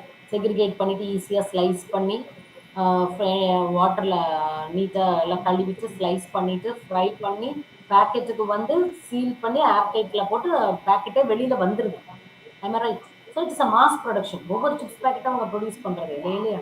You can see any video for that second video, or you can see in the next class how it works. நீங்கள் that is called as mass production. Okay, arranged in a line or product. You can take any example for that sake. So mass ப்ரொடக்ஷனோட characteristics for sometimes, for example உங்களுக்கு 5 mark question how they will ask what are the types of production சிஸ்டம்னு கேட்டால் நீங்கள் எல்லாமே explain பண்ணணும். You have to cut short the answers. Mass production மட்டும் கேட்டாலும் you should able to write in details. So this is mass production. So how it is characterized? First one is, as I told you, standardization of product. எல்லா ப்ராடக்ட்டும் ஒரே மாதிரி தான் இருக்கும். Then dedicated special purpose machine having higher production capacity. So பர்டிகுலராக இந்த ப்ராடக்டை produce பண்ணுறதுக்குன்னே ஒரு machine இருக்கும். அந்த மிஷின் ரொம்ப ஹை வால்யூமாக ப்ரொடியூஸ் பண்ணும். ஃபார் எக்ஸாம்பிள் நட்ஸ், போல்ட் எல்லாம் பார்த்தீங்க அப்படின்னா அந்த ஒரு மிஷினில் வந்து அந்த நட்ஸ் மட்டும்தான் ப்ரொடியூஸ் பண்ணுவாங்க. இல்லாட்டி ஒரு போல்ட் மட்டும்தான் ப்ரொடியூஸ் பண்ணுவாங்க. இல்லாட்டி ஏதாவது பிளேட்ஸ் அந்த மாதிரி ப்ரொடியூஸ் பண்ணுவாங்க. அதுக்கு மட்டும்தான் அந்த மிஷின், வேறு எதுவுமே அதில் ப்ரொடியூஸ் பண்ண முடியாது. தென் we have will be producing large volume. அடுத்தது ஷார்ட்டர் சைக்கிள் டைம். அந்த இன்புட்லேருந்து அவுட்புட்டுக்கு வர்றது ரொம்ப நேரமெல்லாம் பண்ணாது, உள்ளார போட்டால் கொஞ்ச நேரத்தில் வந்துடும். சைக்கிள் டைம் வந்து ரொம்ப ஷார்ட்டாக இருக்கும். Lower in process inventory. In ப்ராசஸில் இருக்கவே இருக்காது. உள்ளார போட்டா இன் ப்ராசஸ் இன்வென்ட்ரி அப்படின்னா என்ன அர்த்தம் அப்படின்னு இன்வென்ட்ரினா ஸ்டாக்கு, இன் ப்ராசஸ் இன்வென்ட்ரினா என்ன அர்த்தம் அப்படின்னு கேட்டீங்கன்னா it is in process, work in progress. அங்கங்க குமிச்சு வச்சிருப்பாங்க சில டைம், பாதி பாதியா வேலை முடிஞ்சு. அப்படிலாம் இங்க ஒண்ணுமே இருக்காது மாஸ் ப்ரொடக்ஷன்ல. ஏன்னா நம்ம தான் இன்புட் கொடுத்த உடனே அவுட்புட் வந்துருது. So there will be lower in process inventory. Then perfectly balanced production lines. Production lines பார்த்தீங்கன்னா நான் ஏற்கனவே நம்ம டெஃபினிஷன்ல படிச்ச மாதிரி single line, it will be as per plan. Then flow of materials, components and parts is continuous and without any backtracking. பேக் ட்ராக்கிங்கே இருக்காது. ஒரு மிஷின்ல வெளியில வந்ததுக்கப்புறம் திருப்பி பின்னாடி இன்னொரு மிஷின்ல போடவே மாட்டாங்க. So all the materials, components, what ever it may B, it will B flowing continuously without coming back. It will be moving only in the front. Then production planning and control is easy because in manual there are no work is there. You need only one supervisor who feeds the raw materials in the first machine. There need not be any more workman or supervisor to supervise the machine because everything is automated. And material handling can be highly automated. ஒரு மெஷின்ல இருந்து இன்னொரு மெஷினுக்கு தூக்கி போட்டுட்டுலாம் இருக்கணும் அப்படின்லாம் ஒண்ணுமே கிடையாது. It will be easily handled. Okay, so material handling will be completely automatic. These are the characteristics of mass production. So what are the advantages and disadvantages of mass production பார்த்தீங்க அப்படின்னா, as we have already discussed, இதுலேருந்தே நீங்கள் தெரிஞ்சிருக்கலாம். So advantage, high rate of production. ரொம்ப produce பண்ணணும், பல்காக produce பண்ணணும், high வால்யூம்ல ப்ரொடியூஸ் பண்ணணும்னா you can do this. And reduced cycle time. Cycle time ரொம்ப கம்மி. அதாவது இன்புட்ல இருந்து அவுட்புட்டுக்கு வருதுல அந்த ப்ராசஸ் டைமுக்கு பேர் தான் சைக்கிள் டைம். அதுவும் very less cycle time. Higher capacity utilization. ஃபுல்லாக யூட்டிலைஸ் பண்ணிடலாம், ஏன்னா நீங்கள் பல்காக ப்ரொடியூஸ் பண்ணிட்டு இருக்கீங்க. Less skilled operator are retired. மிஷினை எரக்ட் பண்ணியாச்சுனாலே போதும். அந்த ஃபார் எக்ஸாம்பிள் ஒரு ப்ராடக்ட்டை ப்ரொடியூஸ் பண்ணுறதுக்கு இனி 3 மிஷின்ஸ்னு வச்சுக்கோங்களேன். Machine 1, machine 2, machine 3. அந்த மிஷினை செட்டப் பண்ணியாச்சுன்னா வேலை முடிஞ்சு போச்சு, அவ்வளோதான். அங்கே அதுக்கப்புறம் ஸ்கில்டு லேபருக்கு வேலையே கிடையாது. What happens? இன்புட்டை தூக்கி உள்ளார கொடுக்கறதுக்கு மட்டும்தான் you need labour. Then low process inventory. As we already discuss, inventory stock வந்து இருக்கவே இருக்காது. அப்புறம் manufacturing cost per unit is very low. Since you are producing in bulk, அதோட மேனுஃபேக்சரிங் மாஸ் ப்ரொடக்ஷனோட one of the main advantage என்னன்னு கேட்டிங்கன்னா per unit cost இருக்கும். Right. ஒரு மெஷினோட கெப்பாசிட்டி வந்து say for example 500 units produce பண்ணலாம்னு வச்சுக்கோ. நீ 100 யூஸ் ப்ரொடியூஸ் பண்ணாலும் அந்த காஸ்ட் அந்த 100 யூனிட்ஸ்க்குள்ளார தான் டிவைட் ஆகும். 500க்கு 500 யூட்டிலைஸ் பண்ணிட்டேன்னா காஸ்ட் பர் யூனிட் வந்து ரொம்ப குறைஞ்சு போயிடும் இல்லையா? ஸோ மேனுஃபேக்சரிங் காஸ்ட் வந்து ரொம்ப கம்மியாக இருக்கும் பல்காக ப்ரொடியூஸ் பண்ணும்போது. அடுத்தது பார்த்தீங்கன்னா, what are the limitation or disadvantages of mass production. Mass ப்ரொடக்ஷனோட டிஸ்அட்வான்டேஜஸ் என்னன்னு பார்த்தீங்க அப்படின்னா, breakdown of one machine will stop the entire operation. The production line will be stopped. Correct தானே? ஏன்னா நம்ம ஏற்கனவே எக்ஸாம்பிளில் சொன்னால மெஷின் 1, மெஷின் 2, மெஷின் 3ன்னு வச்சுக்கோங்க. இப்போ மெஷின் 2ல ஏதாவது ஒரு ப்ராப்ளம்னு வச்சுக்கோ, மெஷின் 1ம் ரன் ஆகாது, மெஷின் 3யும் ரன் ஆகாது. பிகாஸ் இது ஆட்டோமேட்டிக்லி ப்ரொடெக்டங்கிறதுனால the whole process-ஏ ஸ்டாப் ஆகும். Break down of one machine. இப்போ ஒரு கண்டினியூஸ் ப்ராசஸில் ஒரு 5 மிஷின் தாண்டி போயிட்டு இருக்கு. இன்புட் கொடுத்துட்டீங்கன்னா 5 மிஷின் தாண்டி அதுவே அவுட்புட்டாக வெளியில் வந்துடும். நடுவில் ஏதாவது ஒரு மிஷின்ல ப்ராப்ளம், ஏதாவது ஒரு ஸ்டக் ஆயிடுச்சு அப்படின்னா the whole process-ஏ ஸ்டாப் ஆகிடும், ப்ரொடக்ஷனே ஸ்டாப் ஆகிடும். அதான் break down of one machine. அது பிக்கஸ்ட் டிஸ்அட்வான்டேஜ். அதனால ப்ராப்பராக நம்ம என்ன பண்ணணும், மெயின்டைன் பண்ணிட்டே இருக்கோம். அடுத்தது line layout needs major change with the changes in the product design. For example, நீங்கள் வந்து ஒரு ப்ராடக்ட்டை டிசைன் பண்ணியிருக்கீங்க. For example which product we can take automated மிஷினரியில் இது எனிதிங் ஃபார் தட் சேக். நீங்கள் ஒரு கோம்பு மேனுஃபேக்சரிங் மிஷின் ஒன்று, சீப்பு தயாரிக்கிற மிஷினோ, இல்லாட்டி எனி சப்பார்ட்ஸ் ஃபார் கார் மேனுஃபேக்சரிங்கில் ஏதாவது ஒரு பார்ட், ஒரு மிரரோ ஏதோ ஒரு மேனுஃபேக்சரிங் பார்ட், அதுக்கு நீங்கள் ஆட்டோமேட்டட் லைன் வச்சுருந்தீங்க. இப்போ அந்த பார்ட்டோட டிசைனை மாற்றணும்னு நினைக்கிறீங்க. அப்போ என்ன ஆகும்? நீங்கள் இந்த எல்லா மிஷினரியோட டிசைனையும் நீங்கள் மாற்றி ஆகணும். ஏன் இந்த ப்ராப்ளம் வருது அப்படின்னு கேட்டிங்கன்னா, இப்போ இருக்கிற ட்ரெண்டில் வந்து நீங்கள் ஒரு மிஷினை எரெக்ட் பண்ணிட்டீங்கன்னா 10 வருஷம்லாம் வச்சுக்கவே முடியாது அந்த மிஷின். ஏன்னா பிகாஸ் டெக்னாலஜி சேஞ்சஸ், கஸ்டமரோட டேஸ்ட் அண்ட் ப்ரிஃபரன்ஸ் சேஞ்ச் ஆகிக்கிட்டே இருக்கும். அப்போ வாட் வில் ஹேப்பன், நீங்கள் அதுக்குன்னு ஒரு மிஷினை வச்சு ஃபிட் பண்ணி வச்சுருப்பீங்க. அப்போ அந்த டிசைனே நீங்கள் மாற்ற வேண்டியது மாதிரி ஒரு சூழ்நிலை வரும். So major change with change in the product design. Product டிசைனை மாற்றிட்டீங்கன்னா பெரிய சேஞ்ச் பண்ண வேண்டியது இருக்கும். It will take time also. Then high investment in production facilities. Since it is an automated யூனிட்ங்கிறதுனால கொஞ்சம் காசெல்லாம் ஜாஸ்தியாகும், இன்வெஸ்ட்மெண்ட் ரொம்ப பண்ண வேண்டியது இருக்கும். Then the cycle time is determined by the slowest operation. So as I said you, there is 5 மிஷின்ஸ்ன்னு வச்சுக்கோமே. We are producing a good product X அதில் வந்து ஒரு 5 மிஷின் தாண்டி வருது. இதில் வந்து ஃபர்ஸ்ட் மிஷினில் வந்து say it will take 1 hour, second மிஷினில் it will take 50 minutes, third machine it will take 30 minutes, fourth machine another 1 hour. அப்படின்னு பார்த்தா கூட இந்த தேர்ட் மிஷின்ல it will take only 30 minutes இல்லையா ஃபாஸ்ட்.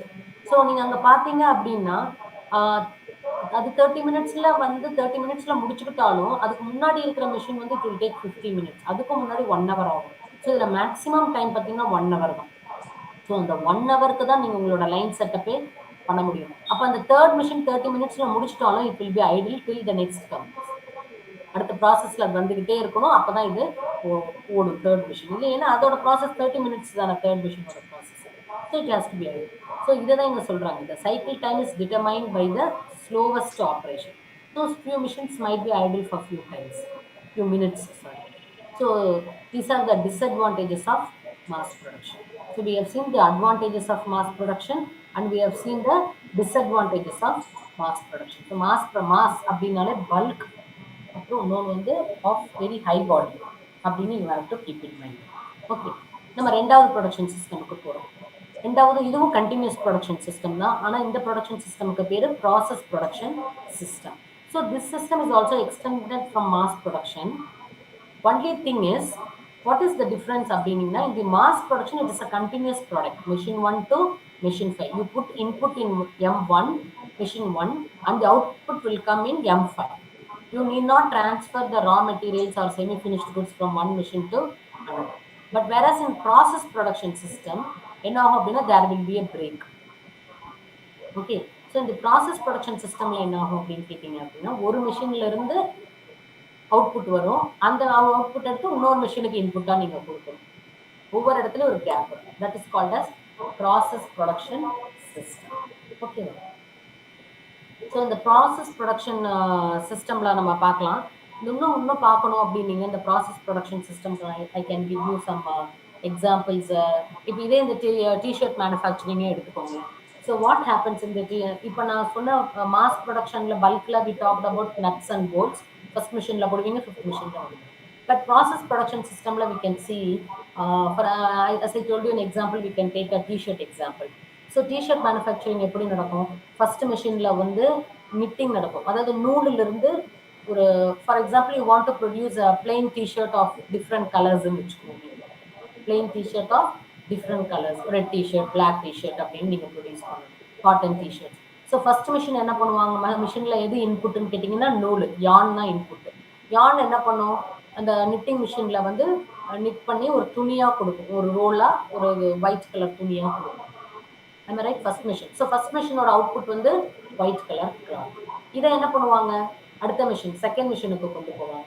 செகண்ட் மிஷினில் என்ன பண்ணுவாங்க, அது ஒரு டையிங் யூனிட்டாக இருக்கலாம், இல்லாட்டி அது வந்து ஒரு மாதிரி அதை பிக்சரெல்லாம் எடுக்கிற மாதிரி ஒரு பாலிஷிங் இது மாதிரி கூட இருக்கலாம், அது இருக்கலாம். அப்படி இல்லைன்னா என்ன, டையிங்க்கு போயிடுவாங்க நேரம். ரெண்டாவது மிஷின் வந்து ஒரு டையிங் மிஷினாக இருக்கும். டையிங்னா what colour you want. So இந்த ரோலை வந்து நீங்கள் பிரிக்கணும். இப்போ இந்த ரோல் வந்து ஃபுல்லாக ரெட் டிஷர்ட் ப்ரொடியூஸ் பண்ண போறீங்கன்னா இந்த ரோல் எடுத்து நீங்கள் ஒரு துணி சாயம் ஏற்றுற அந்த மிஷின்குள்ளார, அதாவது டையிங்னா கலர் ஏற்றுறது, ரெட் கலர் போடுற ஒரு மிஷின்குள்ளார இதை இன்சர்ட் பண்ணும். அப்புறம் அதோட அவுட்புட் என்னவா இருக்கும், ஒரு ரெட் கலர் துணி ரோல் உங்களுக்கு வெளியில கிடைக்கும். அப்புறம் என்ன பண்ணணும், அடுத்த மிஷின்குள்ளார அதை ஃபீட் பண்ணணும். இப்போ ஈரத்தில் நினச்சி இதெல்லாம் பண்ணதுனால அது சுருங்கிடும். அப்போ you have to press it, iron பண்ணி நீட்டாக அந்த துணி வரணும், கிடையாது. ஸோ தேர்ட் மிஷினில் வந்து நீங்கள் அதை விட்டு அது அயனிங்கில் வரும், அயன் பண்ணி நீட்டாக ப்ரெஸ் பண்ணி அழகாக வெளியில் ரோலாக வரும்.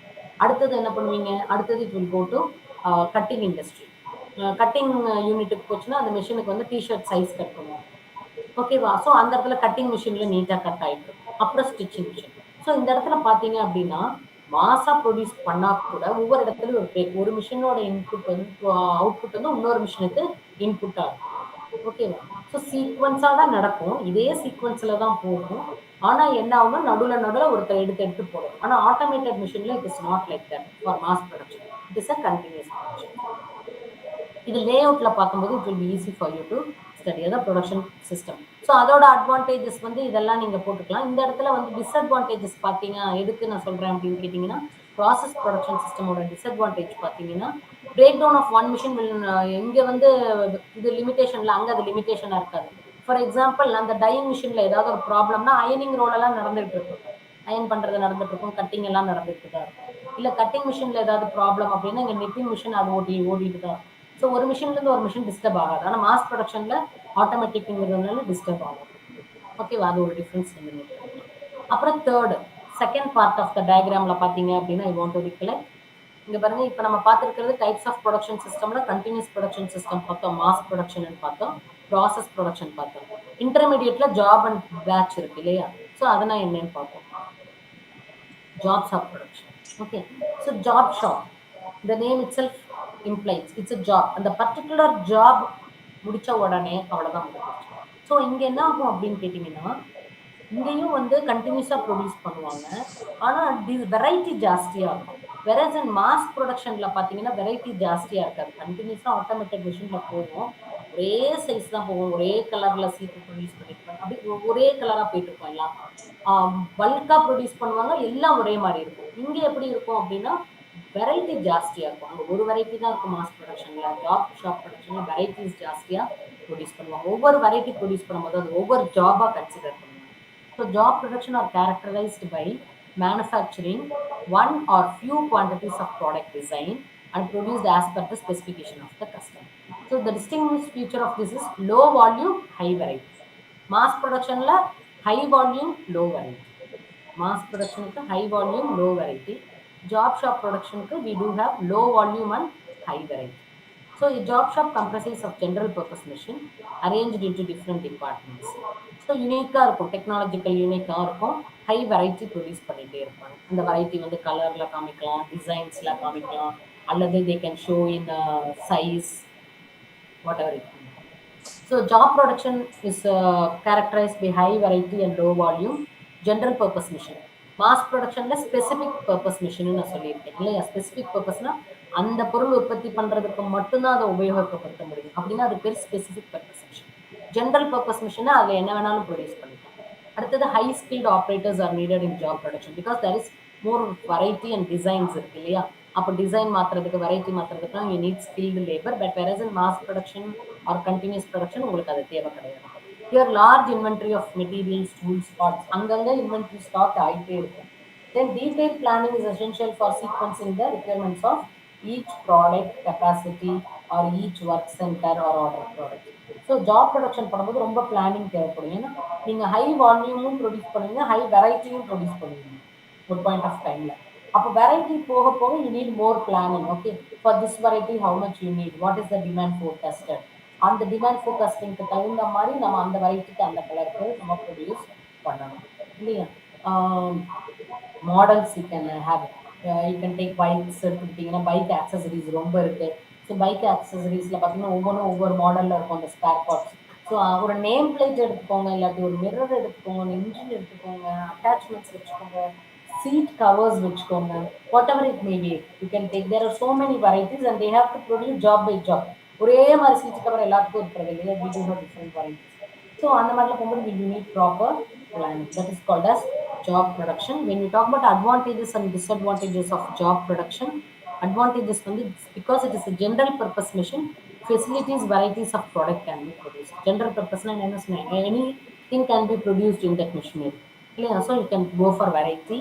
Then the operators will be very skilled and they will be competent. அவங்க அந்த ஜாப்ல ஸ்பெஷலைஸ் ஆகிறனால அவங்களுக்கு ரொம்ப லேர்னிங் ஆப்பர்ச்சுனிட்டி கிடைக்கும். மாஸ் ப்ரொடக்ஷன்ல ஒரு ஆப்பர்ச்சுனிட்டியும் கிடைக்காது. ஏன்னு கேட்டிங்கன்னா அவங்க இன்புட்டை மட்டும்தான் கொடுக்குறாங்க, அவுட்புட் அது மிஷினே எல்லாம் பண்ணிடும். இங்க அப்படி கிடையாது. Then full potential of operators can be utilised. Opportunity exists for creative methods and innovative ideas. Since we are going to give more of varieties, இங்க வந்து creativity plays a very important role. அந்த design போடுறதுக்கே வந்து நல்ல ஒரு கிரியேட்டிவிட்டியா இருந்தாதான் different different வெரைட்டிஸ்ல, டிசைன்ஸ்ல எல்லாம். ஒரு gold manufacturing எடுத்துக்கோங்களேன், மிஷின் கட்டிங், ஜுவல்லரிஸ் இருக்கும், அதுக்கெல்லாம் டிசைன்ஸ் ரொம்ப தேவைப்படுது. ஸோ நீ ஒரே மாதிரி ஜுவல்லரியே போட முடியாது. ஒரே மாதிரி dress materials you can speak for that example. Dress materials எவ்வளோ வருது, அதுக்கு எவ்வளோ வெரைட்டிஸ் இருக்கு, அந்த டிசைன்ஸ் எல்லாம் ஆப்டா இருக்கணும். People should like that. So creativity plays a very important role in job production. And what are the limitations ன்னு பார்த்தீங்கன்னா, லிமிடேஷன்ஸ்னா டிஸ்அட்வான்டேஜஸ். வாட் ஆர் த லிமிடேஷன்ஸ்னு பார்த்தீங்கன்னா, higher cost due to frequent setup changes. அடிக்கடி நீங்கள் டிசைனுக்காக மாற்றிக்கிட்டே இருக்கீங்க இல்லையா? மிஷின் எக்யூப்மெண்ட்ஸாக இருக்கட்டும், அந்த டிசைனிங். நீங்கள் அந்த டெக்ஸ்டைல் இண்டஸ்ட்ரிலாம் போனீங்க அப்படின்னா அந்த நிட்டிங் மிஷின் இருக்கும். அந்த நிட்டிங் மிஷின் பார்த்தீங்க அப்படின்னா, அந்த மிஷின்ல இருக்கிற நீடில்ஸ், நிட்டிங்னா இந்த துணி நெய்யறது, ஓகேவா? ஸோ அந்த நீடில்ஸ் மாத்துறது it will take 3 days 4 days எல்லாம் கூட ஆகும். சம்டைம்ஸ் 2 டேஸ் ஆகும். மிஷின் எரெக்ட் பண்றதுக்கும் ரொம்ப டைம் ஆகும். அது once in a life time of that company. ஆனா அந்த டிசைன் மாத்துறாங்க பாருங்க, அந்த டிசைன் மாத்துறது வந்து it will take more time.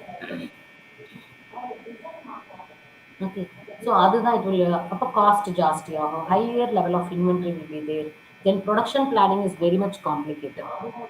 நீங்கள் எந்த டிசைன் எதில் ஏற்றணும், அதை முடிக்கணும், அந்த மாதிரி large space mean more space.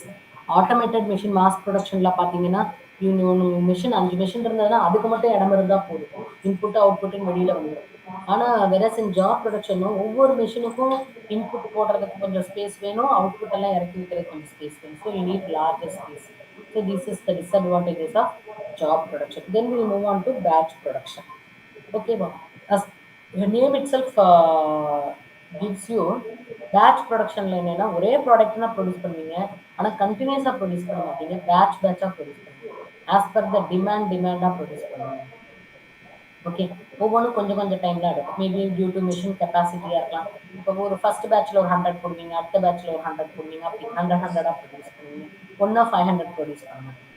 So, American Production and Inventory Control Society defines batch production as a form of manufacturing in which the job passes through functional department in lots or batches. Different ரூட்ஸ்லையும் follow பண்ணிட்டு போகும். So lots அப்படின்னா இந்த lot போகும் முதல்ல. இப்போ dyeing unit நம்ம example சொன்னோம்ல, இப்போ இந்த ரெட் டிஷர்ட் வேணும்னு சொல்லிட்டு நம்ம துணியை வந்து அந்த ரெட் இதுக்கு சொன்னேன்னு சொன்னேன் இல்லையா, அதுவே நீங்கள் 2 தடவை போட்டிங்கன்னு வச்சுக்கோங்களேன், சேம் ரெட் வரணும் நம்மளுக்கு. ஒரே பேட்ச்ல போட்டிங்கன்னா கரெக்டாக பர்ஃபெக்டாக இருக்கும். அங்கே தான் இருக்கும் உங்களோட பிளானிங். செகண்ட் பேட்ச் இன்னொரு ரெட் டிஷர்ட் போட்டிங்கன்னா there might be light variation வந்தாலும் வந்துடும். அப்படி வந்துச்சுன்னா உங்களோட பையர் வந்து அதை ரிஜெக்ட் பண்ணிடுவாங்க. So it should be of same red, whatever the red they have asked for. Okay. So அதெல்லாம் பெரிய ஒரு disadvantages when we talk about batch production. So different routing இருக்கும், limited number தான் ப்ரொடியூஸ் பண்ணுவாங்க, அதாவது ஆர்டர் வர வர ப்ரொடியூஸ் பண்ணுவாங்க. ஓகேவா? ஸோ பேட்ச் ப்ரொடக்ஷன் அதோட தன்மைகள் என்னென்னு பார்த்தீங்கன்னா, ஷார்ட்டர் ப்ரொடக்ஷன் ரன்ஸ், டைம் ரொம்ப கம்மியாக தான் இருக்கும். Plant and machinery are flexible, ரொம்ப அட்ஜஸ்ட் பண்ணிக்கலாம். Is used for the production of item in a batch. So plant and machinery வந்து அந்த பேட்ச்சில் அந்த ப்ராடக்டை ப்ரொடியூஸ் பண்ணுறதுக்கு மட்டும்தான் யூஸ் பண்ணுவாங்க. அப்புறம் அடுத்த பேட்ச் இதே மாதிரி இருந்துச்சுன்னா இதே ப்ரொடியூஸ் பண்ணுவாங்க, இல்லை வேறு மாதிரி வேணும்னா மாற்றிடுவாங்க. Manufacturing lead time and cost are lower as compared to job order production. Job order ப்ரொடக்ஷனில் இது கம்மியாக தான் ப்ரொடியூஸ் பண்ணுவாங்க, ஆனால் வெரைட்டிஸ் ஜாஸ்தியாக இருக்கும். ஆனால் பேட்ச் ப்ரொடக்ஷனில் ஒரே இதுதான் ப்ரொடியூஸ் பண்ணுவாங்க, ஆனால் பேட்சாக ப்ரொடியூஸ் பண்ணுவாங்க. Okay. So what are the advantages and disadvantages of batch production? when we coming to advantages, better utilization of plant and machinery. Plant machinery வந்து நல்லா ஃபுல்லாக இந்த பிளான்ட்டு நீங்கள் எதை சொல்கிறோம் அப்படின்னா, நம்மளோட ப்ரொடக்ஷன் யூனிட்டை தான் சொல்கிறோம். பிளான்ட்டுன்னா இங்கே செடி கிடையாது. பிளான்ட் அப்படின்னா ப்ரொடக்ஷன் யூனிட்டை சொல்கிறோம். நம்ம அது இருக்கிற மிஷின்ஸ் எல்லாத்தையும் சேர்த்து சொல்கிறோம் ப்ரொடக்ஷன் பிளான்ட்டை. அதை ஃபுல்லாக யூட்டிலைஸ் பண்ணிக்கலாம் பேட்ச் ப்ரொடக்ஷனில். ஃபங்க்ஷனல் ஸ்பெஷலைஸ் பண்ணிக்கலாம். Cost per unit will be very low when compared to job order production. Plant and machinery, investing in machines will be also very low. It is highly flexible and job satisfaction exists for operators. So operators will be feeling very much satisfied when they do multiple jobs. Okay, and the batch produce பண்ணும்போது they will be fully occupied. Whereas in mass production in the automatic sector, the workers will not at all be engaged. They will be just there standing there and supervising the machines. Then when coming to limitation of batch production, material handling is complex because of irregular and longer flow. Why it is very complex. காம்ப்ளெக்ஸ்னால் ரொம்ப சிக்கலாக இருக்கும். ஏன் சிக்கலாக இருக்கும்னா, நீங்கள் ஒவ்வொரு பேட்சாக produce பண்ணிட்டு போவீங்க. நான் ஏற்கனவே சொன்ன மாதிரி அந்த பேட்ச் ப்ரொடியூஸ் பண்ணும்போது it should not show any difference. Okay. So material handling, ஒரு இடத்துலேருந்து ஒரு மிஷின்லேருந்து இன்னொரு மிஷினுக்கு ட்ரான்ஸ்ஃபர் பண்ணுவீங்க, அதெல்லாம் வந்து கஷ்டமாக இருக்கும். அப்போ it longer way to go. Production planning and control is also very complex. Work in progress inventory is high compared to continuous production. Continuous ப்ரொடக்ஷனை விட பேட்ச் ப்ரொடக்ஷனில் வேலை நடந்துக்கிட்டே இருக்கும், செமி ஃபினிஷ்டு குட்ஸ் இருந்துக்கிட்டே இருக்கும். It will take time. அதான் work in progress. Work in ப்ராக்ரஸ்னால் வேலை நடந்துட்டு இருக்கும், அந்த அது செமி ஃபினிஷ்டாக பாதி பண்ண வேலையாக ரொம்ப இருக்கும், அதெல்லாம் மேனேஜ் பண்ணணும். Then higher setup cost due to frequent changing setup. as I told you, batch மாறும்பொழுது டிசைன் மாத்துனீங்க அப்படின்னா காஸ்ட்டும் வரும், அதுக்கு டைமும் ஜாஸ்தியாகும். ஏன் காஸ்ட்? ஒவ்வொரு டிசைன் செட் பண்றதுக்கும் we need time and we need people, creative people and engineering people to do all those things, is it not? So it will take time. That is another disadvantages of batch production. So I have told you the different types of production system. Okay, this is a 10 mark question. You should be able to write continuous production, intermediate, mass production, process production, job production, and batch production. Now we'll see this diagram. Having this in mind, it will be easy for you to understand this diagram. இப்போ பாருங்க, இதுல வந்து x axisல we do have volume. வால்யூம்னா எவ்வளோ, ஒரு பொருளை எவ்வளோ produce பண்ண போறோம். இங்க y axisல we do have varieties. Okay, x axisல we do have volume, y axisல we have variety. See, நம்ம ஃபர்ஸ்ட் என்ன பார்த்தோம்? நம்ம மாஸ் ப்ரொடக்ஷன் பார்த்தோம் இல்லையா? ஸோ மாஸ் ப்ரொடக்ஷன் எடுத்துக்கிட்டிங்கன்னா இங்கே இருக்குது உங்களுக்கு. ஸோ மாஸ் ப்ரொடக்ஷனில் வால்யூம் கம்மியாக தான், வால்யூம் ஜாஸ்தியாக இருக்கும், ஆனால் வெரைட்டி கம்மியாக இருக்கும். கரெக்டா? இங்கே தான் இருக்குது வெரைட்டி. நீங்கள் ஒரு டயக்ராம் இப்படி நீங்கள் கிராஃப் போடுவீங்கல்ல, அப்படி போட்டு பார்த்தீங்கன்னா தெரியும். So in the mass production volume will be high. இங்கே தான் ஜீரோ டு இங்கே வந்துருச்சு volume. Volume will be high but variety will be lows. Batch ப்ரொடக்ஷன்ல பார்த்தீங்க அப்படின்னா மாஸ் ப்ரொடக்ஷனை விட வால்யூம் வில் பி ஹை, ஆனால் மாஸ் ப்ரொடக்ஷனோட variety will be sorry. Batch production பார்த்தீங்கன்னா மாஸ் ப்ரொடக்ஷனை விட வால்யூம் வந்து கம்மியாக இருக்கும். இங்கே இருக்குது மாஸ் ப்ரொடக்ஷனோட வேல்யூ இந்த பாயிண்ட்டு. ஓகேவா? Got it? பேட்ச் ப்ரொடக்ஷனோட வால்யூம் இங்கே இருக்குது. ஸோ இங்கேருந்து 0, 10 நீங்கள்லாம் ஒரு இமேஜினரியாக நோட் பண்ணிக்கோங்களேன். 10, 20, 30, 40, 50 இல்லாட்டி ஹண்ட்ரட்ஸில் போட்டுக்கோங்க. 100, 200, 300, 400, 500, 600. ஸோ மாஸ் ப்ரொடக்ஷன் வந்து 600 வால்யூம் ஒரு யூனிட் ப்ரொடியூஸ் பண்ணணும், வெரைட்டி கம்மியாக இருக்கும். பேட்ச் ப்ரொடக்ஷனில் ஒரு 400 தான் ப்ரொடியூஸ் பண்ணுவீங்க, இங்கே தான் வந்துருச்சு. ஸோ ஆனால் வெரைட்டி ஜாஸ்தியாக இருக்கும். ஜாப் ப்ரொடக்ஷன் பண்ணிங்கன்னா இன்னும் வால்யூம் கம்மியாயிரும், 200 தான் ப்ரொடியூஸ் பண்ணுவீங்க, ஆனால் வெரைட்டி பார்த்தீங்கன்னா ரொம்ப ஜாஸ்தியாக இருக்கும். ஜாப் ப்ரொடக்ஷனில் variety will be very high, volume will be very less. Project பார்த்தீங்கன்னா அப்படின்னா ஒன்று தான் ப்ரொடியூஸ் பண்ணுவீங்க, ஒவ்வொன்றும் வெரைட்டியாக ப்ரொடியூஸ் பண்ணுவீங்க. ஃபார் எக்ஸாம்பிள் ஷிப்ஸ், ஏர்கிராஃப்ட், இதெல்லாம் பார்த்தீங்கன்னா project production system. We didn't deal with that. அது அந்த டயக்ராம்லேருந்து நீங்கள் வேணும்னாலும் அது நீங்கள் ஆட் பண்ணிக்கலாம். ப்ராஜெக்ட் ப்ரொடக்ஷன் சிஸ்டம் அப்படின்னா ஒரு ஷிப்பு தானே ப்ரொடியூஸ் பண்ணுவீங்க, ஒரே வால்யூம் பார்த்தீங்கன்னா ஒன்று தான் இருக்கும், ஆனால் ஒவ்வொரு ஷிப்பும் ஒவ்வொரு வெரைட்டியில் இருக்கும், ஒவ்வொரு ஏர்கிராஃப்டும் ஒவ்வொரு வெரைட்டியில் இருக்கும், பெரிய பெரிய மிஷினரிஸ் எல்லாம் பார்த்தீங்கன்னா. ஓகேவா? அதுதான் ப்ராஜெக்ட். அதுதான் அப்போ ப்ராஜெக்ட் எடுத்துக்கிட்டிங்கன்னா volume will be very less but variety will be very high. So இதுலேயும் நீங்கள் இது கூட நீங்கள் மறந்துடலாம். இந்த ஆக்சிஸ், இந்த லைன் இருக்கு இல்லையா, இது கீழே எல்லாம் கண்டினியூஸ் ப்ரொடக்ஷன் சிஸ்டம், இதுக்கு மேலே எல்லாமே intermediate production system. Okay. So இது வந்து ப்ராசஸ் ப்ரொடக்ஷன் நான் சொன்னல, இங்கேயும் வால்யூம் ஜாஸ்தியாக இருக்கும், வெரைட்டி கம்மியாக இருக்கும். கண்டினியூஸில் 2 பார்த்தோம், process production system, mass production system. This two comes under continuous production system. இது வந்து இன்டர்மீடியட்டில் நம்ம 2 தான் பார்த்தோம், நான் 3ஆவதாக ப்ராஜெக்ட் ஆட் பண்ணியிருக்கேன். ப்ராஜெக்ட்டுக்கு example what I have given you is ship production, aircraft production, all these things will come under project.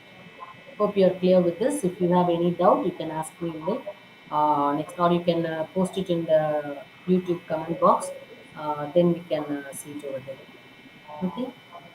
So x-axis volume, y variety. This is 0, in the high, in the low.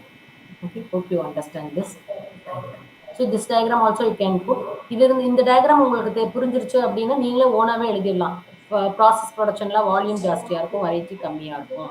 Mass ப்ரொடக்ஷனில் process ப்ரொடக்ஷனை விட volume கம்மியாக இருக்கும், variety கம்மியாக இருக்கும். Batch ப்ரொடக்ஷனில் volume கம்மியாக இருக்கும், variety ஜாஸ்தியாக இருக்கும். ஜாப் ஷாப்லேயும் வால்யூம் கம்மியாக இருக்கும், வெரைட்டி ஜாஸ்தியாக இருக்கும். ப்ராஜெக்டில் வால்யூம் ஒன்று தான் இருக்கும், ஒரு ப்ராடக்ட் தான் இருக்கும், வெரைட்டி ரொம்ப ஜாஸ்தியாக இருக்கும். So these are the different types of production system or production processes, whatever it may be. This is a compulsory 10 mark question, you should be able to write. We will move on to the next topic, strategic management.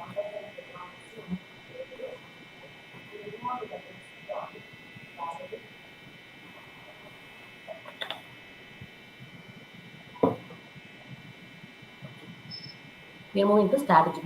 This is entirely a different subject. When we move on to strategic management, ஒரு subject MBA க்கு.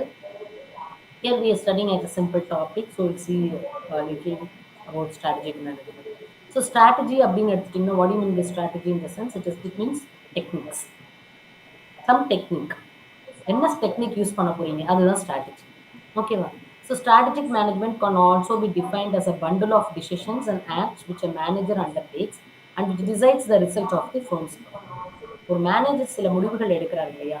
So அந்த முடிவை சொல்றது, அந்த define பண்றது, அதை how to manage those decisions, that is called as strategic management. So in order to have a strategic knowledge, the manager should have the knowledge about everything in the field of what he is working. அவர் எந்த ஃபீல்டெல்லாம் work பண்ணுறாரோ அதுக்குள்ளெல்லாம் knowledge இருந்தால் தான் he can do strategy, take some strategy, practice some strategy. Okay. So for that you should conduct SWOT analysis. What do you mean by SWOT analysis? Strength, weakness, opportunity, and strength. Threats. They may ask you, write short notes on SWOT analysis அப்படின்னு கேட்பாங்க. So you have to be prepared for that also. It comes under strategic management. So SWOT analysis is nothing but strength, weakness, opportunity, and threats. So in order to study about the management, what people should do in the sense, ஒரு company பற்றி analyse பண்ணும்பொழுதோ, ஒரு இண்டஸ்ட்ரியை பற்றி analyse பண்ணும்பொழுதோ, ஒரு market பற்றி analyse பண்ணும்போதோ, we have to do SWOT analysis. SWOT analysis first strength பார்க்கணும். இப்போ நீங்கள் ஒரு காம்படிட்டர், நீங்கள் உங்களோட பிஸ்னஸ் எப்படி இருக்குன்னு பார்க்கறதுக்கு ஃபர்ஸ்ட் உங்கள் பிஸ்னஸோட ஸ்ட்ரென்த் பார்ப்பீங்க. உங்கள் பிஸ்னஸோட வீக்னஸ் என்னென்னு தெரிஞ்சுக்கணும். உங்கள் பிஸ்னஸுக்கு என்னென்ன ஆப்பர்ச்சுனிட்டிஸ் இருக்குது, எதெல்லாம் நம்ம யூஸ் பண்ணிக்கலாம்னு தெரியணும். த்ரெட்ஸ்னா காம்படிட்டர் யார், பயப்படுத்துறது, யார்கிட்டெல்லாம் வந்து நம்மளுக்கு த்ரெட் இருக்குது, பயம் இருக்குது, காம்படிட்டர் யாரெல்லாம் இருக்காங்க, அவங்களோட ஸ்ட்ரென்த் என்ன, இதெல்லாம் நீங்கள் அனலைஸ் பண்ணணும். So strategic management deals with all these things. இந்த SWOT analysis understand பண்ணிட்டு what the manager will do in the sense he will take some decision for this organization that will lead to the performance. Okay, so when they might ask you a question, define strategic management, and in the 5 mark question they might ask you what do you mean by SWOT analysis. You should be ready for that. Then when we talk about strategic management process, it has 6 steps. அந்த strategic management எப்படி பண்ணுவாங்க, எப்படி செயல்படுத்துவாங்க, how will they implement the strategic management process in an organization அப்படின்னு பார்த்தீங்கன்னா, these are the steps. The first one is establishment of mission, vision and goals of your company. So உங்கள் கம்பெனியோட mission என்ன, உங்கள் company vision, எதிர்காலத்தில் future என்ன வச்சுருக்கீங்க, இப்போதைக்கு என்ன கோல்ஸ் ரீச் பண்ணணும்னு நினைக்கிறாங்க. ஏன்னா அதை பேஸ் பண்ணி தான் நீங்கள் என்ன ஸ்ட்ராட்டஜி யூஸ் பண்ணணும், என்ன டெக்னிக்ஸ் யூஸ் பண்ணணும்னு யூ ஹேவ் டு முடிவு. Then analysis of external opportunities and strength.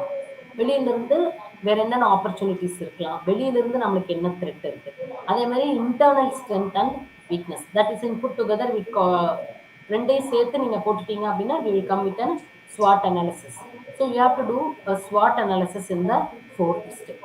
And after doing the SWOT analysis only, you will be knowing where you are, where you stand in that organization, or where your organization stands in the industry.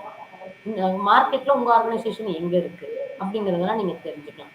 After that only you will having some techniques or you will formulating some strategies. அந்த ஸ்ட்ராட்டஜிஸை implement பண்ணணும். Implement பண்றதுல என்ன செயல்படுத்தணும். செயல்படுத்துறதுக்கு அப்புறம் அது கரெக்டா இருக்கா இல்லையாங்கிறத you have to do some control. These are the 6 steps in strategic management process. I have given you here, see. இந்த டயக்ராம்ல என்விரான்மெண்டல் ஸ்கேனிங் இந்த பார்ட் இருக்குல்ல, 2nd, 3rd, 4th இது மூணுமே பார்த்தீங்கன்னா என்விரான்மெண்டல் ஸ்கேனிங் தான். Internal environment scanning and external environment scanning. Okay, you can also put like this.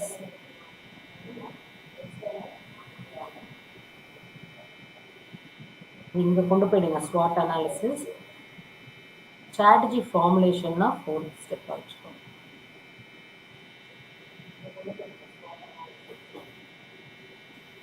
Okay, strategy formulation you keep it as a 4th step. So first step is establishing mission, vision. Second and third will be dealing about SWOT analysis. 4th one you will be formulating some strategies or techniques. Then you will be implementing that technique. Then you will having a control over that. அதாவது நம்ம பண்ணது கரெக்டா தப்பா implement பண்ணிட்டு you should have some follow up. Is it not whether we are doing it right or அதுதான் control. Okay. So the same thing I have put it here. First environmental scanning பண்றாங்க. Environmental scanning in the 2nd and 3rd. That's what I want to tell you. SWOT analysis பண்றீங்க. Then you are formulating a strategy, implementing an evaluation. Evaluation தான் அந்த strategic control ன்னு நம்ம பார்க்கிறோம். Okay. So we'll see one by one. What do you mean by environmental scanning? They may ask you in 2 mark question. When you study for the strategic management process, you will be able to answer that question also.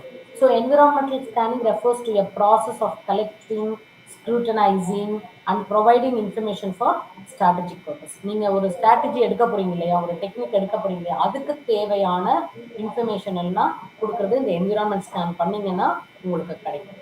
Okay, it helps in analyzing internal and external factors influencing the organization. So that is environmental scanning. Second one is strategy formulation. Best course of action for reaching your goal. உங்கள் கோலை achieve பண்ணுறதுக்கு என்ன technique use பண்ணால் அந்த கோலை achieve பண்ணலாம்.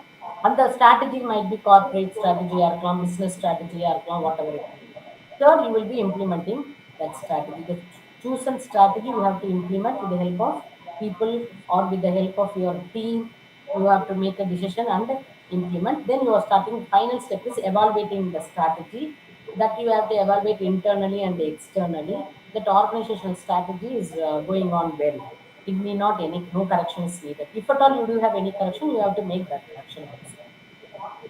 Okay, as simple as it is. இப்போ நீங்க பாருங்க, நீங்க ஒரு business ஆரம்பிக்கிறீங்கனாலே you will be following this step only. நீங்க ஒரு ஒரு being an entrepreneur, ஒரு entrepreneur ஆகணும். நான் வந்து ஒரு for example you want to start a hotel industry, உங்கள் ஏரியாவில் ஏதோ ஒரு சின்ன ஹோட்டல் போடணும் அப்படின்னா என்ன பண்ணுவீங்க? First you will be doing environmental scanning. am I right? So in that environmental scanning, what you will be doing? How many hotels are there? Already, if there is any hotel or not. If so, how many hotels are there? Who are the leading hotels in your area? அவங்களோட level of operations என்ன? Okay, you have to do all those environmental scanning. அப்புறம் hotel ஆரம்பிக்கிறதுக்கான knowledge whether you do have people, you do have resources on check பண்ணுவீங்க. அப்புறம் உங்களுக்கு காம்படிட்டராக எந்த hotel இருப்பாங்கன்னு பார்ப்பீங்க. இதெல்லாம் மனசில் வச்சுட்டு யூ வில் பி ஃப்ரேமிங் ஒரு idea to start your hotel in one particular place and you will design your menu and all. am I right? So it happens in any business also. ஒரு ஸ்ட்ராட்டஜியை frame பண்ணுறதுக்கும் இதே தான் பண்ண போறீங்க. ஒரு business ஆரம்பிக்கணும் அப்படின்னாலுமே you will be doing certain things like this. அதில் environmental scanning plays a very important role in business. Okay, so இதில் பார்த்தீங்க அப்படின்னா இந்த ஸ்ட்ராட்டஜிக் மேனேஜ்மெண்ட் ப்ராசஸ்லேயே பார்த்தீங்கன்னா யூ ஹேவ் என்ன மாதிரி கோல்ஸ் எடுத்துக்கலாம் அப்படிங்கிறத ஃபினான்ஷியல் பெனிஃபிட்ஸ், நான் ஃபினான்ஷியல் பெனிஃபிட்ஸ்ன்னு இருக்கும். ஓகே, ஸோ ஃபினான்ஷியல் பெனிஃபிட்ஸ் உங்களுக்கு என்னென்னலாம் கிடைக்கும்? Improvement in sales, improvement in profitability, improvement in productivity, what idella this will lead to financial benefits. It all deals with cash, it all deals with money. Okay, here non financial benefits, what will enhance awareness of external environmental scanning பண்ணும்போது. Okay, so enhanced awareness of external வெளியில இருந்து உங்களுக்கு என்ன ஒரு பயமுறுத்தல் வருதுன்னு பார்க்கலாம். Reduce resistance to change இருந்தாலும் நீங்கள் ஈஸியாக வந்து அதை அண்டர்ஸ்டாண்ட் பண்ணிக்க வேண்டியது இருக்கும். Improved understanding of competitive strategy, காம்படிட்டரோட ஸ்ட்ராட்டஜி என்ன, அவங்க என்ன ஸ்ட்ராட்டஜி யூஸ் பண்ணுறாங்கன்னு பார்க்கலாம். Understanding of the performance reward relationship, என்ன பெர்ஃபார்மன்ஸ் பண்ணீங்கன்னா என்ன ரிவார்டு கிடைக்கும் உங்களுக்கு. ப்ராப்ளம் ப்ரிவென்ஷன், ஒரு ஆர்கனைசேஷனில் ப்ராப்ளம் முன்னாடி வர்றதுக்கு முன்னாடியே நீங்கள் ப்ரிவென்ட் பண்ணிடலாம். ஸோ ஒரு ஸ்ட்ராட்டஜி ப்ராப்பராக ஃப்ரேம் பண்ணிங்கன்னா you will get financial benefits and non financial benefits also. Okay, so financially you will get all these benefits, non-financially you will be getting all these benefits. So reduce resistance to change அப்படின்னா ஏதாவது ஒரு பெரிய மாற்றம் பண்ணணும், change பண்ணணும், அதை மாற்றம் கொண்டு வரணும் அப்படின்னா எப்போதுமே எப்படி இருக்குன்னா ரெசிஸ்டன்ஸ், தடை போடுவாங்க, அந்த சேஞ்சை ஒத்துக்க மாட்டாங்க. அது ரெடியூஸ் ஆயிடும். If you are well aware of your strategy is good and if you are well aware of your என்விரான்மெண்ட்னா அந்த சேஞ்ச் பண்ண தயக்கம் இருக்கு பாரு, அது குறையும். ஈஸியா என்ன பண்ணுவாங்கன்னா டெக்னாலஜிக்கு தகுந்த மாதிரி, மார்க்கெட்டுக்கு தகுந்த மாதிரி they will change. That is another non-financial benefits. So what are the benefits of strategies பார்த்தீங்கன்னா financial benefits இருக்கு, non-financial benefits இருக்கு. You can put this diagram and explain these things. Are you clear with this? Yes. So we have here see in the strategic management, definition of strategic management process. When asked strategic management process, you have to explain all these things. You have to put this diagram and explain. Then what are the benefits of strategic management? We'll be having financial benefits or non-financial benefits. You can include this also. Then we will talk about different levels of strategy. So நம்ம இப்போ வந்து சொல்லிகிட்டே இருக்கோம் இல்லையா, strategy frame பண்ணணும். Production manager தான் அதை production ஸ்ட்ராட்டஜியில் நீங்கள் தான் ஃப்ரேம் பண்ணணும். As an MBA, if you land up in a production department, you have to frame some strategies with the help of the higher authorities. அவங்களோட seniors, superiors வச்சு we will be doing. So when we talk about strategies, the strategies in the three level: corporate level strategy, business level strategy, operational or functional level strategy. Operational or functional level strategy will be taken by the low level managers. Business will be by middle level, and corporate level வந்து higher level people will be taken. So the responsibility பார்த்தீங்க அப்படின்னா functional level the responsibility will be very less. Business level it will increase, and corporate level it will have a very much high responsibility will be there for corporate level strategies. So corporate na business firm higher level strategies. So we'll see first one, corporate strategies na என்னன்னு பார்க்கலாம். So corporate strategy encompasses a firm's corporate action with the aim to achieve company's objectives while achieving a competitive advantage. ஒரு கம்பெனியோட ஓவராலா அந்த ஃபேமோட ஓவராலா அந்த கம்பெனியோட objective என்ன அதை டேக்கிள் பண்றது தான். அதை எப்படி ரீச் பண்ணணும்னு நம்ம ஒரு டெக்னிக் போடுறது பேர் கார்ப்பரேட் ஸ்ட்ராட்டஜி அப்படின்னு சொல்றோம். A corporate strategy entails a clearly defined long-term vision. So corporate strategy பார்த்தீங்க அப்படின்னா ரொம்ப ரொம்ப இமீடியட்டாக அந்த டெக்னிக்கை நீங்கள் உடனே செயல்படுத்த முடியாது. It will take some time. Okay, and seeking to create and corporate value and motivate the work force to implement. நீங்கள் முதல்ல விஷன் எல்லாம் ரெடி பண்ணிக்கணும், ஒரு கார்ப்பரேட்டுக்கு ஒரு வேல்யூ கிரியேட் பண்ணிக்கணும், அதை செயல்படுத்துறவங்கள மோட்டிவேட் பண்ணி அப்புறம் இம்ப்ளிமெண்ட் பண்ணி கஸ்டமர் சாட்டிஸ்ஃபேக்ஷன் கொண்டு வரணும். So it is not a quick job. Corporate strategy is a long term vision.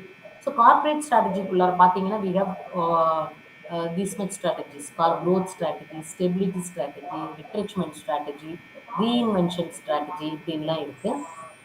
we'll see one by one. So growth strategy அப்படின்னு என்ன பார்த்தீங்கன்னா இதுலேயே உங்களுக்கு புரிஞ்சிருக்கும். உங்களுக்கு growthனா என்ன, வளர்ச்சி. உங்கள் கம்பெனி வளரணும் அப்படின்னு நினச்சி நீங்கள் பிளான் பண்ணீங்கன்னா those strategies will be called as growth strategies.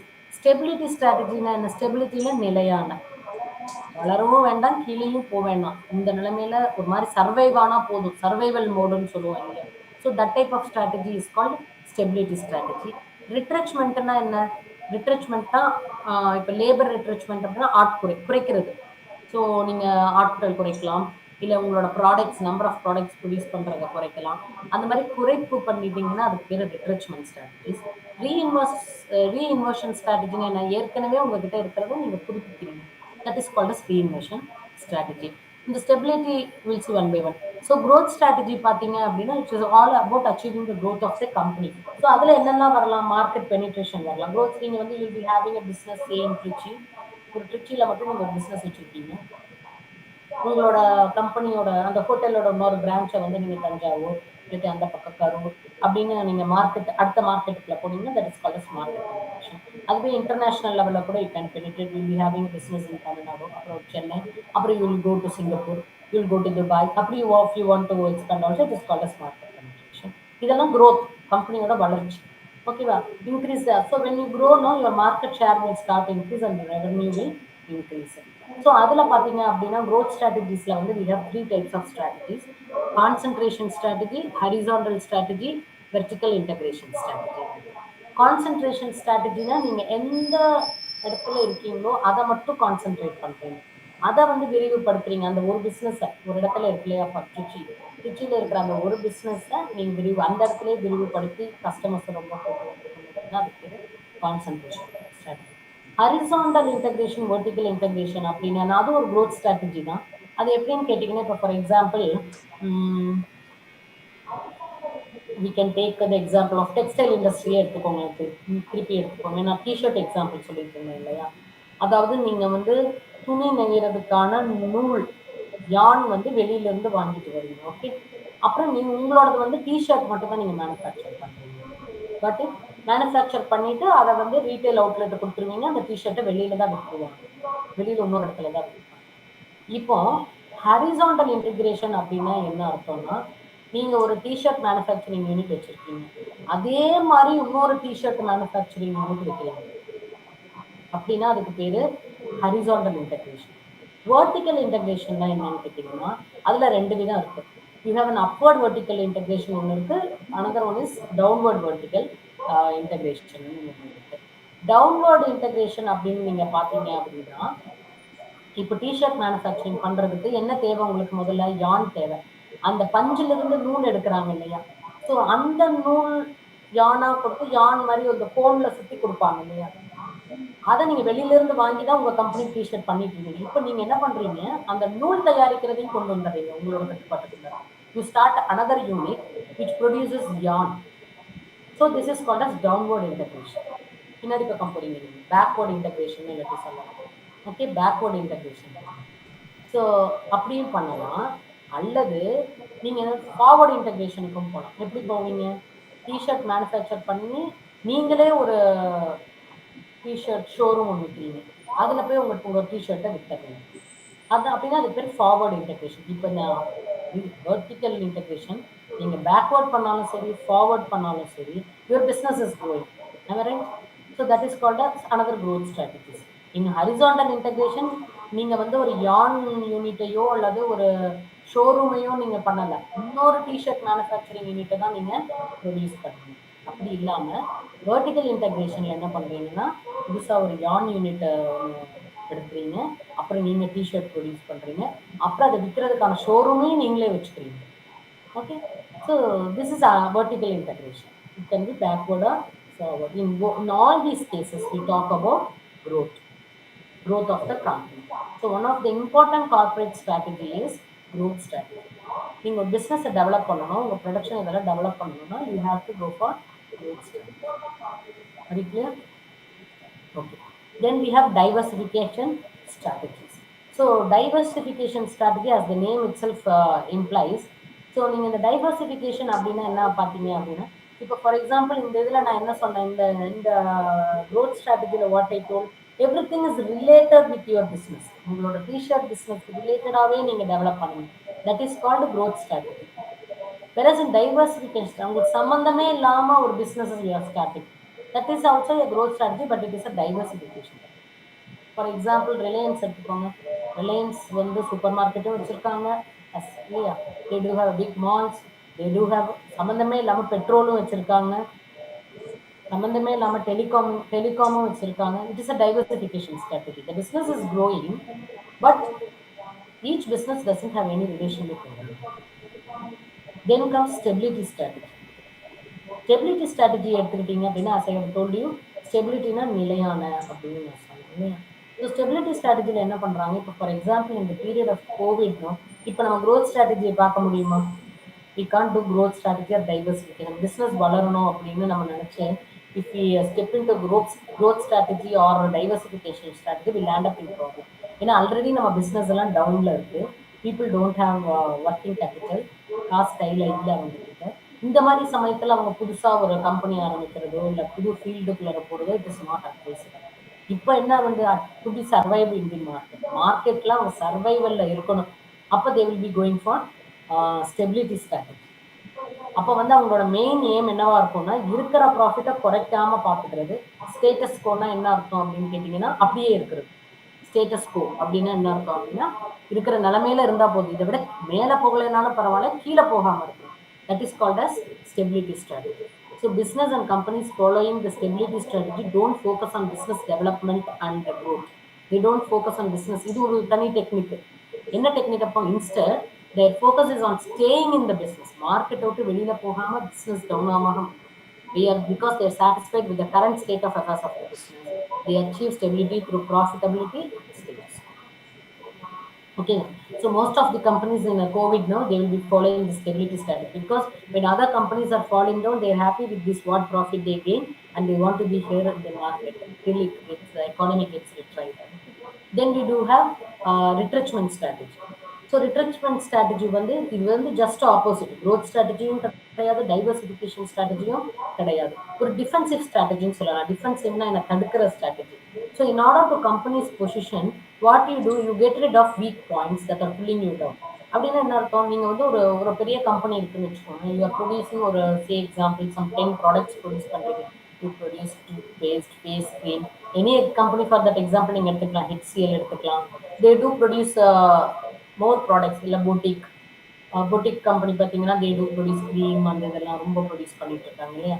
So அல்லாட்டி what else you have, Hindustan Unilever அதான் சொல்லிட்டு HUL எடுத்துக்கோங்களேன். They do produce many products. Likewise, your company will be also producing many products. In the retrenchment strategy, what they do, சில product என்ன ஆகும்னா, இப்போ for example there producing 10 ப்ராடக்ட்ஸ்னு வச்சுக்கோங்க. ஒரு 2 products they will be incurring loss. அது மார்க்கெட்டில் போயிருக்கவே போயிருக்காது. மிச்ச 8 கம்பெனிஸோட மித்த 8 ப்ராடக்ட்ஸ் இருக்கும் இல்லையா அந்த கம்பெனியோட, அந்த 8 ப்ராடக்ட்ஸோட ப்ராஃபிட் வந்து இந்த கம்பெனி சாப்பிட்டுட்டு இருக்கும். இந்த 2 ப்ராடக்ட் சாப்பிட்டுட்டு இருக்கும்.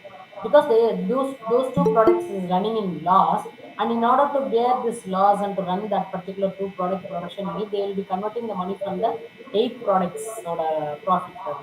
So here in the treatment strategy, what they will do, they will remove those 2 products which is not at all functioning in the market successfully.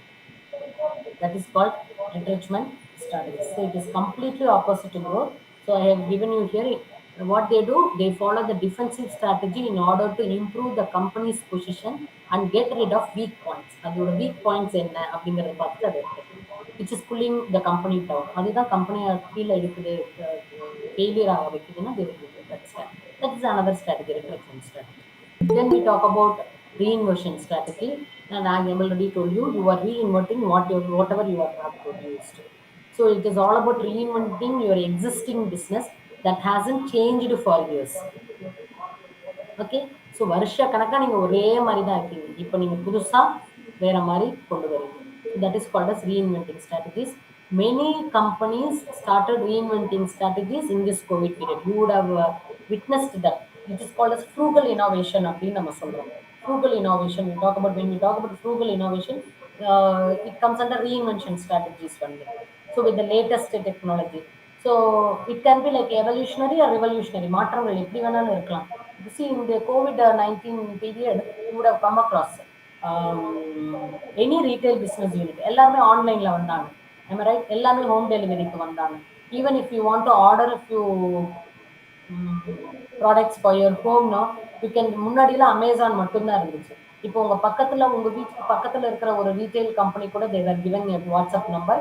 If you want to order anything, you can order through WhatsApp. We will keep everything ready. You can pick up or we will give you home delivery. Am I right? So, same company, they were doing the business, but they have not changed for many years. You can literally take the example of teaching. Another example, very good example. We have not changed for years and years and years. We were teaching in the same manner. Am I right? எல்லாமே காலேஜுக்கு வந்தீங்க, ஸ்கூலுக்கு போனாங்க, எல்லாரும் அங்கே தான் படித்தாங்க. See, in a matter of 1.5 years, so many changes have taken place. We are teaching online. And these teachers never know how to take classes in online. 2 years back, எங்களுக்குலாம் வந்து நீங்கள் பார்த்தீங்க அப்படின்னா, கூகுள் மீட்னா என்ன, ஜூம்னா என்ன, how to handle laptop, how to join in a meet, how to share the screen, or how to fit camera, whatever it may be, anything regarding this technology, Google Forms, Google Sheets, how to conduct exams through Google Forms, how to convert a document, how to upload a document, nothing we knew. Am I right? And this past 1.5 years, you can see reinvention strategies in the education business. So not only in the private education system, everything is online now. And many universities have started online courses. Because now students are very comfortable in studying in online, and they want to do courses online. Like that distance education. So this is a very good example for reinvention strategies. So company can do that also. So what we are discussing here is corporate strategy. Company வந்து business வந்து மார்க்கெட்டில் நிற்கணும்னா அவங்க ஏதாவது ஒரு technique follow பண்ணணும். அந்த technique பேர் தான் ஸ்ட்ராட்டஜி. அந்த டெக்னிக் வந்து க்ரோத் ஸ்ட்ராட்டஜியாக இருக்கலாம், டைவர்சிஃபிகேஷன் ஸ்ட்ராட்டஜியாக இருக்கலாம், ஸ்டெபிலிட்டி ஸ்ட்ராட்டஜியாக இருக்கலாம், ரிட்ரெச்மெண்ட் ஸ்ட்ராட்டஜியாக இருக்கலாம், அல்லது ரீஇன்வென்ஷன் ஸ்ட்ராட்டஜியாக இருக்கலாம். இதெல்லாம் எதில் வருது அப்படின்னு சொன்னீங்க அப்படின்னா, கார்பரேட் ஸ்ட்ராட்டஜி கீழே இவ்வளவு ஸ்ட்ராட்டஜிஸ் இருக்கு. One of the highest level of strategy. Okay. Then we have production strategy. So இது வந்து நீங்கள் மிட் லெவலில் கூட நீங்கள் கொண்டு வரலாம். பிஸ்னஸ் லெவல் ஸ்ட்ராட்டஜி, இது நம்மளோட பிஸ்னஸ் ப்ரொடக்ஷன் டிபார்ட்மெண்ட். நான் கார்பரேட் சொன்னது கம்பெனிக்கே சொன்னேன்.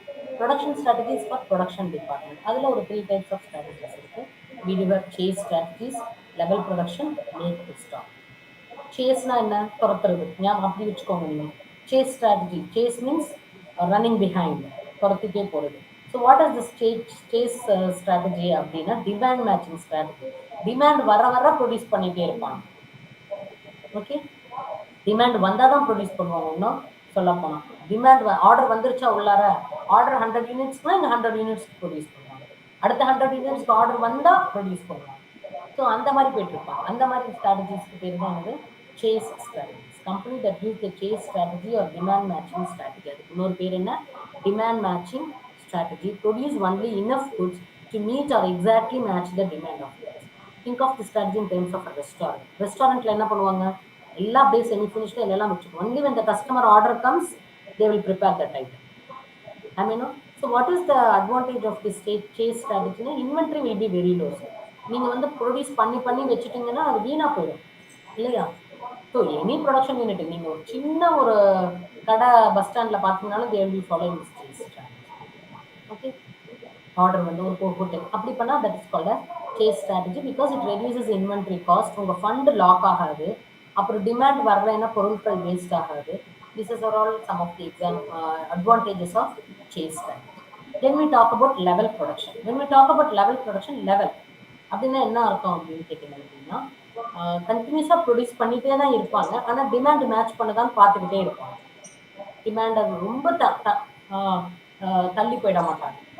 சேஸ் ஸ்ட்ராட்டஜில it will be perfect. When demand comes they will produce. Level ப்ரொடக்ஷன்ல டிமாண்டை மீட் பண்றதுக்கு முன்னாடியே ரெடியா இருப்பாங்க.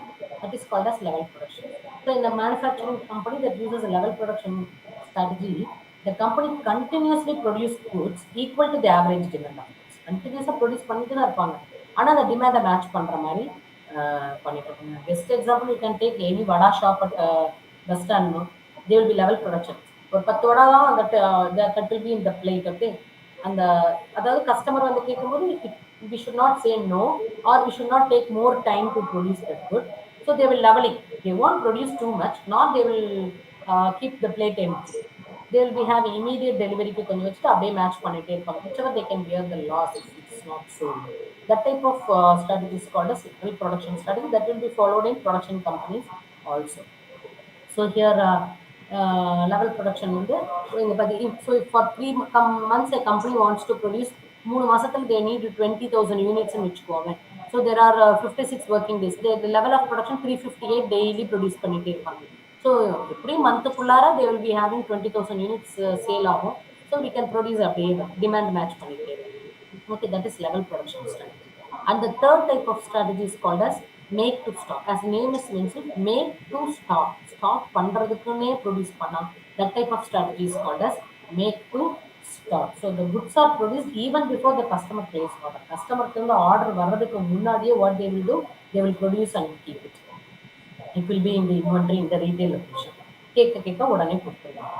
But this make to stock யார் ஃபாலோ பண்ணுவாங்க அப்படின்னு கேட்டிங்கன்னா, where the production process is very long. If the production process is very short, they can go for level production. If the production process is very long, ரொம்ப நேரம் ஆகும் produce பண்ணுறதுக்கு அப்படின்னா, அவங்க சேஸ் ஸ்ட்ராட்டஜியோ லெவல் ப்ரொடக்ஷன் ஸ்ட்ராட்டஜியோ ஃபாலோ பண்ண முடியாது. கொஞ்சமாவது produce பண்ணி வச்சிருந்தா தான் கஸ்டமரோட டிமாண்டை அவங்க மீட் பண்ண முடியும். Am I right? So, but one of the biggest disadvantages made to stock is inventory. Inventory cost will be very much high. Okay, so they will be consistently produce பண்ணிட்டே இருப்பாங்க, exact number of unitsம் produce பண்ணிட்டே இருப்பாங்க. அந்த production ரன்னை வந்து பார்த்துக்கிட்டே இருக்கும். அதில் தான் இருக்க ஒரு production மேனேஜரோட talent. How well he plans, how well he plans and produce goods for ready stock. You should not say no to the customer. At the same time, you should not incur very high inventory cost or loss.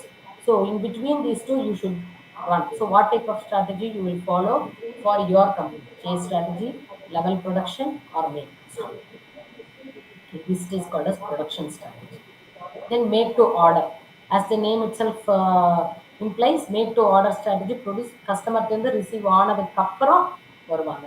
So இந்த make to ஸ்டாக்குக்கும் make to ஆர்டருக்கும் வித்தியாசம் இருக்கு. Make to ஸ்டாக்னா customer order வர்றதுக்கு முன்னாடியே இங்கே produce ஆகிடும்.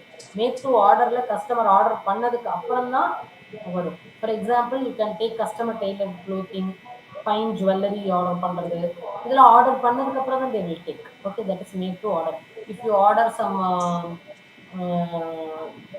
dresses, stitched material, then they will stitch only once you have given the order. Then assemble to order. So what assemble to order strategy? You can see everything, all the ingredients will be there, all the spare parts will be ready. Immediately when the customer orders, they will assemble everything.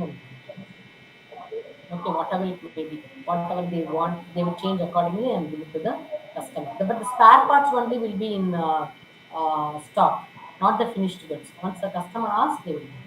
So certain fast food restaurants use an assemble to order strategy. A customer walks, இதுக்கு வந்து அவங்க எக்ஸாம்பிளா கொடுத்துருக்கிறது fast food. போய் நீங்க பானிபூரி கேட்குறீங்க இல்லை பேல்பூரி கேட்குறீங்க, they will keep everything ready, they will mix everything and give you the thing. The same goes to automobile manufacturer also. Okay, அவங்களுக்கு தேவையான ஸ்பேர் பார்ட்ஸ் போட்டு ஃபிக்ஸ் பண்ணி அவங்களோட குட்ஸை டெலிவரி கொடுக்கலாம், அவங்களோட வெஹிக்கிளை டெலிவரி கொடுக்கலாம். Fabrics, wheel setup, whatever. So components will be ready. So when the customer asks, they will give. இதெல்லாம் வந்து எதில் வருது அப்படின்னு கேட்டிங்கன்னா ப்ரொடக்ஷன் ஸ்ட்ராட்டஜியில் வருது. Okay, you should be very clear about all these things. Production strategy, we have chase strategy, level production, make to stock. Make to order, assemble to order. 5 strategy நம்ம படிச்சிருக்கோம். Okay, then we will move on to the last topic, world class manufacturing. So world class manufacturing, as the name itself implies, for manufacturing பண்ணோம்னா it should be world class, it should be accepted, that standard should be accepted in the whole world. Okay, so world class manufacturing is a collection of concepts which sets standard for production and manufacturing of from another organization to follow. ஏற்கனவே இன்னொரு organisation இதை follow பண்ணியிருப்பாங்க, சக்ஸஸ்ஃபுல்லாக இருப்பாங்க. அந்த ஸ்டாண்டர்ட்ஸை நம்ம ஆர்கனைசேஷனில் set பண்ணி we produce WCM. WCM is nothing but world class manufacturing. So Japanese was the one who created this concept of world class manufacturers in automobile, steel, electronic industries. So அவங்களோட ஸ்டாண்டர்ட்ஸை நம்ம அப்படியே follow பண்ணால் it will have a high standard and will have a high market value. What are the characteristics of world class organization? ஒரு world class organization, நம்ம company வந்து world class organization சொல்லணும் அப்படின்னா it will have all these characters. Very good customer service will be there, quality control will be there, and assurance will be there. If you purchase product from that particular company, it will be sure of that quality. Research and development will be very much functioning. They will be developing new product and they will be having new technologies. They will be having new innovations, and the team will be working on very effectively. They will be having the best practices in the world. Whoever does best, they will adopt from them, and they will be having a very good manpower planning, and the environment will be very much good for the employers to work. Business partnership and alliances will be there. They will be having re-engineering. They will be going for mergers and acquisitions. And the company சேர்ந்துக்கிறது, best company appear பண்ணிக்கிறது, those things will be there. Outsourcing and contracting will be also there. They will not do all the goods by themselves. They will outsource some of their spare parts also, and they will go for subcontracting and all. And reliance on consulting services. Whenever they need some ideas or strategies to be implemented, they will go for consulting also. So this is called the characteristics of world class organization. If you want to say a company is a world class company, they should be having these 14 characteristics in mind. Then they will be just in time will be there. Whenever you ask, immediately the goods will be delivered to you. This will reduce the wastage. That's what they want in a world-class principle. When we talk about principles of world-class manufacturing, just-in-time principle they will be following. You can Google and find out what is just-in-time. Just-in-time is a Japanese concept. Okay, and implementation of total quality management (TQM) will be there. Zero tolerance towards defects. Whenever you talk about Japanese products, no, when they come for inspection, பெரிய பெரிய ஆர்டர்லாம் போட்டாங்கன்னா defect level வந்து என்ன சொல்லியிருப்பாங்க, plus R minus 0.01 அப்படின்னு சொல்லியிருப்பாங்க. அதாவது அப்படி கொஞ்சம் அப்படி குறைக்கலாம், ப்ளஸ் ஆர் மைனஸ் இருக்கும். ஆனால் ஜீரோ டாலரன்ஸ் லெவல்னா ஒன்றுமே இருக்காது, நீங்கள் என்ன கேட்டீங்களோ அதே மாதிரி இருக்கும். அதுதான் ஜீரோ டாலரன்ஸ் லெவல் டிக்யூஎம்ல.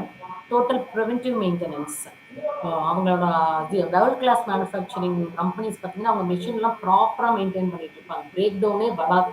அந்த மாதிரி தேவை stoppage of production through mechanical ஃபெயிலியர்ன்றதே இருக்காது. 3 பிரின்சிபல் ரொம்ப முக்கியம். எதுக்கு அப்படின்னு கேட்டிங்கன்னா world class manufacturing. Just in time 1, total quality மேனேஜ்மெண்ட்ல ஜீரோ டாலரன்ஸ் 2, தேர்ட் ஒன் வந்து preventive maintenance, total preventive maintenance.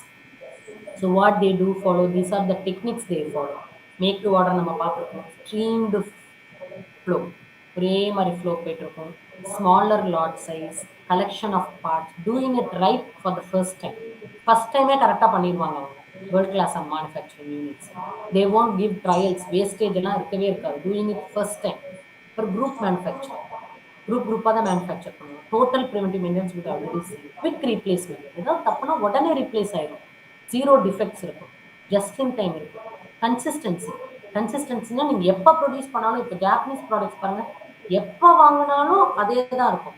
நம்ம மற்ற எந்த கம்பெனிஸ் எடுத்துக்கிட்டாலும் சரி, சாம்சங் எடுத்துக்கிட்டிங்கன்னா what ever they produce it will be in that line. நீங்கள் ஒரு ஃபோன் வாங்கினா இப்படி இருக்குது, இன்னொரு ஃபோன் நல்லா இல்லை அப்படின்லாம் சொல்லவே முடியாது. சாம்சங்கில் all their models will be good அந்த மாதிரி. ஸோ கன்சிஸ்டன்சி இப்போ அவங்க ப்ராடக்ட் என்ன ப்ராடக்ட் ப்ரொடியூஸ் பண்ணாலும், எவ்வளோ தடவை ப்ரொடியூஸ் பண்ணாலும், எத்தனை பேட்சில் ப்ரொடியூஸ் பண்ணாலும் it will be of the same product. And they will be having higher employee involvement. Employees வந்து ரொம்ப சின்சியராக ஒர்க் பண்ணுவாங்க. And they will be having a cross functional teams, multi skilled employee will be there. They will be having a statistical process control also. So these are the techniques they will be following while making their company a world class manufacturing company. ஓகேவா? இது வந்து characteristics, இது வந்து principles, 3 principles சொன்னேன். இது வந்து techniques of world class manufacturing companies. So they might ask you question in world class manufacturing அப்படின்னா என்ன, ரைட் ஷார்ட் நோட்ஸ்னு கேட்டாங்கன்னா வேர்ல்டு கிளாஸ் மேனுஃபேக்சரிங்னா என்னன்னு எழுதிட்டு will be writing the characteristics எழுதிக்கலாம், principles and techniques what. So these are all understood. It is self-explanatory. Am I right? All these things are self-explanatory. These techniques they follow in order to make their company a world-class company. Okay, then we have to talk about demand forecasting. That is the last topic. I hope you can see this demand forecasting in the last.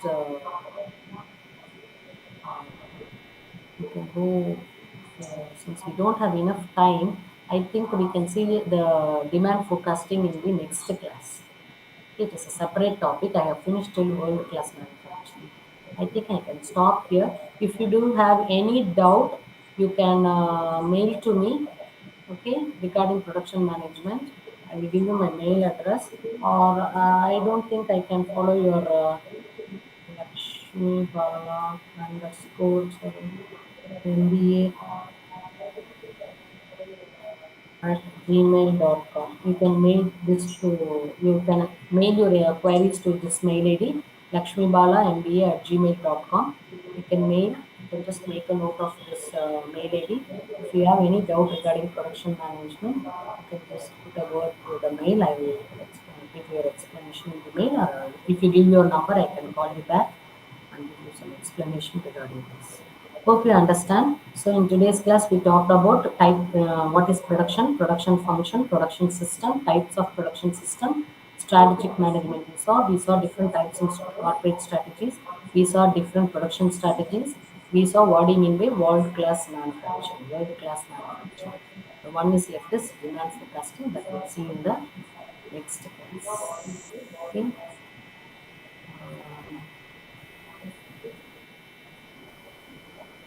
Hope I can stop here.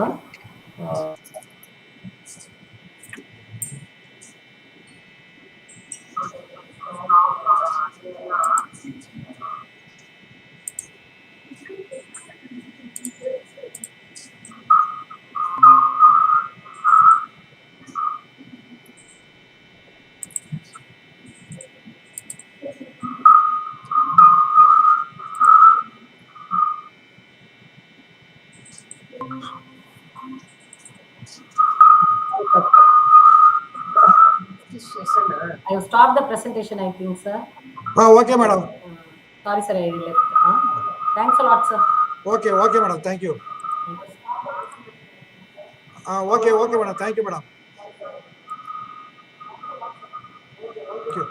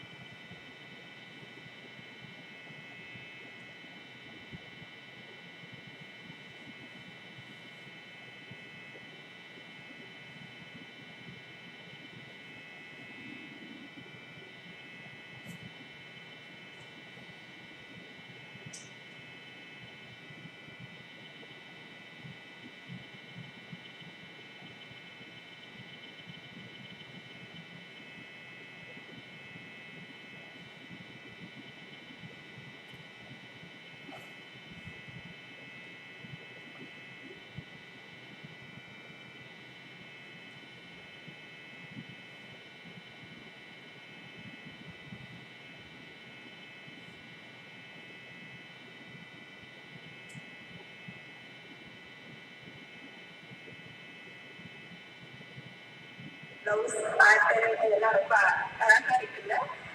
Narmada fashion house அவங்க தான் இந்த blouse design பண்ணது and இந்த silk sorry நமக்கு நியூஸ்க்காக sponsor பண்ணியிருக்காங்க. அவங்களோட live இன்னைக்கு இருக்கு ஈவினிங் 5 o'clock. என்னோட ஃபேஸ்புக் பேஜ் அண்ட் இன்ஸ்டாகிராம் ரெண்டுலையுமே நம்ம அவங்களோட எக்ஸ்க்ளூசிவ் கலெக்ஷனோட லைவ் வரோம். அண்ட் ரொம்ப லிமிட்டட் கலெக்ஷன் தான். 15% to 20% ஆஃபர் வேற இருக்கு.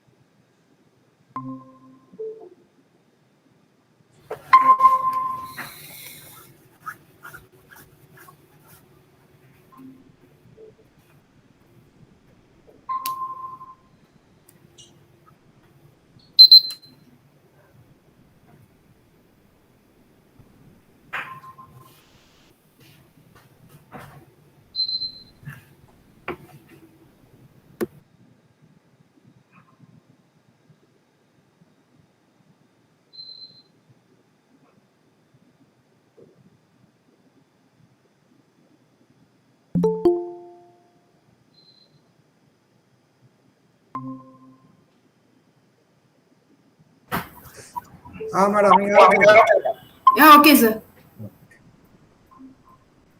நீங்க கண்டிப்பா பண்ணுங்க. ஏன்னா 2 போயிட்டு இருக்கு எனக்கு. Okay sir. Okay sir.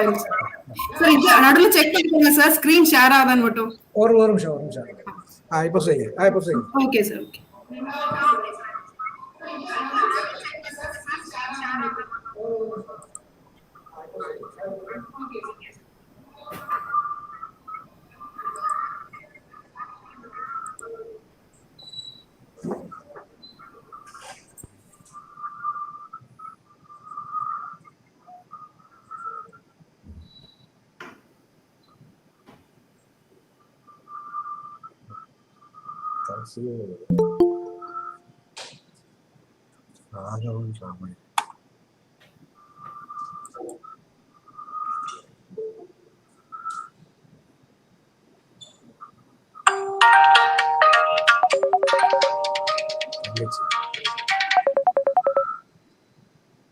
Baba ஒரு நிமிஷம்.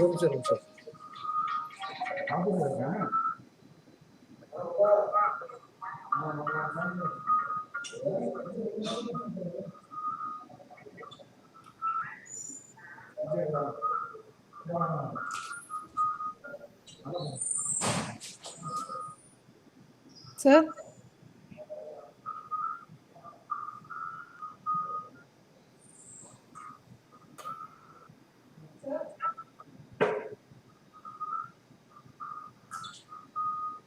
சார் ஸ்கிரீன் ஷேர் ஆகுதா சார்?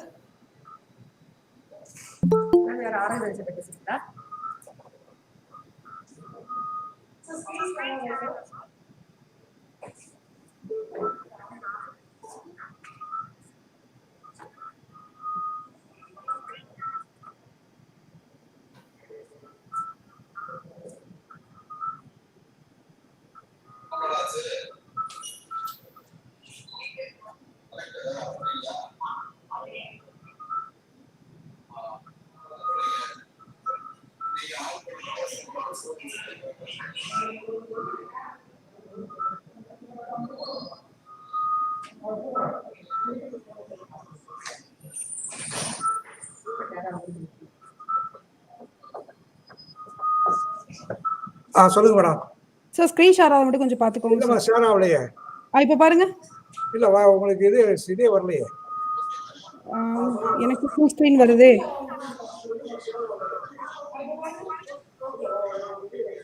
வருதான்னு பாருங்க. இல்லையா? 1 செகண்ட். 1 second sir.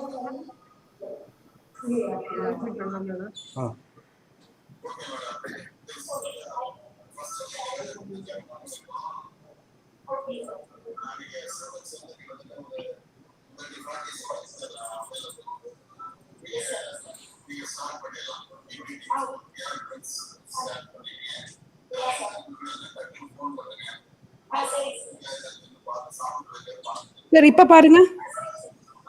இல்ல மேடம் உங்களுக்கு அந்த இதே வரல. எனக்கு ஷேரிங்கே வரலையா? ஷேரிங் இதே ஒரு சிம்டம்ஸே இல்ல அதுல.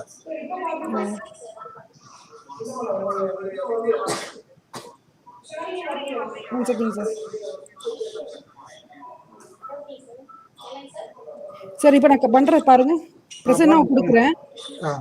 விண்டோ சூஸ் பண்றேன். விண்டோல என்டையர் ஸ்கிரீன் கொடுங்க. என்டையர் ஸ்கிரீன் கொடுத்துறா. Okay 1 second. என்டையர் ஸ்கிரீன் கொடுக்குறேன்.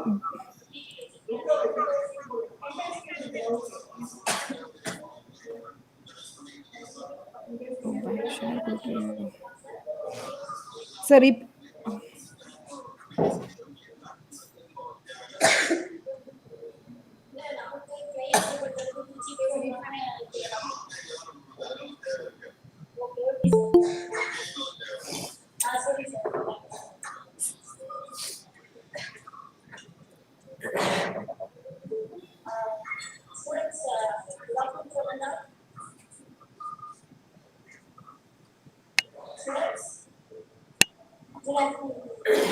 சார் இப்ப பாருங்க sir.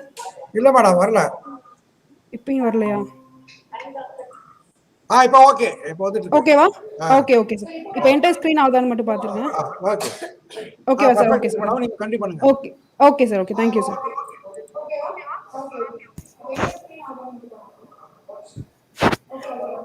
Good afternoon, students. This is Dr. Janita, Research Advisor and Assistant Professor in Department of Management Studies, Marudupandir College, Tanjavur. I hope that each and everyone are safe in home. Even in this pandemic situation, you are able to listen the classes through online basis. So, in this regarding your second semester, you are having seven core papers. So, in that, we are going to see marketing management. I hope that each and everyone knows the definition of marketing. Let me move on to the slide now. So, this is the paper which is given to you to understand the main concepts, philosophies, processes, techniques of managing the marketing operation of each and every firm. So, this is the paper which gives you a better understanding about the marketing concepts which are getting practices in each and every firm. Marketing is a term which is inseparable from each and every firm. So without marketing, we cannot do or we cannot run a business for a long time. Obviously, each and everyone do their business for the purpose of only marketing. So this is the main purpose for giving you this paper in this second semester. I hope that this online medium will clearly explains you the core concepts of marketing. And now we are going to see about what is meant by marketing. So so even a layman can tell that marketing means selling, but the only thing which differs from marketing and selling is, in marketing, a marketer or the manufacturer will understand the needs of a customer, and then he will manufacture a product, and then he will do the selling process. Whereas in selling, we cannot see the needs of each and every customer and consumer. So right now, this marketing is a paper which makes you to understand the needs and wants of each and every consumer or customer who are prevailing and using this product. So in this slide, I've given you the objective of this core paper. As I said you are going to see about the main concepts of marketing, process of marketing, techniques of marketing, and each and every operations of a firm. So I've just given you a brief description about marketing. Marketing management is a process of planning and executing the concept. So marketing management involves the process of planning and executing the concept. Without planning, we cannot create a concept, and also we cannot execute the concept. Once the concept is get conceptualized, we can do or we can fix pricing for that concept, and we have to do promotion for that concept, and also we have to distribute that concept to nook and corners of the world. So this is the definition given in this slide. Let me read out once again. Marketing management is a process of planning and executing the concept. After executing the concept, the marketer or the manufacturer have to fix price for that product, and also without doing a promotion, that product cannot reaches the side of customer. So it also includes distribution of channel. Distribution of channel means without that proper channel, we cannot reach the product to the nook and corners of the world. Unless there is a better or a better channel, the product cannot reach to the hands of customer. So this is the definition given by the Philip Kotler, and we are all very familiar about Philip Kotler, who is called as a father of the marketing. And also I mentioned about what sort of strategies or what sort of objectives are there for doing a marketing in an organization. Usually the marketer or the manufacturer will fix a marketing manager, and that person will do these process. First function of the marketing manager is he has to develop marketing strategy and also plan for the product. So this is the first function of the marketing manager. So next one is the marketer or the marketing manager must capture the market. And next thing is, after capturing the market, he has to connect with the customers. And after connecting with the customers, he has to develop a strong brand with the customers, and he has to shape the market for his product. And next foremost thing is, he has to deliver the product to the customers through a proper communication channel. So when the marketing manager is following such these kinds of steps or these kinds of functions, surely that concern will grow for a long term. So as I said you, marketing management involves the process of planning. So it starts with the process of planning, and it ends with the execution of that process.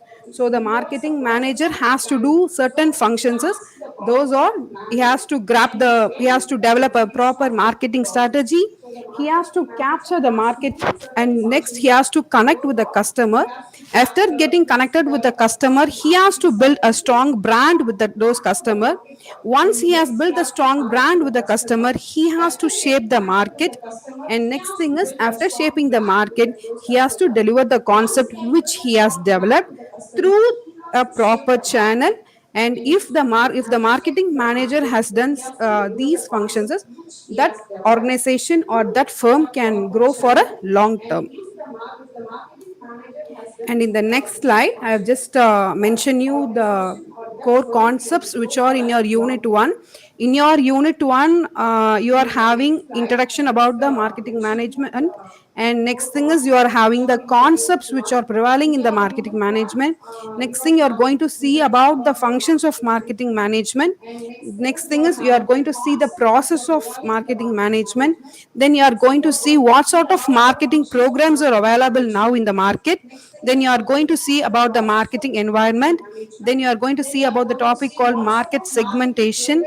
Then in unit 1, you are having consumer behavior and also MIS, management information systems. So these are the concepts, or these are the topics which are in your unit 1. And let's start with marketing concept. As I mentioned you in the definition itself, marketing is a process. It involve Marketing is a process from planning and also till execution. So marketing doesn't execute at the last stage, it starts from the planning process. Without a proper planning which is done by the marketing manager, and that proper planning needs some certain steps. After once it is properly planned, it gets executed by the marketing manager. So this marketing manager plays a vital role in developing a product, and also in delivering the product. So marketing manager has a vital role in the function, starts from developing and also in delivering. We have five concepts, marketing concepts, regarding your in developing the marketing strategy. Those five concepts are, see, I have given you in a diagram. I hope that this diagram will tell you about the five concepts which are prevailing. We are also having one more concept, seven concepts also. For your academic purpose, these five concepts are enough. I'll just mention you about these five concepts. First concept is production concept. Second one is product concept. Third one is selling concept. Fourth one is marketing concept, and fifth one is societal marketing concept. So these are the five core marketing concepts which are prevailing in the marketing environment. See, these marketing concepts are used by the marketing manager or the manufacturer in while developing the strategy for their concern. So if the marketing manager wants to develop a concept based on the production, means he can use the production concept. And if the marketing manager wants to develop a strategy for a long term purpose based on product, means he can use the product concept. And similar to that, if a marketing manager wants to develop a strategy for their concern using selling process, means he can use selling concept. And similar to that, if a marketing manager wants to use the marketing concept, he can use that marketing concept while designing the strategy for his concern. And similar to that, also we have one more concept called societal marketing concept, which is used by the marketing manager while developing the strategy. So these are the five strategies which are used by the marketing manager for designing a plan or strategy in order to run for a long time. Let's see one by one. In production concept, if the marketing manager wants to focus on the production, if the marketing manager wants to focus on the production, means obviously he will increase the number of outputs which is coming from that firm. So, and in that marketing in that production concept, if the manager wants to focus on that production area, means obviously he has to reduce the production cost. Unless he has reduced the production cost, we cannot see profit maximization. So if the marketing manager wants to develop a concept using production, means he has to focus on number of products which are getting produced outside for an annual, and also at the similar time the production cost also should get decreased. So in that case only, if there is a correlation between these two, that is, if the number of items or if the number of products getting increased, means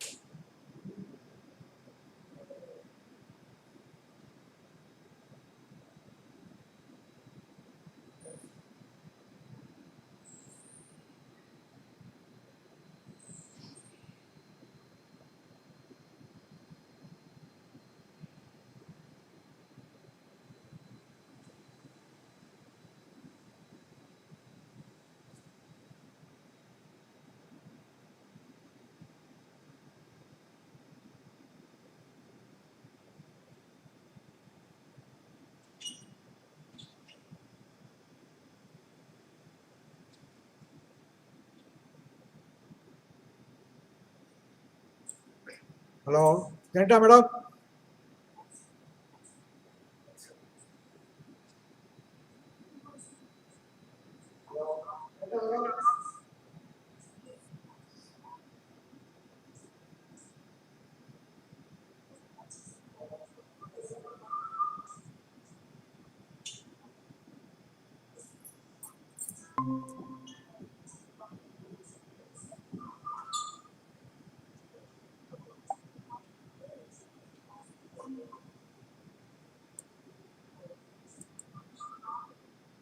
madam madam cut ஆயிடுச்சு போல இருக்கு. ஆமா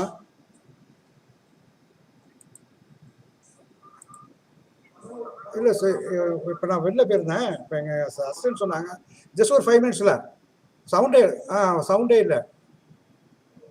ஒன்றும் இப்போ PPT இல்லை, sound கனெக்ஷனே இல்லை.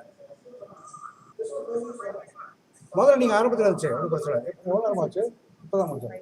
5 minutes தான். 5 minutes தான். Okay okay.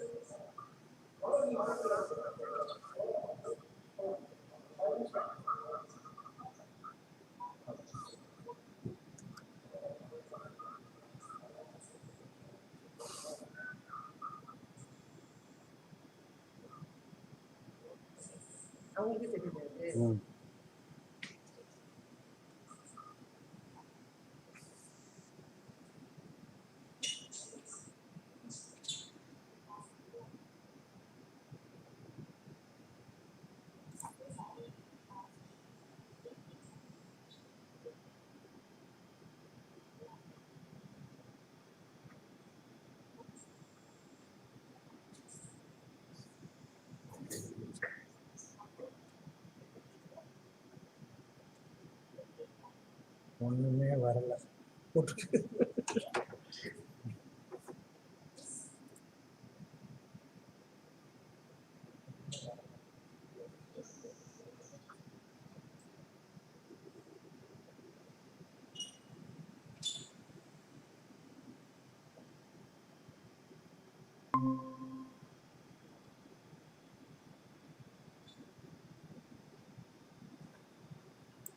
அவங்க இது டிஸ்கனெக்ட் ஆயிருக்கு மேடம்.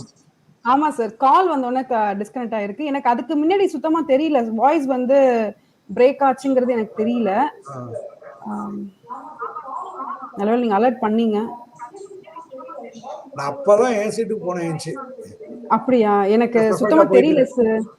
அத பெர்ஃபெக்ட்டா போயிட்டு தான் இருந்தது. அது எங்க பிரேக் ஆச்சுன்னு எனக்கு தெரியல சார்.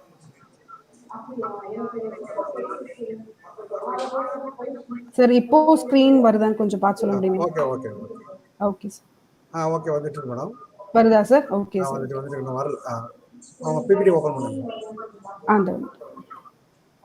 இப்போ பாருங்க சார். ஓகே ஓகே வந்து இப்போ என்டையர் ஸ்கிரீன் கொடுக்குறேன். ஐ மீன் ஃபுல் ஸ்கிரீன் வருதான்னு பாருங்க. Okay sir. வருது. சார் ப்ளீஸ் கொஞ்சம் லைன்ல இருங்க சார், பிகாஸ் எனக்கு ஒண்ணுமே தெரிய மாட்டேங்குது இந்த எண்ட்ல லைன்ல இருக்கிறேனா இல்லையா என்னதுக்காக. Okay madam. Okay thank you sir. 3 class போயிட்டு இருக்கு, அதனால ஒவ்வொன்றையும் பார்த்துட்டு இருக்கேன். அப்படியா? Sorry. Okay sir. Okay thank you sir. Thank you. Sorry for the technical disturbances. So as I said you about the functions of marketing, we have certain functions for a marketing manager. So the primary function to be considered for the marketing manager is selling, and apart from the selling process, the marketing manager has to do buying process for the raw materials, and also he has to assemble, and once he get assembled and all, he has to given that concept or that raw materials to the production unit. Once the production unit has finalized all those materials, they has to send the product to the transportation. Again, this marketing manager has to check this transportation process also.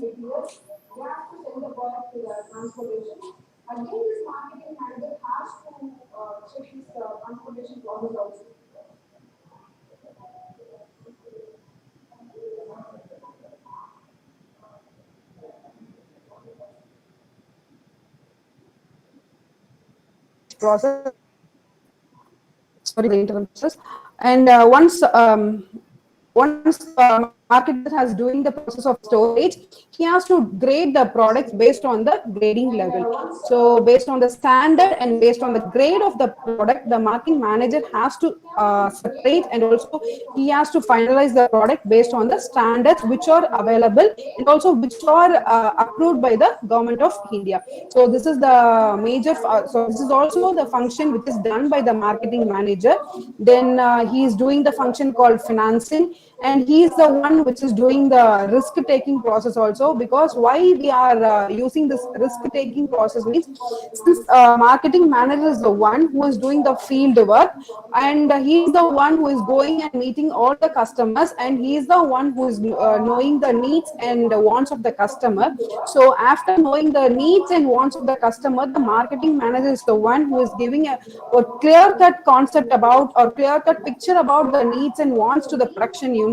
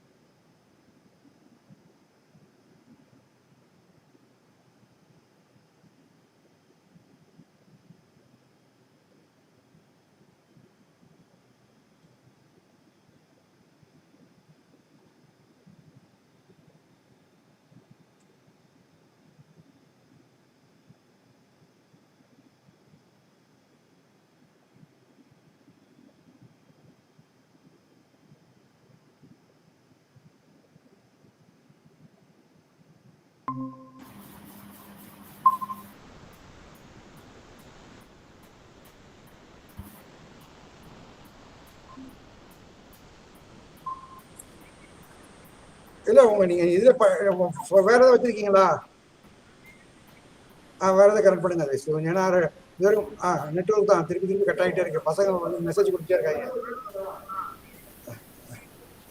அது இல்லை, எனக்கு வந்து okay link கிடைக்கலீங்களா? சொல்லுங்க.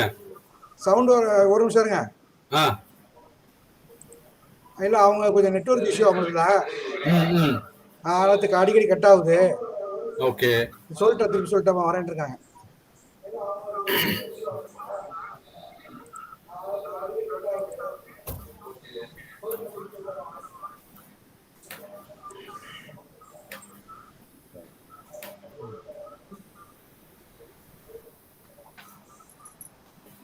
நீ sir கொஞ்சம் sir. சொல்லுங்க sir. Sir சொல்லுங்க, கேக்குது. சவுண்ட் வரலையே. இல்லையே, ஆன்ல தான் இருக்கு. சரி, ஓகே ஆடியோல தான் இருக்கு. ஏதோ நீங்க ஏதோ இன்ஸ்ட்ரக்ஷன் கொடுத்துருங்க ஸ்டூடண்ட்ஸுக்கா? ஓகே, அந்த டேட் சொல்லி மாத்திக்கிறேன். MBA students, please listen. As I am Trichy PCB Center coordinator, I give the common instruction to the MBA students. I think you are the second semester. Already you have the experience. First semester வந்து நீங்க experience கிடைச்சிருக்கறனால வந்து second semester ஈஸியா போயிட்டு இருக்கும். It is going on. Recording classes and schedules, everything is in the online in the website. Madam வந்துட்டாங்க, நான் முடிச்சிடுறேன். Submission of the assignment and the test. Submission of your assignment as per schedule. Question paper, as usual, will be displayed on the last day of the session. The test will be uh, after the test is over, along with the assignment paper, you have to submit your all these things concern coordinator on the PCP centers. Okay, then only the interview marks will be carried out. There is any clarifications, these things are available. Suppose a student some last semester என்ன செஞ்சாங்கன்னா few students are not able to get the information about the online classes and examination everything. அவங்களுக்கு ஒரு 20 members sorry more than 40 students are left information missingனால class attend பண்ணல, CIA test கொடுக்கல, மத்த இதெல்லாம் பண்ணல. ஆனா உங்களுக்காக வந்து யூனிவர்சிட்டி வந்து ஸ்பெஷல் பர்மிஷன் வாங்கி ஒரு லிஸ்ட் கொடுத்திருக்காங்க. those who are not submitting the first semester interval mark அவங்க concern கோஆர்டினேட்டர்ட்ட along with the second semester ஓட நீங்க சப்மிட் பண்ணுங்க. they need not charging you, but examination you are allowed. exam fees கட்டி நீங்க allow பண்ணிக்கங்க. First semester விட்டு போனவங்களுக்கு this semester any information you will get it from the coordinator or in technical support Arokiyaraj or in university that information will be circulated among your WhatsApp group. யாருக்கு விட்டுறாதீங்க. authenticated information please pass it to your classmates. okay okay first class நான் வந்திருப்பேன் due to the first MSc classனால வந்து என்னால வர முடியல. okay anyhow the madam is ready to handle the third sessions. okay madam, please. Thank you, sir.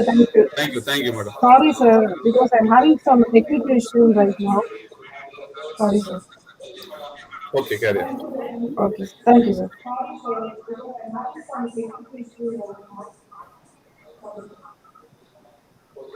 I hope my slide is seen in your site. Sir? Sir, சொல்லுங்க sir. Sir? ஏதோ சொல்ல வந்தீங்களே, சொல்லுங்க. இல்ல இல்ல என்னோட ஸ்லைட் தெரியுதா sir? Screen வச்சீங்க. Full screen. Okay sir, okay. Full screen வச்சீங்க. ஃபுல் ஸ்கிரீன் வச்சிட்டு பாருங்க. Okay okay. Okay, sir. Thank you, sir. Sir, please, for a few minutes, இருங்க சார். எனக்கு நான் வெளியில வந்திருக்கனால எனக்கு கொஞ்சம் நெட்வொர்க் இருக்கு. Okay madam, you carry on. Okay, sir. Okay. So this slide will give you the functions of the marketing manager. See, in this slide, the marketing manager is only thinking about the market, and he is the person who is going to create the goals for the firm, and he is the one who is going to. Madam ஒரு நிமிஷம். சொல்லுங்க sir. Jenita madam. சொல்லுங்க sir. Jenita madam. சொல்லுங்க sir. நீங்க 2 login பண்ணிருக்கீங்க நினைக்கிறேன். 2 login ஒரு லாகினை க்ளோஸ் பண்ணீங்க. தட் பண்ணிருங்க சார். 2 லாகின் பண்ணிருக்கீங்க. Okay sir. கரண்டா இருக்குதுல 2 லாகின் க்ளோஸ் பண்றேன். எந்த விண்டோ க்ளோஸ் பண்றேன்னு பாருங்க. ஓகே.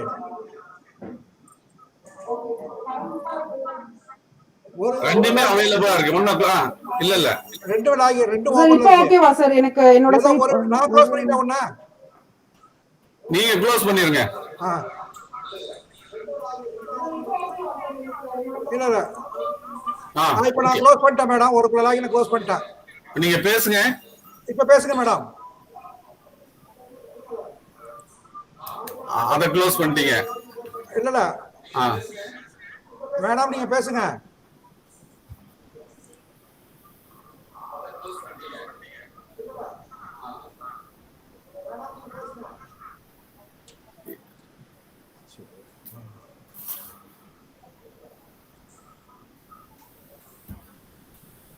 எங்க இல்லையே. ஒன்றும் அப்படியே ஸ்லாக் அவங்களுக்கு கொஞ்சம் ப்ராப்ளமா இருக்கு சார். இருங்க நான் ஃபோன்ல பேசுறேன் உங்கள்கிட்ட.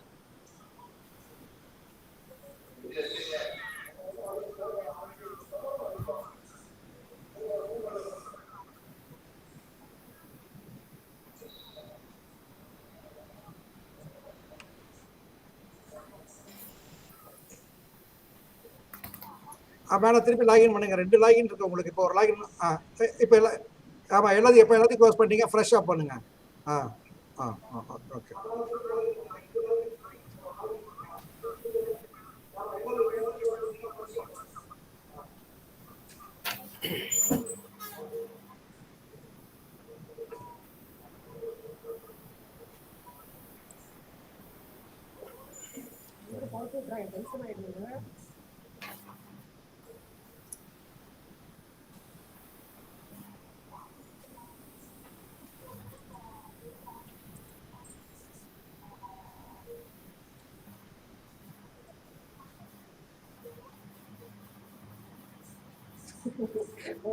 கேட்கவே இல்லையா? கேட்டா சொல்ல உடம்பு குறைங்கம்மா, நம்ம உடம்பு குறைங்கப்பா, மாமா சொல்லிட்டாங்க உடம்பு குறைங்க. அப்போ பழைய என்ன இப்படி மட்டும் இருக்கிறீங்க, எப்படி மாட்டீங்க?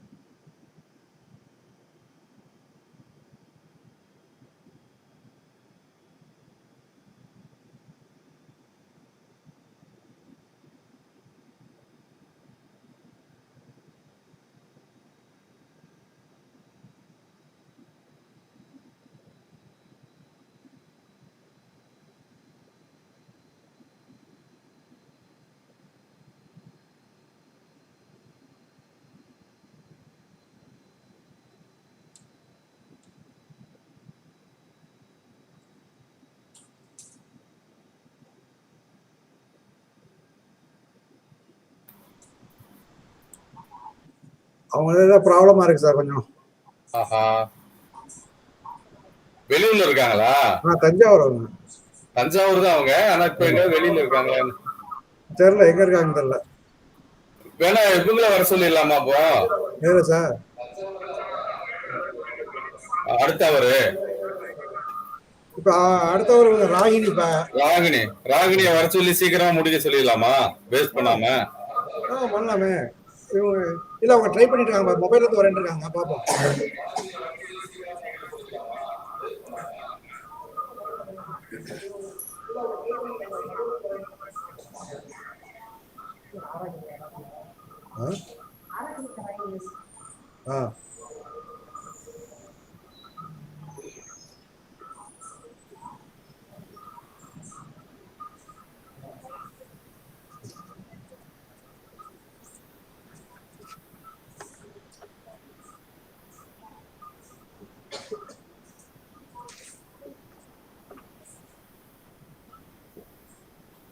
வேற ஐடியா வந்து வர சொன்னா அதுவும் வர மாட்டேங்கிறாங்க.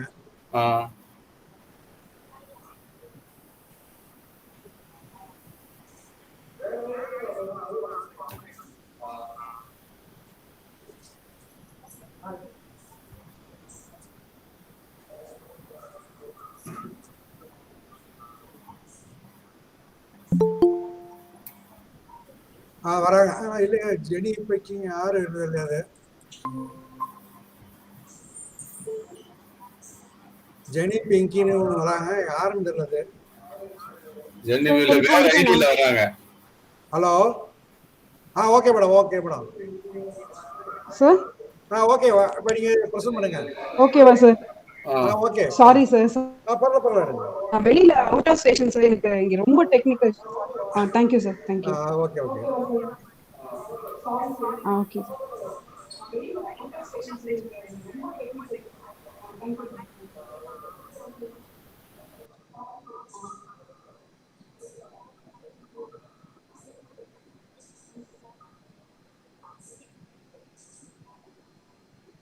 சார் என்னோட ஸ்கிரீன் தெரியுதுங்களா sir?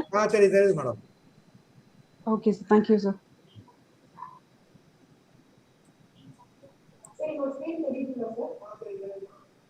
So, sorry for the interruption. And as we seen about the functions of marketing, so these are the functions done by the marketing manager. Next thing, what you have to see in this first unit is we have to see about the marketing planning process. See, in my slide, I've just mentioned you the process which are involved in the marketing planning. So we have 5 steps.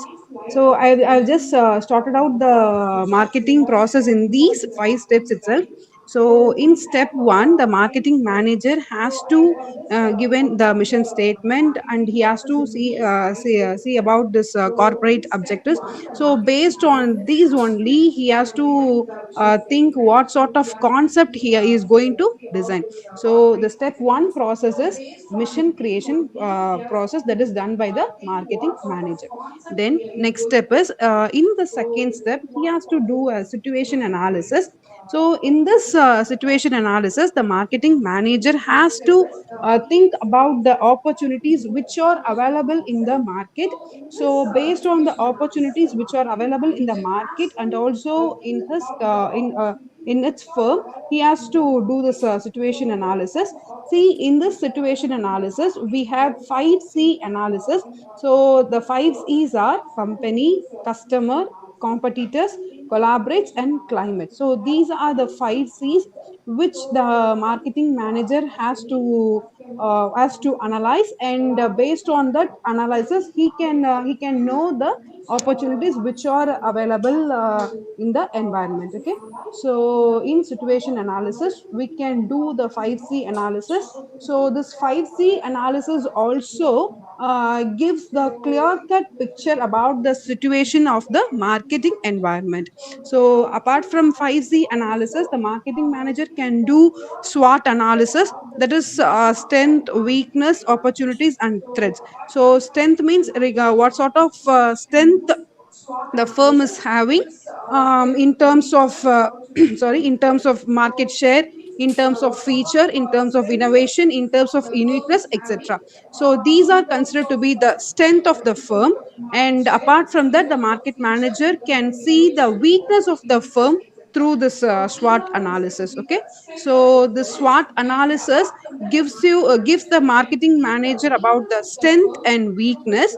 And apart from that, the marketing manager can also get a clear cut idea about the opportunities and threats which are prevailing. So this SWOT analysis gives the marketing manager a clear cut picture about the marketing environment.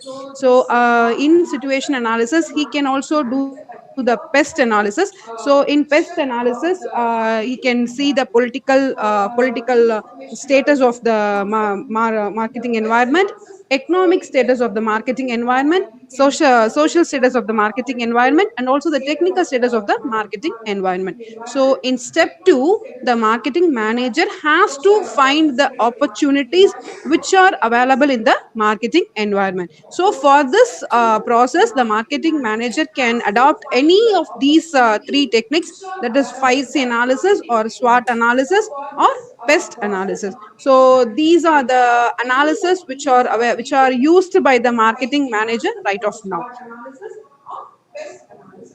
So this analysis will gives the marketing manager about the strength, weakness, and opportunities and threats regarding the product. So after doing the situation analysis, the marketing manager has to develop the marketing strategy.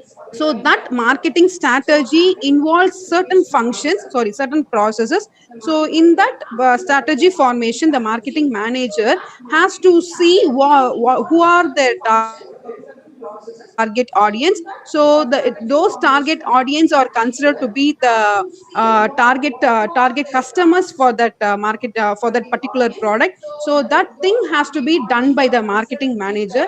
While designing the marketing strategy, he has to find out who are their target audience, and also the marketing manager has to measure the goals which are available, and also he has to develop the budget for the entire production process. So in step 3, the marketing manager has to design or develop the strategy for the marketing process. Then the marketing manager has to do this next process called marketing mix. So he has to finalize what sort of product it is, and how much price it is, and what sort of techniques are used for promotion process, and what sort of things are available for the distribution process. So these are the things to be considered after designing the marketing strategy. Once the marketing strategy has been formulated, the marketing manager has to think about these four pieces of the marketing area. Once everything comes under in a one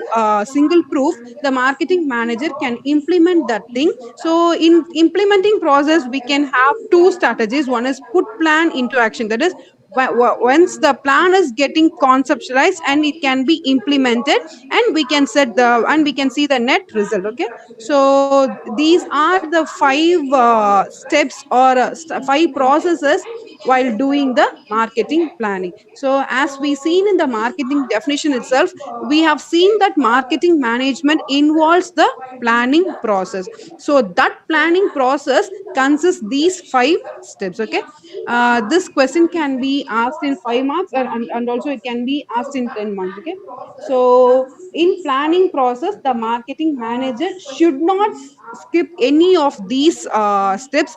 He has to follow these 5 steps, and once the 5 steps gets finalized, he can implement that strategy, and he can implement that certain product. Okay, so this is the process which are in the market planning area.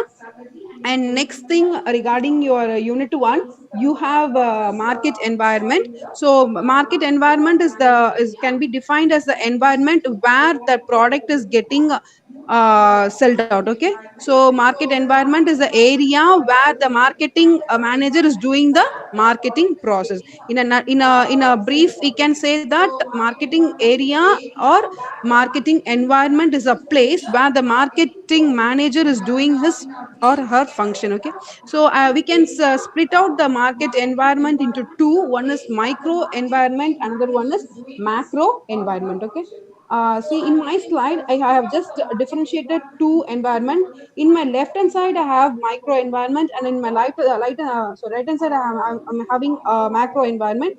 I hope that my slide is visible also. So in that I have just mentioned you a word called partially controllable and uncontrollable. Okay, in micro environment I have mentioned you about partially controllable. Okay, see, partially controllable means these are the factors which are in the micro environment can be controlled to a some extent only. It cannot be controlled to a complete extent. It can be controlled to some extent only. So what sort of things are coming under this micro environment means we can include the suppliers, we can include the customers, we can include the competitors. So these are the criterions which are coming under the micro environment, and these criterions can be controlled to a some extent only. We cannot control to full extent. So these are the things which are coming under micro environment. Regarding this macro environment, we can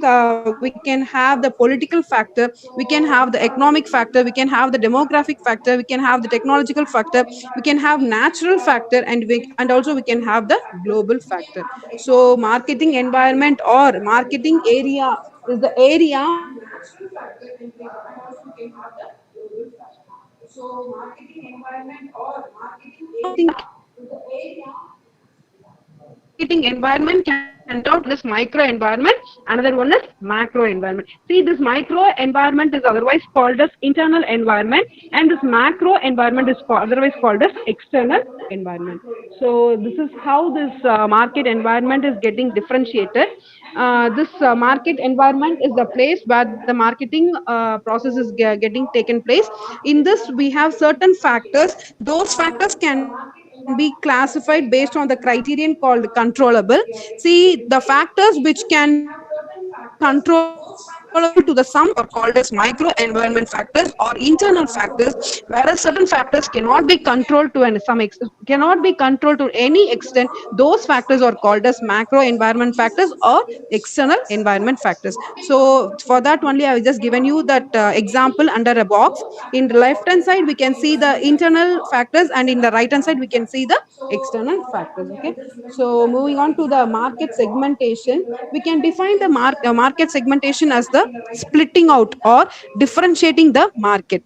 See, while differentiating the market, we should have certain criteria like age, taste, social, political, demographic. So these are the criteria which are getting mentioned while segmenting or while splitting out the market. See, marketing research can be done only if we do this market segmentation. Since the market is very huge, we cannot do the market research to the full extent. So if a marketing manager wants to do a marketing research, he has to split out the entire market into micro markets. So on that particular micro market, the marketing manager can do the research. So while doing that research, the market can be split out based on some criterions called as customer demographic criterion. Second one is operating criterion. Third one is purchasing criterion. Fourth one is situational factor criterion, and last one is personal criteria. Also, these are the criteria to be considered while splitting out the market. The market is we can say that market has a one thing. So this market can be split out for the purpose of doing the market research. So for the purpose of doing the market research only, we are just splitting out the market. So for doing that market research, see, we have to answer for a particular question called why do we have to segment a market. See, we can even consider the market as a one, but we cannot get a clear or we cannot get a complete viable result if we didn't split out the market. If we split out the market only, we can get a, clear picture or blueprint picture of a market. So for that splitting process only, we can take some criteria. So those criteria are called as customer demographic criterion, operating criterion, purchase approaches criterion, situational factor criterion, and personal criterion. So these factors, these criteria are useful for splitting out the entire market. Okay, so I have just given you the process in in segmenting the market. See, the first thing is, while segmenting the market, the marketer or the marketing manager has to do this process called identification of customer needs and market segments, market bonds. Okay, so the marketing manager can split the market based on the customer needs and also based on the customer wants. That is the one way of splitting of the market. So even he can split out the market based on the target audience. So using the target audience also, we can split the entire market into different micro markets. So the macro market can be split out into micro market based on the target market also. So we can split basis on the basis of market customer needs and wants, and also we can split the market based on the customer sorry target market, and we can split the market based on the different advantages in each segment. We can split out the market based on the different marketing mix also. Okay, so this market segmentation has to be done by the marketing manager in order to know the customer needs and also in order to fulfill the customer needs and wants. So this marketing manager, in order to know the customer needs and also in order to fulfill the customer needs, manager wants to know the needs and wants of the customer, he has to do this market segmentation process. Okay, and next thing which you have in unit 1 is consumer behavior. So now, before that, I have to explain you about the market research process. As I said you that marketing manager is doing the market research process to find out the market needs and wants. That research process should be explained you now. See, the market research process is having 5 steps, starting from identifying the problem. Next, the marketing manager has to develop the research plan for that particular problem.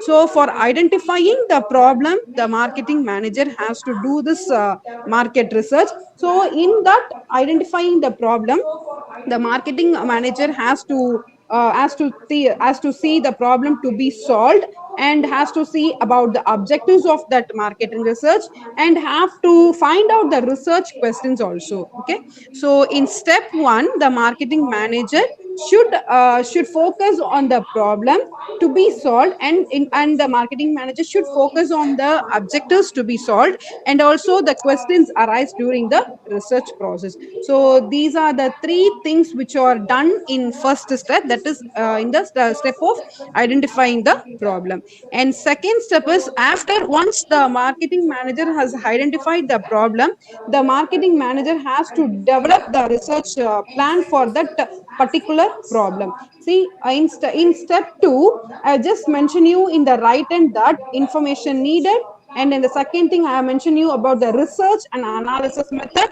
Third thing I have mentioned you about the responsible parties. Okay, so these are the three things to be done in the second step, that is while designing the research problem. Once the problem has been identified by the marketing manager, the manager has to design, or the manager has to develop the research plan for that particular problem. Once the plan has been identified and developed, the marketing manager has to conduct the research. Okay, that is in the field area. For that, he has to do the data collection process. In the data collection process, we have 2 sort of data. One is primary data and another one is secondary data. See, primary data is going and getting information from the customers itself, whereas the secondary data is we can get the data from which is already published, that is books, journals, newspapers, so and so and all. Okay, so the marketing manager has to conduct a research in order to get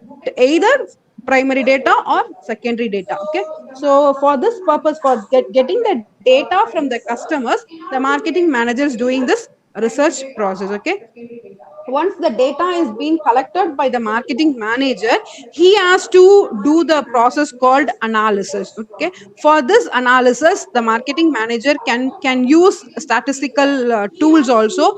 So without that statistical tool, we cannot conclude any problem solution. Okay, and that thing should be an reliable one. So if the data is being analyzed, if the data is getting analyzed by a certain statistical tools, we can assure that output which is given from the analysis is an reliable one. So the data which is getting published from the marketing manager should be a reliable one. So for the purpose of reliability only, we are using the statistical tools. There are n number of statistical tools available for analyzing this data. So once all these processes are getting sorted out, the marketing manager can do a process called implementing process or interrupting the result. Once everything is see in this last stage, that is taking action, the marketing manager has to think about thought and planning process, and he has to think about the evaluation of option process, that is what sort of another options are available for that particular research. If there is an option called A is not working out, the marketing manager obviously have to opt option called B. And once the B option is getting evaluated and it is getting executed in a well manner, the marketing process gets completed. So these are the five steps or five process which are involved in the marketing research process. So these are the five steps or five also can be asked in 10 marks. During this, you have to explain part also. Apart from that, you have to give detailed explanation of the steps. Let me again tell you about this market research process. Since it is a core thing of the marketing manager, I'm just explaining you one more time. See, this market research process involves five steps. Starting from identifying the problem, the marketing manager has to develop a particular research plan for that particular problem. And for that purpose, after once the plan is getting designed, for that purpose he has to conduct a research in order to get the data which is available in the field or which is available in the market. So for conducting the research, this data collection is a core thing or core function of the for this market research process. So once the data is being collected by the marketing manager, he has to do the analysis part. Once the analysis part has been done, the marketing manager has to interrupt and he has to give a proper finding to the firm. So once everything is made it into a report, the company has to take in a proper action for that. So based on this market research process only, the marketing manager is coming to know about the needs and wants of the market. Without this market research process, marketing manager cannot find out the needs and wants of the market. So this needs and wants can be understand by the marketing manager through these steps. So if the marketing manager fails or if the marketing manager skips any one of these steps, and that result won't be an reliable one. So if the marketing manager wants a reliable answer, or if the marketing manager wants to know the real fact of the marketing environment, he has to do this five steps. So this five steps will give you the clear picture about the market which is prevailing around him, so that this report will makes the firm to get a new concept or new idea. So see, while seeing the companies which are going for the declining stage, they those companies are doing, or those companies has failed to do this market research process. See, now we can see the example of Ford. Since of see We can see the example like Ford, Nokia. These concerns didn't do the market research properly, so that they cannot predict the future. So this market research process has been failed by them. Because of skipping out this market research process only, they cannot predict the future. And because of this reason, they have seen the stage called decline stage, and they are in the stage they are going to shutting out down from the India, from many parts of the world also. They are going to shut out their operation. The reason behind this failure or decline stages, they have failed to do the market research process. So if an organization wants to run for a long term, that is for long term survival, the company has to focus, or the company has to do the market research process. So only the companies are spending chunk number of amount for this market research process. They are just giving this market research process to a third party, and those persons are doing the market research, and they are predicting the future, and they are just telling how the future will be, how the market environment will be, and they will be giving the report of how many new competitors are going to come, and how the product will be in the future. So this market research process is a key essential one for every concern, so that they can predict the future, and they can run for the long term. And the last thing which is in the unit 1 is market information system. See, this is purely information system which are available in forms of softwares. So now we have n number of softwares which are giving you the information about the market.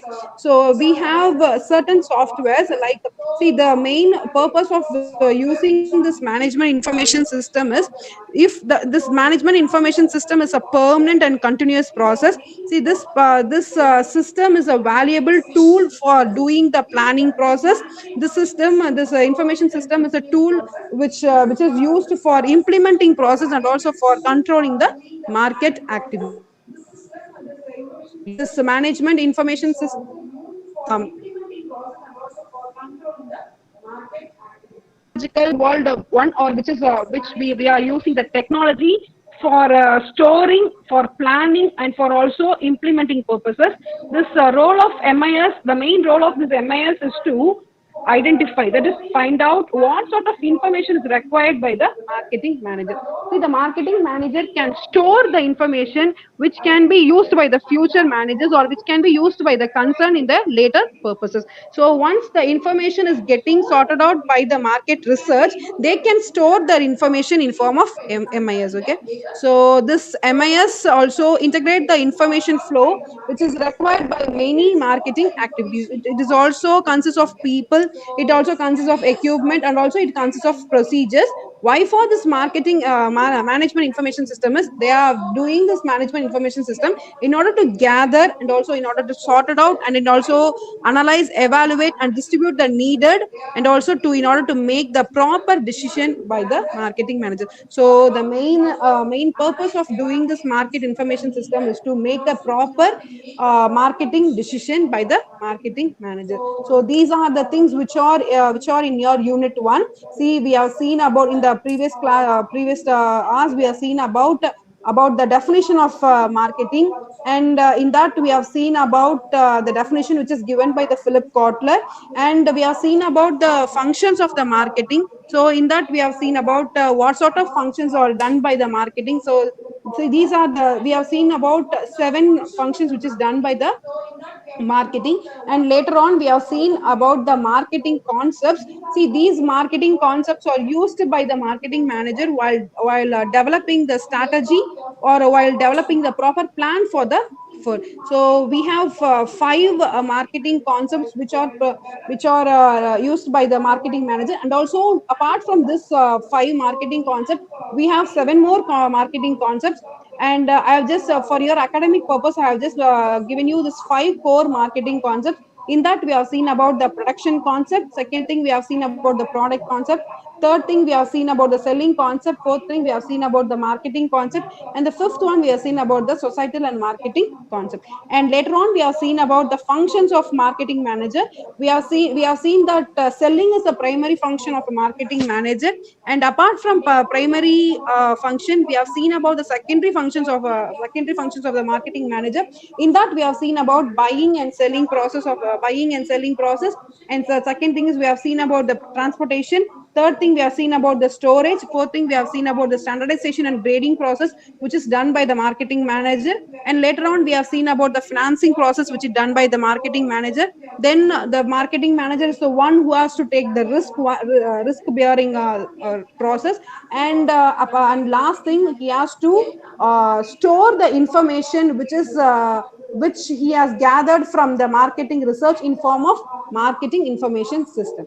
So after that, I have just given you in a single picture about the functions of the marketing manager.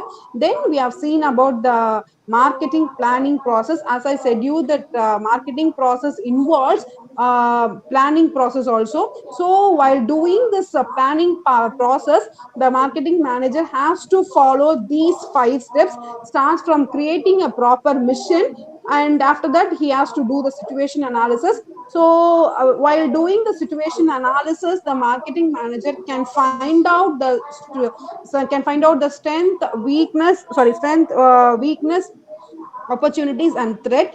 For doing the situation analysis, we have three more analysis called as 5C analysis, SWOT analysis, and pest analysis. So in situation analysis, the marketing manager can see what sort of opportunities prevailing in the market for that particular firm, and also he can know the strength and weakness of that particular firm. And also he can also know about the threats which are prevailing in the market environment. And after that thing, we have seen about the marketing strategy development process. In that, the marketing manager has to find out who are their target audience, and he has to find out what sort of goals he has to fix it out. And after that he has to develop a budget for that marketing strategy. So after doing this situation analysis, the marketing manager has to develop a proper marketing strategy for the particular concept or for the particular product. Then he has to choose what sort of mixes should be inculcated in that concept creation. See, he has to think about the product, he has to think about the price, and also he has to think about the promotion and price, and also product development. So these are the 4 pieces of the marketing to be considered while planning process. And after that, once the plan is ready, he can implement that plan. And see, the planning process won't end without doing the controlling process. He has to control. See, without controlling process, the planning process cannot be ended out. Okay. And after that, we have seen about market environment. As I said, you market environment is otherwise called as market area, where the marketing process is being carried out. Okay. So in that, we can split out the entire market into two micro markets. One is micro market, another one is macro market. Okay. Micro market or internal market is the area where certain criteria can be controlled to some extent, whereas macro market or external environment which cannot be controlled at any extent. Okay. So in that micro environment, we can include suppliers, we can include intermediaries, we can include customers, we can include competitors, etc. So these are the criteria which can be controlled to some extent, whereas those criteria which cannot be controlled to any extent, we call it as a macro market or external market. So external environment, for that we can give an example of political, economic, demographic, technological, and global, etc. This is how the market environment is being split out, and this can be also asked in 10 mark question. And moving on to, after that, we have moved to the market segmentation. Market segmentation is just splitting out the entire market into sub markets.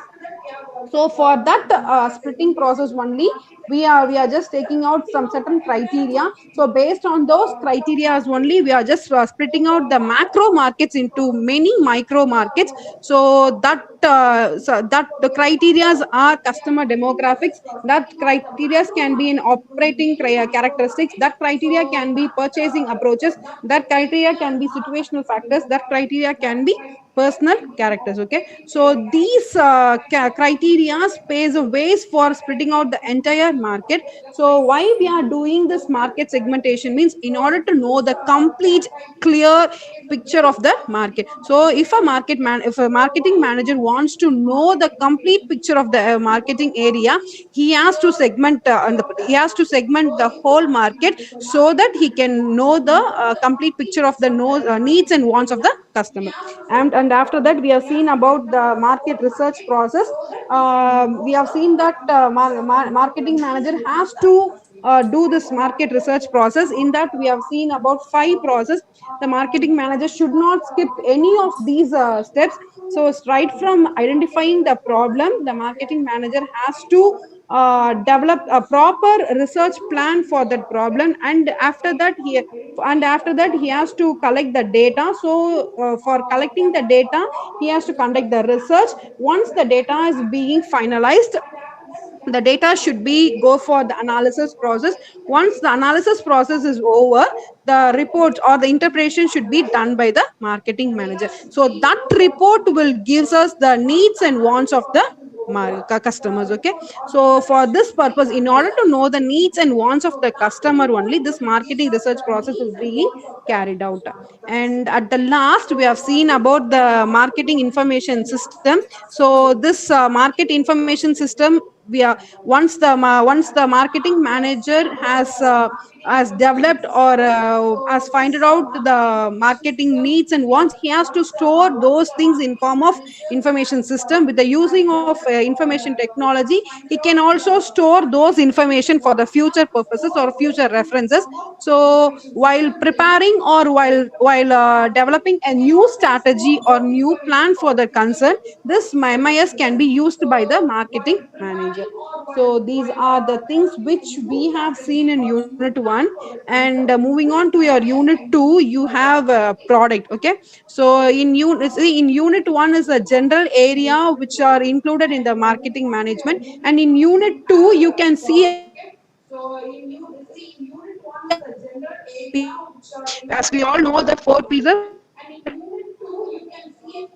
considered to be the 4 pieces. So without these 4 pieces, we cannot do the marketing process. So in this in second unit, third unit, and in 5 units, you are going to see about the this 4 pieces only. And in unit 2, you are going to see about the product. Okay, so see how they have defined this product means. See, in my slide you can see about the product can be defined as an item that is offered for sale. So any product which is for sale, we can term that one as a product. So anything which is for sale, we can term that thing as a product. Okay, that product can be in a service one, or that product can be in solid one. So what are the things what are the things a product should have means, the product should be for sale, and also the product can be an service product or it can be a solid one. That product should fulfill the needs of the customer, and that product should have a particular name, and that product should be an adaptable one. So if the thing which is having these features, we call that thing as a product. So if the thing is having a particular name, and if the thing is having a particular benefit, and if the thing is having a particular service item or a solid item, and if the thing is having and the thing is ready for the sale, means we call that thing as a product. Okay, so see, I have just classified the product into 2 types. That is, one is consumer goods, another one is industrial goods. Okay, so under consumer goods, we can so the product which are ready for the usage, or the product which is having convenience, the product which we can see in supermarkets, the products which fulfill the daily needs of the customer, those things are called as consumer goods. Whereas the products which fulfill the needs of the industries, the product which fulfill the needs of a firm or a company, those things are called as an industrial goods. Okay, I've just classified this product based on the usages only. If the product is consumed by the if the product consumes by the customer for the daily usage, means we call those products as a consumer products. And if the product fulfills the needs of the industrial industries or companies, means we call those products as an industrial goods. Okay, in that we can say raw materials, in that we can say fabricating parts. Sir, sir.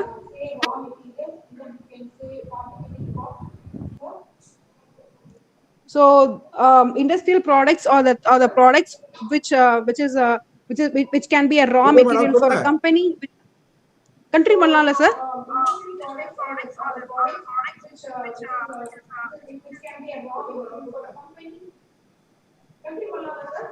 Sir,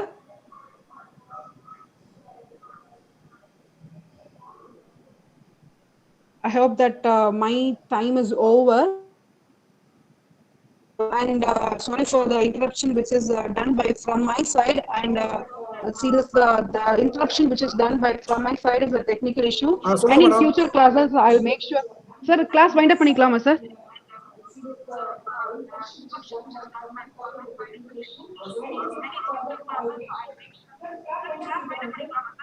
அவங்க Ragini madam வந்துட்டாங்க. எவ்வளவு நேரம் ஆகும் madam Okay, உங்களுக்கு அதான் wind up sir. பண்றதுக்கு? அவ்வளோ sir, முடிச்சிட்டேன் சார். யூனிட் 1 தான் பார்த்தேன். யூனிட் 2 வந்து டைம் இருக்குங்கிறதுக்காக எடுத்தேன் சார். எவ்வளவு மேடம், 5 நிமிஷம் ஆகுமா? இல்ல சார், இதோட முடிச்சுக்கிறேன், நான் வைண்ட் அப் பண்ணிக்கிறேன். Okay okay madam, okay madam. Okay sir, okay, thank you sir. And I'll make sure the network issue in future classes. And I hope that unit 1 is cleared by from my side. And you just, if you want, I'll just share my slides to a coordinator. You can use this slides for your reading purpose. Thank you. Okay sir. Thank you sir, thank you. Sir எடுக்க சொல்லுங்க. Okay sir.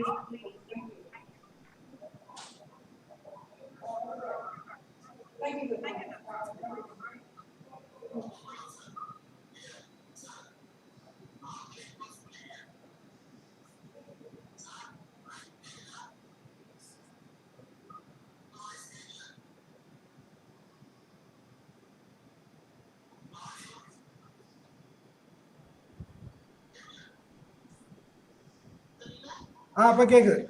Good morning, sir. Arugiraj, sir. Good morning. Am I audible, sir? அவங்க Ragini madam நீங்க எடுக்கலாம். நீங்க கேக்குதா sir பேசுறது? நீங்க open இது பண்ணீங்க. நீங்க ஆரம்பிச்சீங்க. அதான் நான் பேசுறது கேக்குதா சார்? கேக்குது மேடம், கேக்குது மேடம், கேக்குது. Okay, sir. Right. Thank you, sir. Thank you. So, good afternoon, students.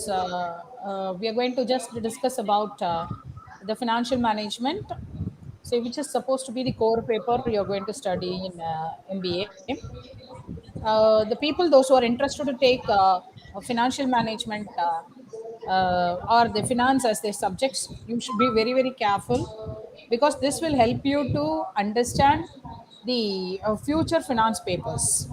This is the basic paper which everybody can learn, and the application part of all these financial managements will be done in the specialization papers.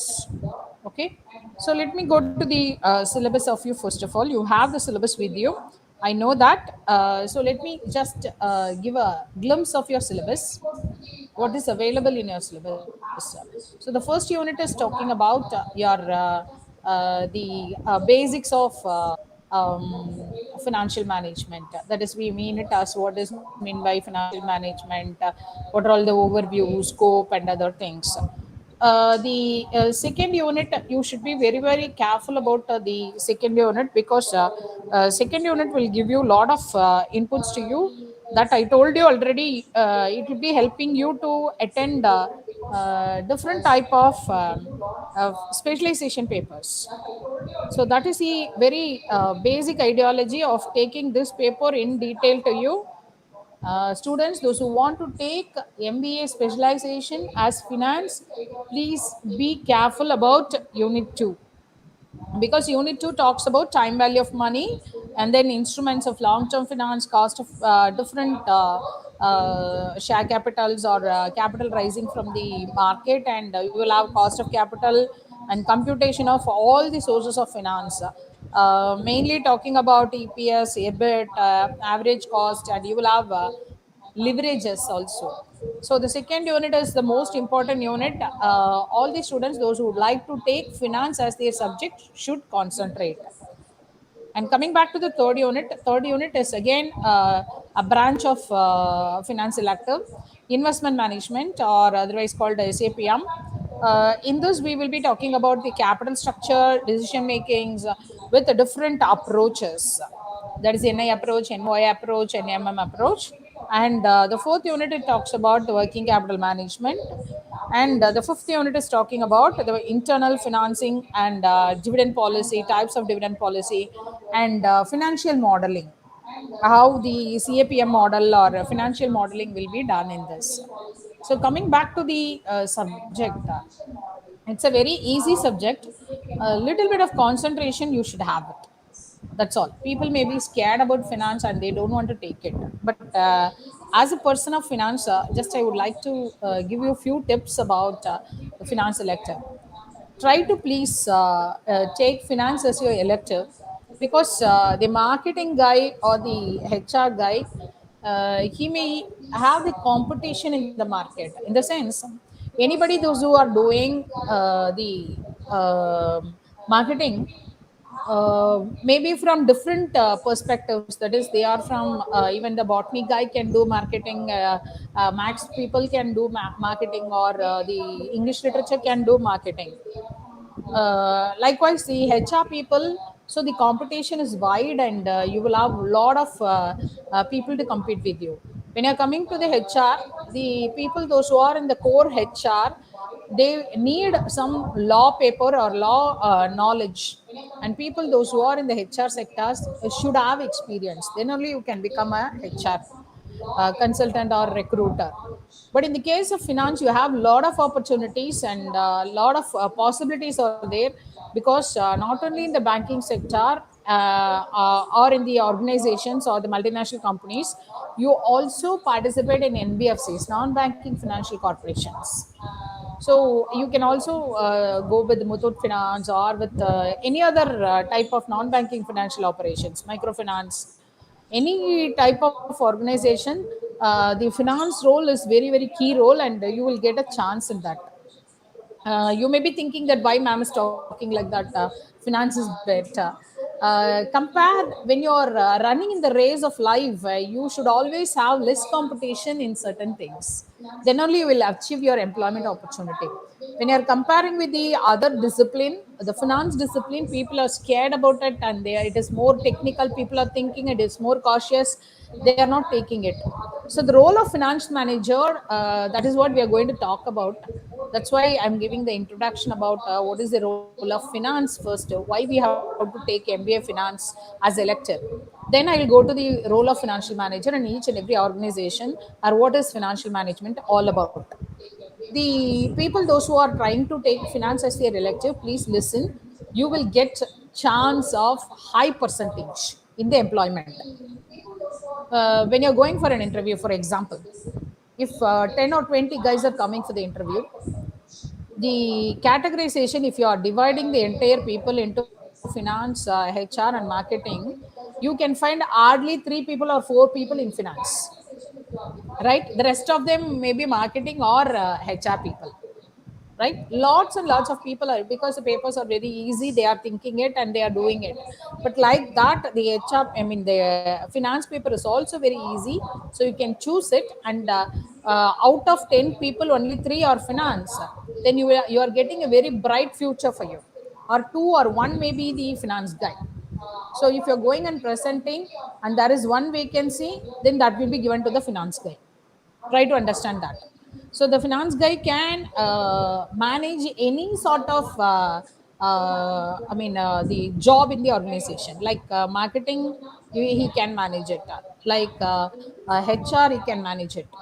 So with the finance talent you can gather a lot of opportunities, and the competition is also very less, so you can shine like anything, right? Warren Buffett rightly says, for the financial people, you don't go at the back of the money to earn. Don't chase the money and earn the money. You sit in a place, invest the money, let it give you the money, let it go and run around and get money and come back. Likewise, the people, those who are doing finance, you finish finance in a pakka manner, in a correct manner, in a knowledgeable manner. You sit at home. People will come and call you. So that is the opportunity of a finance. Then I'm talking about the financial management part of it. Let me share my screen.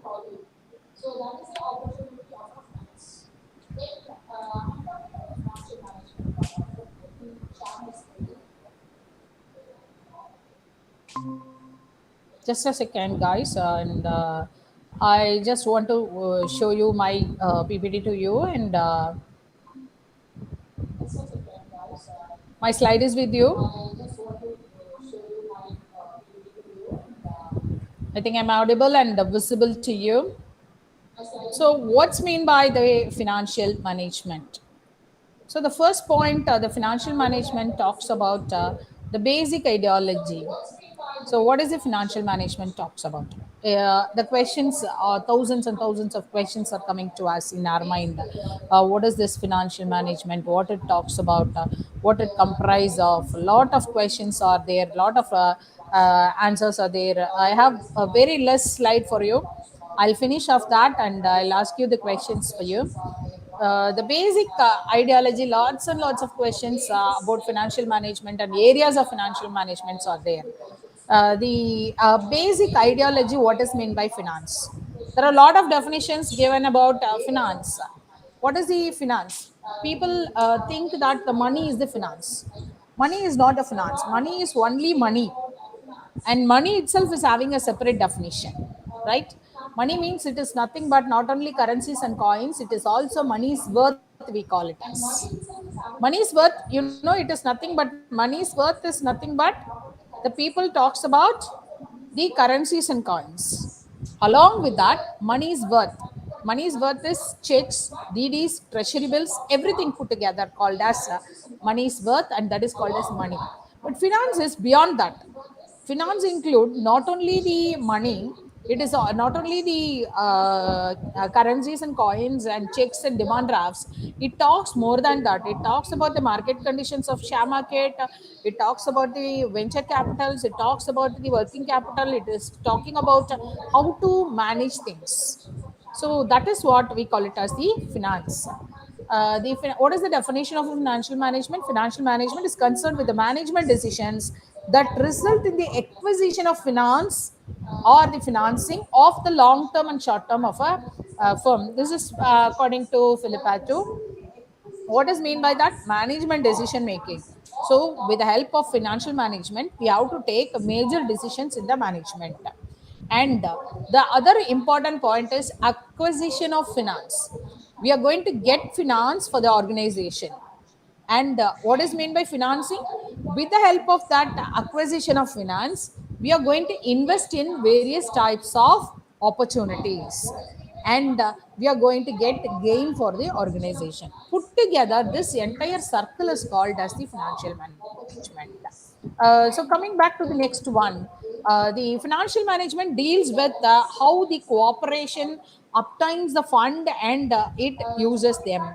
That is according to Haglon. And the main point in that is the cooperation obtains the fund and how it uses them. Then coming back to the next definition, I will explain to you in detail all these things. Just look into that various perceptions of different thinkers of management, financial people. Financial management is the application of the planning and control functions. Listen, planning and control functions of the finance function. So that means that we should know what is meant by finance first, right? Then the financial management involves the application of general management principle to a particular financial operation. So I have a two basic ideology for that. One is obtaining or getting the fund. The second one is, the second ideology is nothing but applying the fund. So two things I'm going to talk here: how I'm going to get the money, how I'm going to spend it. According to Bradley, financial management is the area of business management which is devoted to a judicious use of capital. So, how I'm going to use my capital, and I should be careful about the selection of sources of capital, where I can get my capital, what are all the different sources of capital available, where I can get my fund, and how I'm going to get all those fund. So the entire management or the planning or the controlling is done by the financial manager. So in order to enable the direction of reaching its organizational goal. So, meaning of financial management, in short, it refers to management activities or efforts taken to the proper management of finance. It includes financial planning, financial administration, and financial control. So, altogether, how we are going to plan for your finance, your money, or your capital, your share market, your investment, all these terms included in the financial planning. Then, what is your financial administration? How this money or this capital or this shares or this investment is handled by different people. Then you will have financial control. How I'm going to have control over all the money which I invested, all the money which I received, all the capital which I'm having it, all the cash which I'm dealing with. When I talk about the financial management, it is talking about two major objectives. People may be thinking that the business we are doing it for the purpose of maximizing the profit, but the objective of any organization is not only maximizing the profit but also mitigating the loss, in the sense minimizing the loss, right? So coming back to the maximization of profit concept, the basic objective of any organization is to maximize profit. That means that if I'm selling a product for 10 rupees, I want 10 rupees profit. I want sell 100 products, I want 100% profit, right? So that means that I want maximum profit from the market. So that is the main objective of all the people. If I'm investing 10,000, I want 20,000. If I'm investing 2 crores, I want 4 crores. So the maximum of the profit I want to earn it, so that I can achieve my organizational goal. Every organization or every company, every firm, every business, the main objective is maximization of profit. But when you're talking about the financial management goal, it is talking beyond profit maximization. It is having one goal as maximization of profit. The second goal is maximization of wealth, that we will discuss. A business firm, what is meant by maximization of profit? A business firm is a profit seeking organization. So, naturally, maximization of profit is one of the basic objectives, what I explained to you now, right? The objectives of profit maximization is that financial management should ensure that the profit of the firm are maximized. Maximum profit I want to get, nobody else in the market should get that much of profit. To that extent I want to get the profit. So that is what the first objective of financial management. Okay, what is the second objective? The second object, the objective is the profit maximization. Increases the sales by what are all the methods of profit maximization? We knows that by increasing the sales. I told you, instead of selling 10 products, if I am selling 100 products, 1000 products, I'll increase my sales and I'll get a profit out of it. I will reduce the cost of production, mitigating the loss. I told you, if suppose the cost of production for to manufacture a doll, a product is 100 rupees. If others are producing for 100 rupees, if I am producing for 95 rupees, then that 5 rupees reduction of production, the cost production reduction itself is a profit to me. So எல்லாரும் 95 ரூபீஸ்க்கு produce பண்ணும்போது 100 ரூபீஸ்க்கு produce பண்ணும்போது நான் மட்டும் 95 ரூபீஸ்க்கு produce பண்றேன்னா என்னோட production காஸ்ட்ல எனக்கு 5 ரூபா profit.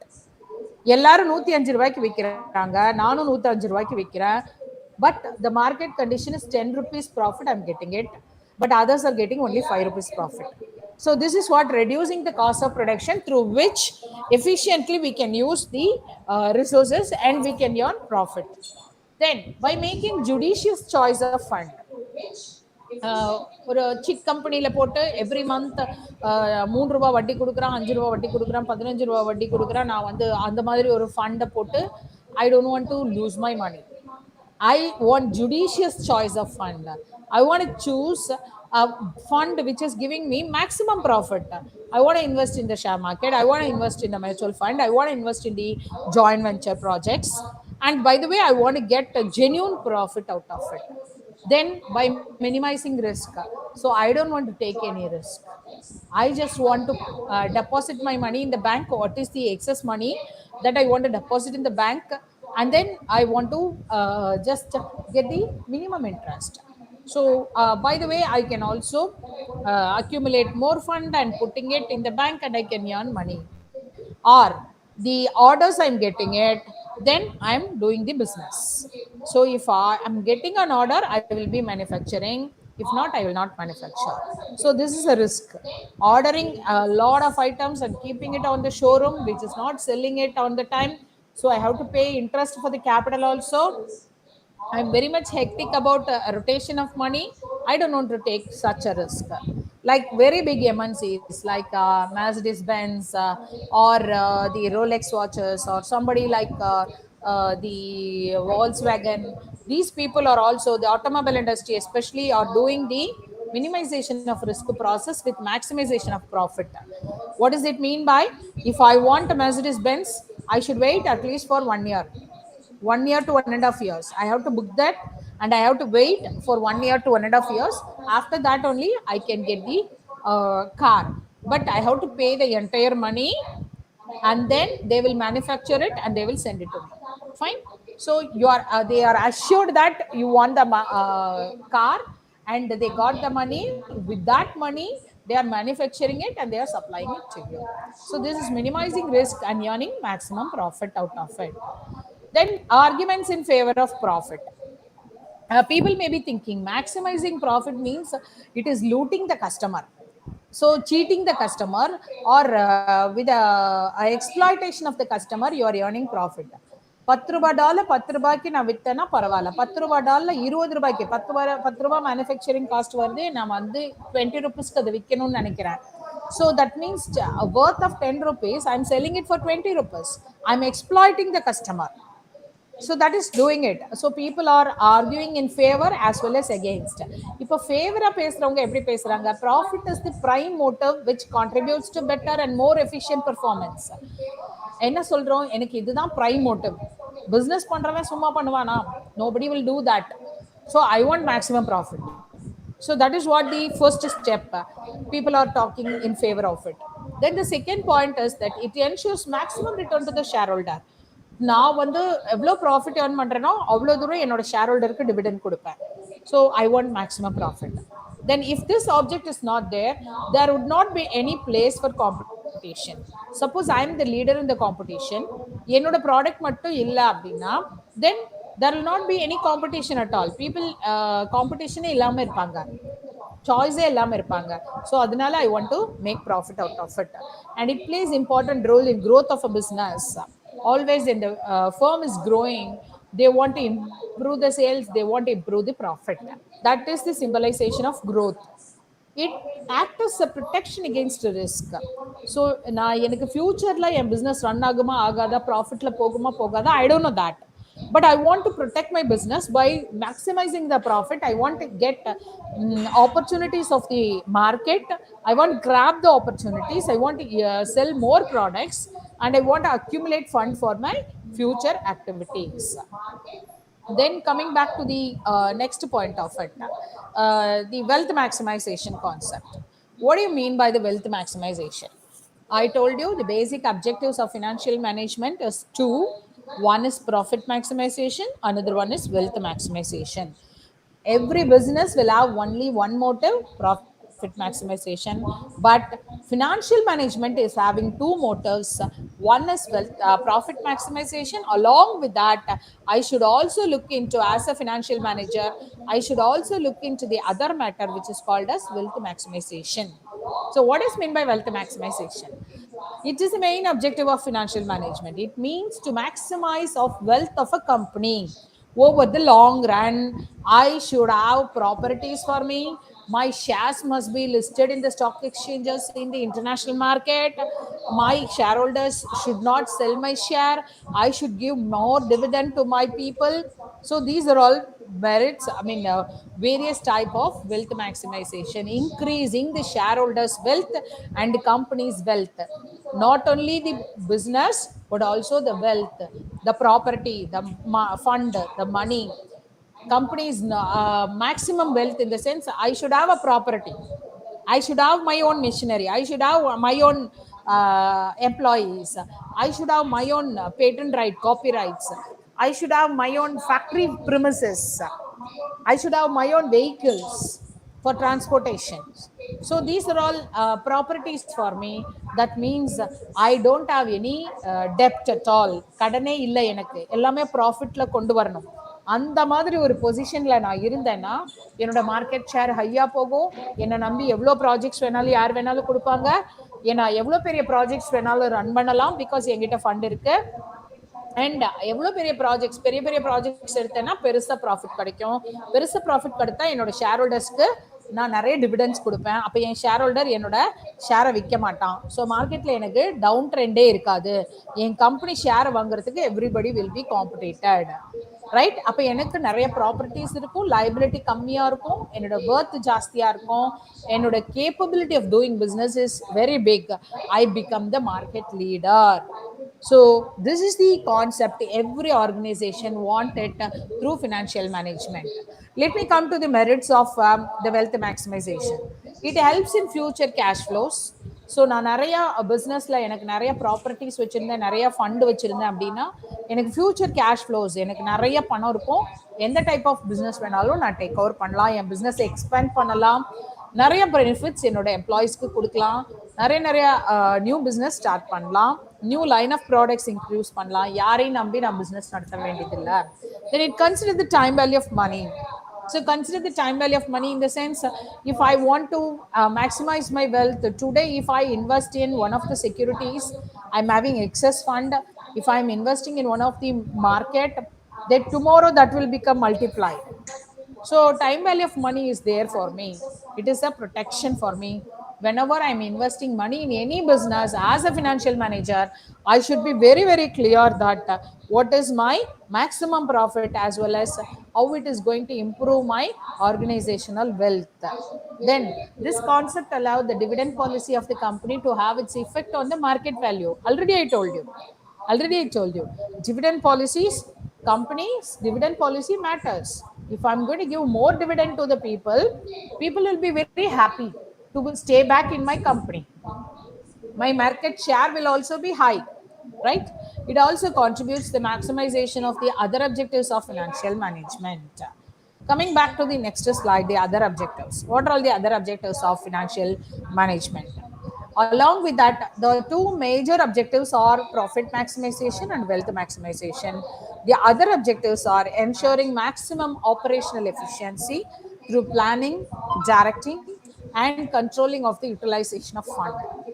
So already I told you, financial மேனேஜ்மெண்ட்டை பொறுத்த அளவுக்கு எனக்கு மீனிங் என்ன சொல்லுதுன்னா, எப்படி ஒரு ஃபண்டை யார்கிட்டருந்தெல்லாம் காசு வாங்கலாம், அந்த ஃபண்டை எப்படியெல்லாம் யூஸ்ஃபுல்லாக யூட்டிலைஸ் பண்ணலாம், இதை பார்க்குறது தான்.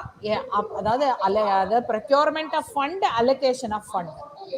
நான் வாங்கின பணத்தை எப்படியெல்லாம் கரெக்டாக செலவு பண்ணலாம், நான் செலவு பண்ணதுலேருந்து எப்படி மேக்ஸிமம் பெனிஃபிட் ட்ரா பண்ணணும், நான் வாங்கின இடத்துல எவ்வளோ ப்ராஃபிட்டுக்கு, எவ்வளோ காஸ்ட் ஆஃப் கேபிட்டலில் இன்ட்ரெஸ்ட் எவ்வளோ பே பண்ணணும்.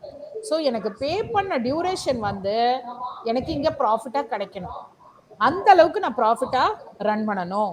You try to understand the maximisation of wealth concept. Then enforcing financial discipline in the organization in the use of financial resources. யார் வேணாலும் ஃபினான்ஷியல் டிசிஷன்ஸ் எடுத்து ஃபண்ட் அலோகேட் பண்றதுக்கு விடக்கூடாது. ஆர்கனைசேஷன்ல financial manager should have a responsibility and he should be very very careful. This is financial management. Somebody who is having a power like MD or JMD or the deputy managers or any other vice presidents, they should not come and influence the finance department, and according to their wish they should not ask us to fund or invest, ask us to procure. So as a financial management person, we should enforce financial discipline in the organization. எந்ததுக்கெல்லாம் fund செலவு பண்ணணும், எதுக்கெல்லாம் fund செலவு பண்ணக்கூடாது, யாருக்கெல்லாம் power இருக்கு, யாருக்கெல்லாம் power இல்லை, எதுலெல்லாம் இன்வெஸ்ட் பண்ணலாம் கம்பெனி, எதெல்லாம் இன்வெஸ்ட் பண்ணக்கூடாது, இந்த ரெகுலேஷன்ஸ் எல்லாத்தையும் financial management person should look after. Building up of adequate resource for the financing growth of expansion. நான் ஏற்கனவே சொல்லிட்டேன், கம்பெனிக்கு தேவையான ஃபண்டை, ஃபியூச்சர்ல பண்ண போற பிசினஸ்க்கு தேவையான ஃபண்டை நான் இப்பயே என்ன பண்ணணும், என்னோட மேக்ஸிமம் ப்ராஃபிட்டை ஏர்ன் பண்ணி டிஃப்ரெண்ட் டைப் ஆஃப் ஃபண்டு போடணும். Sinking fund, depreciation fund, reserve fund, general reserve fund, workmen compensation fund and employee fund, இந்த மாதிரி நிறைய ஃபண்டு மெத்தட்ஸ் கிரியேட் பண்ணி நான் அதில் என்னோட ப்ராஃபிட்ஸ் அடிக்குவேட்டாக போட்டு வச்சுக்கணும். என்னோட ஃபியூச்சரில் நான் யாருக்கிட்டையும் கடனுக்கு நிற்கக்கூடாது. என்னோட ஓன் ஃபண்ட் எடுத்து நான் ரொட்டேட் பண்ணுறதுக்கான பாசிபிலிட்டிஸ் கிரியேட் பண்ணணும். And ensuring a fair return to the shareholders on their investments. shareholders ஒன்ன நம்பி தான் உன் கம்பெனியில் பணம் கொடுத்துருக்கான், ஷேர் வாங்கியிருக்கான். So you should ensure that அவனோட ஷேர் மார்க்கெட் வேல்யூஸ் குறையாமல் பார்த்துக்கணும். நீ நிறைய பிஸ்னஸ் இன்வெஸ்ட் பண்ணாதான், நிறைய பிஸ்னஸ் ரன் பண்ணாதான் அவனுக்கு மார்க்கெட் ஷேர் நல்லாயிருக்கும்.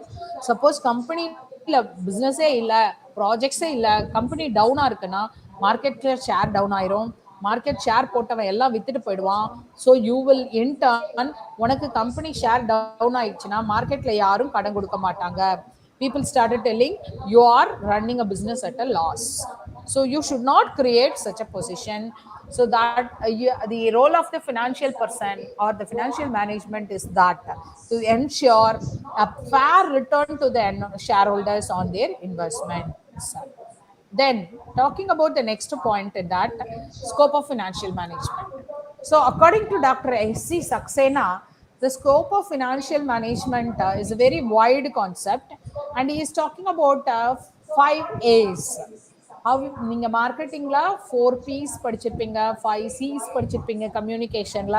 அது மாதிரி financial மேனேஜ்மெண்ட்ல Saxena was giving 5 A's.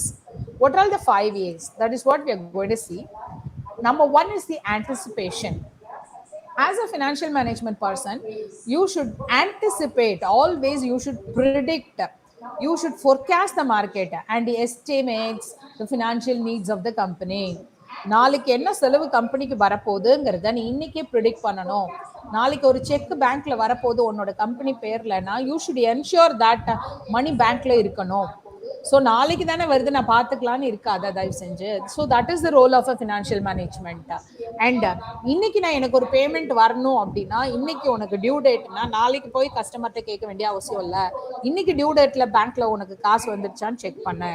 So this is it finds that how much finance is required by the company. So the financial needs of the company should be predicted or forecasted well in advance by the financial management people. So that is the first A.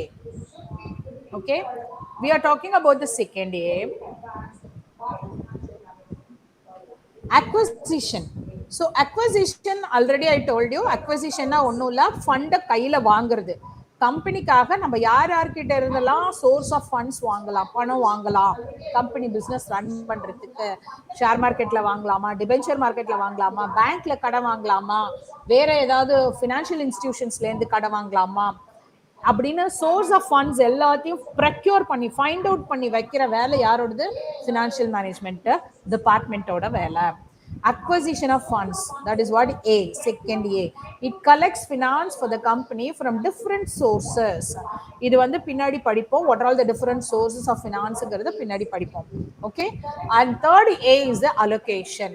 So allocation, number 1 is anticipation, number 2 is acquisition, Number three is allocation. So it uses this collected finance to purchase fixed assets. பணம் வந்துருச்சு கையில இருக்கு ஆனா எதுக்கெல்லாம் allocate பண்ணணும், really it is needed, then you can allocate. So financial department should have a financial discipline and control over different type of resources, fixed and current assets for the company. எங்க கொண்டு போய் கொடுக்கணும், fixed assetsல or current assetsல தான் invest பண்ணணும். You should be very very clear. கம்பெனில இருந்து கடன் வாங்கி எம்டி வீட்ல கல்யாணம் நடக்குதுன்னு you should not spend it and write in the company accounts. You should not allow MD to do it. And there will be a case study, Ramlinga Raju's case study. You can study about that. The failure of Satyam Computers. You have to learn about that. Then coming back to the appropriation, the fourth P is the appropriation.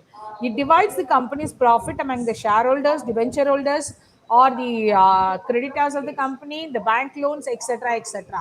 So it keeps a part of their profit as reserves. நீங்க எப்போதுமே appropriation or apportion பண்ணி வைக்கணும். அப்படின்னா divide. Appropriation is nothing but apportionment or dividing the capital. உனக்கு வந்திருக்க profit எல்லாத்தையும் company policy பிரகாரம் எல்லாத்தையும் டிஸ்ட்ரிபியூட் பண்ணணும்னு நினைக்க கூடாது. Financial management advise the company management to keep some amount of profit as reserve.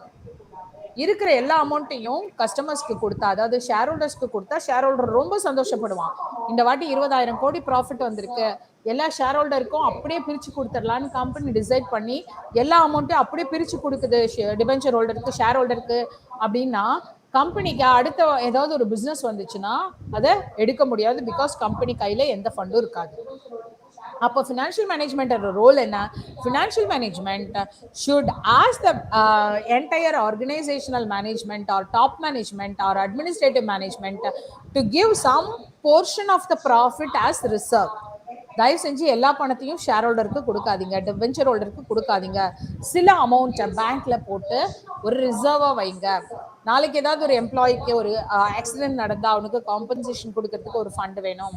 நாளைக்கு ஒரு மிஷினரி தேஞ்சு போச்சுன்னா அந்த மிஷினரி புதுசாக வாங்குறதுக்கு ஃபண்ட் வேணும். நாளைக்கு சப்போஸ் ஒரு ஒர்க்மென்க்கு ஏதாவது ஒரு ப்ராப்ளம் வருதுன்னா அது கேஸா இல்லை காம்பன்சேஷன்னா ஃபைல் பண்ணணும்னா அதுக்கு ஃபண்ட் வேணும். சப்போஸ் ஒரு கஸ்டமர் வந்து ஒரு கேஸ் போடுறான் உங்க கம்பெனி ப்ராடக்ட்ஸ் மேலன்னா அவனுக்கு காம்பன்சேஷன் கொடுக்கறதுக்கு வேணும். அண்ட் உனக்கு ஒரு பெரிய பிக் ப்ராஜெக்ட்ஸ் வருது, புதுசாக 2 பிரான்ச் இன்க்ளூட் பண்ணணும், then you need profit in that. So it keeps a part of profit as your reserve. That is the role of the financial manager. Financial manager or the financial management person should make the top management to appropriate the fund or divide the fund towards various important categories. What is the fifth one? The fifth A is the assessment. It also controls all the financial activities of the company. That is, all other financial or functional areas such as production, management, marketing management, or personal management. All these people, etc., they depend upon financial management people. So you should always remember there is no fund, no activity in the company. So we call that finance is the blood of business. நம்ம எப்பயுமே finance எப்படி சொல்லுவோம், it is the blood of பிஸ்னஸ்ன்னு சொல்லுவோம். So உடம்புல blood ஓடலைன்னா ஆட்டோமேட்டிக்காக உடம்பு ஃபங்க்ஷன் ஆகாது, பாடி ஃபங்க்ஷன் ஆகாது. சேம் திங் பிளட்டுங்கிறது ஃபினான்ஸுங்கிறது ஒரு பிளட் மாதிரி கம்பெனியில். It should always run.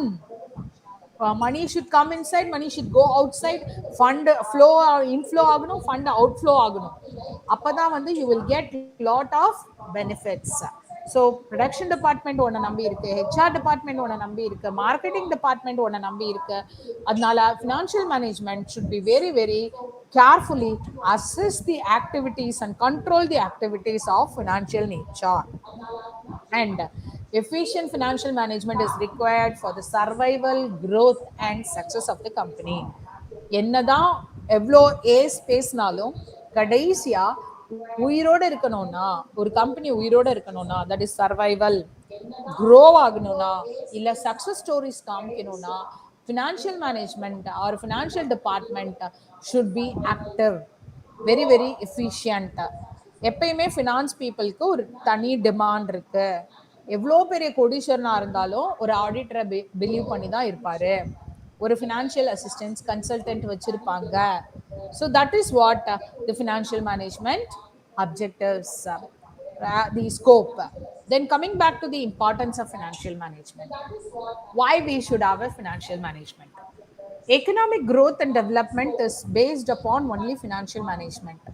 If you are not properly managing your economy, then it will be reflected in the financial perspectives. அதே மாதிரி ஃபினான்ஷியல் மேனேஜ்மெண்ட் ஒரு கம்பெனியில் ஒரு கன்சர்னில் ஆர் ஒரு எக்கானமிலேயே என்டையர் கண்ட்ரிலேயே சரியா இல்லைன்னா உங்களுக்கு தெரியும் every year we are putting a deficit budget. So financial management or finance department நிதி நிலை சரியா இருந்துச்சுன்னா then economic growth and development will be more. So people should be very very careful about financial management in the macro level economical development. Then next is talking about improved standard of living. நீங்க நல்ல habit நல்ல ஒரு financial மேனேஜ்மெண்ட்டா ஒரு டிபார்ட்மெண்ட்ல இருந்துச்சுன்னா அங்க இருக்கிற employees எல்லாம் ஹெல்தியா இருப்பாங்க, அந்த கம்பெனி மேனேஜ்மெண்ட் ஹெல்தியா இருக்கும், ப்ராடக்ட்ஸ் எல்லாம் ஹெல்தியா இருக்கும், and the government local body market will be healthy, and people around the particular place will also be healthy. They are very very better in their standard of living company, because நிறைய funding இருந்துச்சுன்னா நிறைய salary கொடுக்கும், நிறைய பேர் employee பண்ணும், நிறைய products produce பண்ணும், நிறைய ஜாப் ஆப்பர்ச்சுனிட்டிஸ் கொடுக்கும். Obviously the standard of living of the people, why people are going for government sector, because very big industries like BHL, OFT are paying enormous amount to the people. It is providing quarters, it providing educational facilities to their children, it is giving medical facilities to their family, and it is giving LTC, leave to relevance for the employees, retirement benefits, everything the organization is giving because their financial management is good, and improved health condition also. Then coming back to the allows the better financial position. So it creates lot of job opportunities, elevation of poverty. So நிறைய job opportunities கிடைச்சிச்சுன்னா ஆட்டோமேட்டிக்கா அந்த ஏரியால இருக்கிற எல்லா பீப்புளும் வேலைக்கு போவாங்க, எல்லா பீப்புளும் வேலைக்கு போனான்னா ஆட்டோமேட்டிக்கா அந்த ஏரியால பாவர்ட்டி இருக்காது. Nobody will be poor, everybody will be employed, and everybody will have 3 times meal per day. And it promotes our environment. ஒரு லோக்கலா ஒரு ஏரியா இருந்தா கூட அதை இன்டர்நேஷனல் லெவலுக்கு ஹைலைட் பண்ண முடியும், because financial management is good and people will come and do lot of activities in that. Right, functions of financial management. So again I'm going to talk about the same scope points.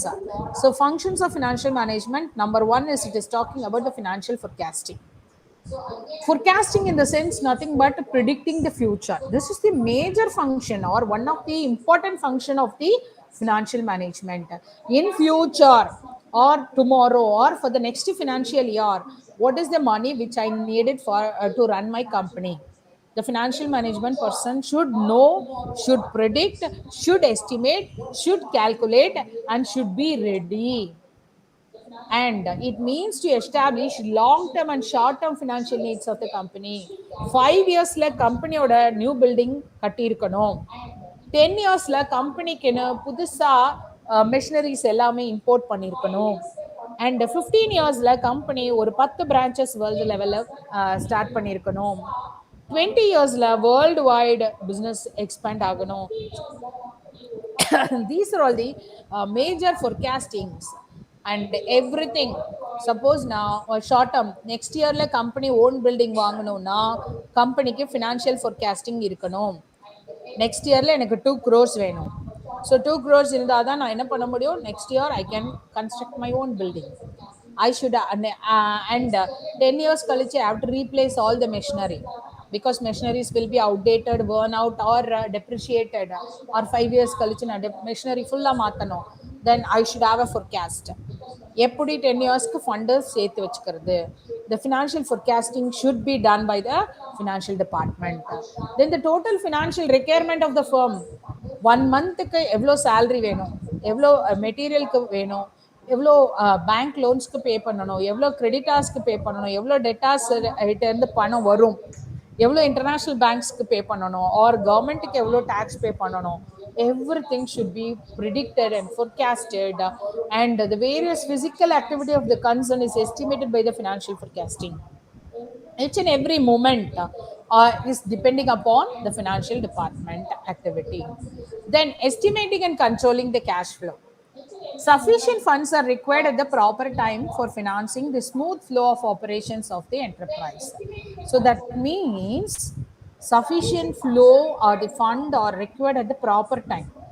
நீங்க எவ்வளோ time எனக்கு suppose I want immediately to settle or to start a new business in this particular area because the market is expecting me for a new product or it is expecting me a branch. நான் இப்போ ஒரு bank for example நான் ஒரு பேங்க்ல இருக்கேன். என்னோட bank இந்த particular 10 கிலோமீட்டர்ஸ்க்கு ஒரு 20 கிலோமீட்டர்ஸ்க்கு ஒரே ஒரு பிரான்ச் தான் இருக்கு. ஆனா இப்போ புதுசா ஒரு கம்பெனி ஆரம்பிச்சிருக்காங்க ஒரு பர்டிகுலர் 5 கிலோமீட்டர்ஸ்ல. அப்போ பேங்கோட ஒரு பிரான்ச் வந்து அங்க தேவைப்படுது. So I should be very very careful. I have to estimate and control my cash flows.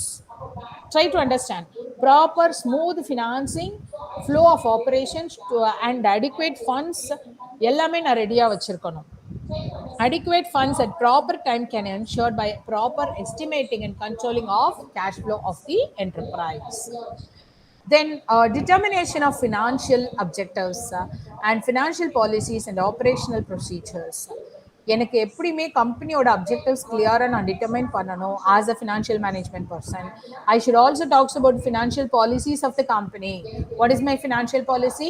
சொந்தக்காரங்க யார்கிட்ட இருந்து காசு வாங்கக்கூடாது, அண்ட் கம்பெனி கார்ஸை யூஸ் பண்ணக்கூடாது, பெட்ரோல் அலவன்சஸ் மட்டும்தான் கொடுப்போம், எந்தெந்த பர்பஸ்க்காக யூஸ் பண்ணணும், கிளைம் எப்படி வாங்கணும், each and every point I am talking about a very minor point of financial status. Financial policy, the company policy. Sometimes people will say company policy உங்களுக்கு இதுக்கு மேலே வந்து சேலரி கொடுக்க முடியாது, கம்பெனி பாலிசி உங்களுக்கு ஒரு சைல்டுக்கு மட்டும்தான் வந்து ஃபண்டு ப்ரொவைட் பண்ணும், கம்பெனி பாலிசி உங்களோட ட்ராவலுக்கு மட்டும்தான் காசு கொடுக்க முடியும், உங்கள் ஃபேமிலி ட்ராவலுக்கு காசு கொடுக்க முடியாது. So all these things are financial matters. So the policy, financial policies should be taken care by the financial department. And operational procedures, how we are going to get this fund, how we are going to allocate the bills, how we are going to check the bill, all the operational allocations should also be determined by the financial management person. Then designing the capital structure. So what is the determination or designing the capital structure? We are having it in the syllabus. I will tell you about it. The capital structure is nothing but எங்க இருந்தெல்லாம் company கடன் வாங்கி தன்னோட business நடத்த போகுது, இல்ல கேபிட்டலை எங்க இருந்தெல்லாம் ப்ரொக்யூர் பண்ண போகுது, சொந்த பணத்துல இருந்து வாங்க போதா, இல்ல ஷேர் மார்க்கெட்ல இருந்து கேபிட்டல் ரைஸ் ஃபண்ட் ரைஸ் பண்ண போறாங்களா, டிபென்ச்சர் மார்க்கெட்லயா, ப்ரிஃபரன்ஸ் மார்க்கெட்லயா, பாண்ட் அண்ட் செக்யூரிட்டிஸ் மார்க்கெட்லயா, பேங்க் லோன்ஸ்லயா, கவர்மெண்ட் சப்சிடி கவர்மெண்ட் லோன்ஸ்ல இருந்தா, கவர்மெண்ட் கிராண்ட்ல இருந்தா, எங்க இருந்து, இல்ல பிரைவேட் ஃபினான்ஷியல் இன்ஸ்டிடியூஷன்ஸ்ல இருந்தா, வேர்ல்டு பேங்க்ல இருந்தா, இல்ல ஏஷியன் பேங்க்ஸ் ஏடிபில இருந்தா, ஏஷியன் டெவலப்மெண்ட் பேங்க்ஸ், எங்க இருந்து இந்த ஃபண்ட் எல்லாம் கேபிட்டலா கொண்டு வர போறாங்க. So that is the designing of the capital structure. 100% own கேபிட்டலில் ரன் பண்ண போகிறோமா, 50% debenture, 50% capital share capital I mean equity கேபிட்டலில் ரன் பண்ண போகிறோமா, இல்லை பாண்டில் பண்ண போகிறோமா, இல்லை வந்து நம்ம கிட்ட இருக்க ரிசர்வ்ஸ் அண்ட் சர்ப்ளஸை யூஸ் பண்ண போகிறோமா. we are going to design the capital structure. That is also the role of the financial manager or the financial management. And determination of the proper sources of fund, that is equity, preference shares and retaining earnings. I told you about that. Then investment decision, it means to determination of the amount of funds to be invested on fixed assets, on current assets. Three important decisions the financial manager or the financial management department should take. Number one is the investment decision.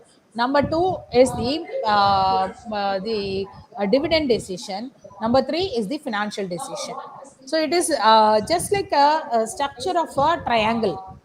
All these three decisions are very very important. The major decisions taken by the financial department is investment decision, finance decision, as well as dividend decision, right? Investment, finance and dividend decision. Clear? So these decisions, it means to determine the amount of funds to be invested. நான் எதுலலாம் எந்த மாதிரி fixed asset நான் வாங்க போறேன், எந்த மாதிரி current assets நான் வாங்க போறேன், I have to decide, I have to invest. நான் இன்வெஸ்ட் பண்ணும்போது very very careful. Financial manager financial see usually building of houses or premises 10 lakhs budget, finance department is ready to provide 10 lakhs, but after construction they will be telling that no, I want 15 lakhs. So you cannot suddenly go and ask the finance department to procure 5 lakhs extra, right? That is not at all possible. So you should be very very clever in identifying the sources of funds. As a financial management, உங்களால முடியும்னா you can tell them you can go up to 10 to 15 lakhs or 10 to 20 lakhs, or else you have to just tell them don't invest now. இப்போ ஷெட்யூல்லையே இந்த building இருக்கட்டும், எங்களால் invest பண்ண முடியாது இந்த பில்டிங்க்கு. So the financial management person should be very very clear and they should give a prediction to them. Then working capital management, that is very very important part of the financial management department. How I'm going to manage my cash every day in the bank as it in my hand, how I'm going to manage my stock level. I should maintain my working capital level always in a proper equilibrium. என்னோட working கேபிட்டல்னா என்னன்னா, day to day எக்ஸ்பெண்டிச்சர்ஸை நான் meet out பண்ணுறதுக்கான cash R என்னோட goods. என்னோட production நடக்கணும்னா நான் daily goods supply பண்ணணும் ஃபேக்ட்ரிக்கு. எங்கிட்ட ஸ்டாக் இருந்துக்கிட்டே இருக்கணும் குட்ஸு. சப்போஸ் எங்ககிட்ட ஸ்டாக் இல்லைன்னா என்னோட ப்ரொடக்ஷன் ஸ்டாப் ஆகிடும். என்கிட்ட கேஷ் இருக்கணும், டெய்லி லேபர்ஸ் வரணும், லேபர்ஸ்க்கு டெய்லி பே பண்ணணும், பே பண்ணலைன்னா எம்ப்ளாயிஸ் வர மாட்டாங்க. So I should manage both and make the production to run. And not only the factory running, but also the office running. 3 months salary கொடுக்கலனா யாரும் ஆஃபீஸ்க்கு வர மாட்டாங்க. So I should know what is the salary limit I have to put every month. This is to run the business, to run the office, to run the factory. What is the day to day expenditures you are meeting out? That is called as the working capital management. That is also the scope or the department should do it. And the disposal of profit and dividend decision making, already I told you, dividend decisions, investment decision, financial decision are the three major decisions taken by the financial management department. And decision making as to how much of profit to be distributed, how much should be plugged back, how we have to retain a certain amount should be planned very clearly by the people. Coming back to the routine incidental functions of the finance department, safe keeping of important documents. IMP means important documents and securities. Financial systems or the financial computers, department computers should have proper password, codings, security settings. And nowadays we are not doing with the documents alone, we are doing with the online transactions. So the important documents should be kept in a safety vault. In the sense, you should have a locker, you should have a proper lock and key system in your organization to keep the documents, promissory notes, safety deposit receipts, or the company bonds, share market debt instruments, securities, etc. should be safely kept in the racks, and it should be kept locked. If it is in the online or in the document in the form of computer systems, then it should also be kept with proper security settings and complying with legal requirements. Finance department, you should be very very careful about the legal requirements. Always don't go for illegal money or illegal transactions or hawala transactions. You should always get money in a very legal sources and spend the money in the legal requirements. And maintenance of cordial relationship with the creditors as well as with the bankers, that is what I want to add. Financial management person always should have a cordial relationship with the creditors. Creditors means the person, those who are giving loan or those who are giving goods on credit. நமக்கு production பண்றதுக்கு எப்பெல்லாம் goods தேவையோ அப்பெல்லாம் கடன்ல கொடுக்குற கடன் ஈந்தோர் அவங்க தான் கிரெடிட்டார்ஸ். அவங்க கிட்ட குட் ரிலேஷன்ஷிப்ல இருக்கணும். நீ கொடுக்கலன்னா என்னையா, எனக்கு நிறைய பேர் இருக்காங்க, உன்னோட ப்ராடக்டே வேணாம், இப்படி எல்லாம் பேசக்கூடாது. So should be maintain a cordial relationship with the creditors. Discharge of duties of customers and discharge of duties of employees, discharge of social responsibility, and preparation and submission of financial report. This is the major function, routine function the finance department will do in the company. They will look into the legal matters, they will look into the important documents, they will have cordial relationship with the bankers and outsiders, they should obey to the rules and regulations of the organization and help the employees, help their customers. They should understand the social responsibility, they should also prepare the financial reports. And the role of the financial manager. What's the role of the financial manager? The role of the financial manager, what are the responsibilities of the financial manager? So always I told you what are all the functions of the financial management. The entire thing is done by the financial manager. The financial manager will have a two type of role. One is the acting as a controller of finance. The other function is he is acting as a treasurer of finance. That means அவர் ஒரு பொக்கிஷத்தை பாதுகாக்கிற ஒரு பணியிலையும் இருக்கணும், அதே டைம்ல தாங்கிட்ட இருக்க ஃபண்டை கரெக்டான யூட்டிலைசேஷன் பண்றாங்களான்னு செக் பண்ற கண்ட்ரோலராகவும் இருக்கணும். Try to understand. Try to understand the concept. Even though the fund belongs to company, he should have a personal control over all the fund which is moving in the organization, and at that same time he should consider the entire fund is in his control, and he is having the possession of all the documents, right? So what he must do, he must act as a controller of finance, he must act as a treasurer of finance. எப்பெல்லாம் company காசு கேட்குதோ அப்பெல்லாம் நீ treasurer மாதிரி, பொக்கிஷ மாதிரி, ஒரு lucky person மாதிரி நீ போய் மார்க்கெட்ல போய் அலைஞ்சு தெரிஞ்சு கம்பெனிக்கு தேவையான ஃபண்டை வாங்கிட்டு வந்து கொடுக்கணும். அண்ட் எப்பெல்லாம் கம்பெனில மிஸ்யூஸ் பண்றாங்க ஃபண்டன்னு நினைக்கிறியோ, இல்ல கஷ்டப்பட்டு வாங்கிட்டு வந்த ஃபண்டை நீ எதுக்கெல்லாம் செலவு பண்ணுங்கிறது ப்ரெடிக்ட் பண்ணி கம்பெனிக்கு கொடுத்துடணும். ஸோ அன்வான்டா கஷ்டப்பட்டு ப்ரொக்யூர் பண்ண ஃபண்டை கரெக்டான பர்பஸ்க்கு போதான்னு செக் பண்ண வேண்டிய டியூட்டி யாருக்கு இருக்கு? ஃபினான்ஷியல் மேனேஜருக்கு இருக்கு. So the responsibility of the financial manager is divided into two major categories. One is the act as a treasurer of finance and act as a controller of finance. Along with that, the other functions, he should be acting as a business forecaster. Business ஃபோர்காஸ்டர்னா நாளைக்கு கம்பெனிக்கு எவ்வளோ fund தேவைப்படும் நீ இப்பயே plan பண்ணி forecast பண்ணி you are going to tell to the people. Then about determination of financial objectives, financial policies and operational procedures. Determination of financial objectives, உங்களோட ஃபினான்ஷியல் அப்ஜெக்டிவ்ஸ் என்னென்னலாம்? இப்போ ஐ டோல்ட் யூ இந்த major objectives ரெண்டு இருக்கு. Number one is the profit maximization. Number two is the wealth maximization. அது இல்லாம other functions நான் உங்களுக்கு சொல்லியிருக்கேன். அந்த functions-ஐயும் you have to take into consideration and you should make it as a objective. Then financial policies of the organization. Operational procedures fix பண்ணணும்.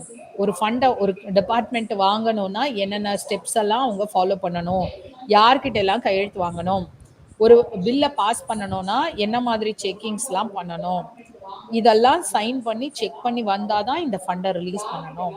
So those type of procedural formalities, operational procedures, operational policies, financial policies should be written in the format of company. Then estimation of capital requirement of the business. நம்ம கம்பெனிக்கு எவ்வளோ capital requirement தேவைப்படும்? Suppose I'm going to start a new branch, I'm going to introduce a new product, I'm going to expand my business. என்னோட capital requirement என்ன நான் predict பண்ணணும், right? Then designing the capital structure. Already I talked about it. Capital structure எப்படி design பண்ணணும்? சொந்த பணத்தில் run பண்ண போகிறோமா பிஸ்னஸை, பேங்க்லேருந்து லோன் வாங்க போகிறோமா, ஷேர் மார்க்கெட்லேருந்து வாங்குகிறோமா, கவர்மெண்ட் ஃபண்டிங்லேருந்து ரன் பண்ண போகிறோமா பிஸ்னஸை, ஆர் இன்டர்நேஷ்னல் பேங்க்ஸில் ஆர் நான் பேங்கிங் ஃபினான்ஷியல் கார்பரேஷன், ஏன்னா பக்கத்து வீட்டுக்காரங்க எய்த்த வீட்டுக்காரங்க ஃபைனான்ஸ் வச்சுருக்காங்க, அது ரன் பண்ண போகிறோமா, இல்லை ரிலேட்டிவ்ஸ் அண்ட் ஃப்ரெண்ட்ஸ் கிட்ட இருந்து க்ரௌட் ஃபண்டிங் பண்ண போகிறோமா, நான் கேபிட்டல் ஸ்ட்ரக்சரை எப்படி ஃப்ரேம் பண்ண போகிறேன், I'm going to design my capital structure. That is also the role of financial manager and it is also the responsibility of the financial manager. Look into that.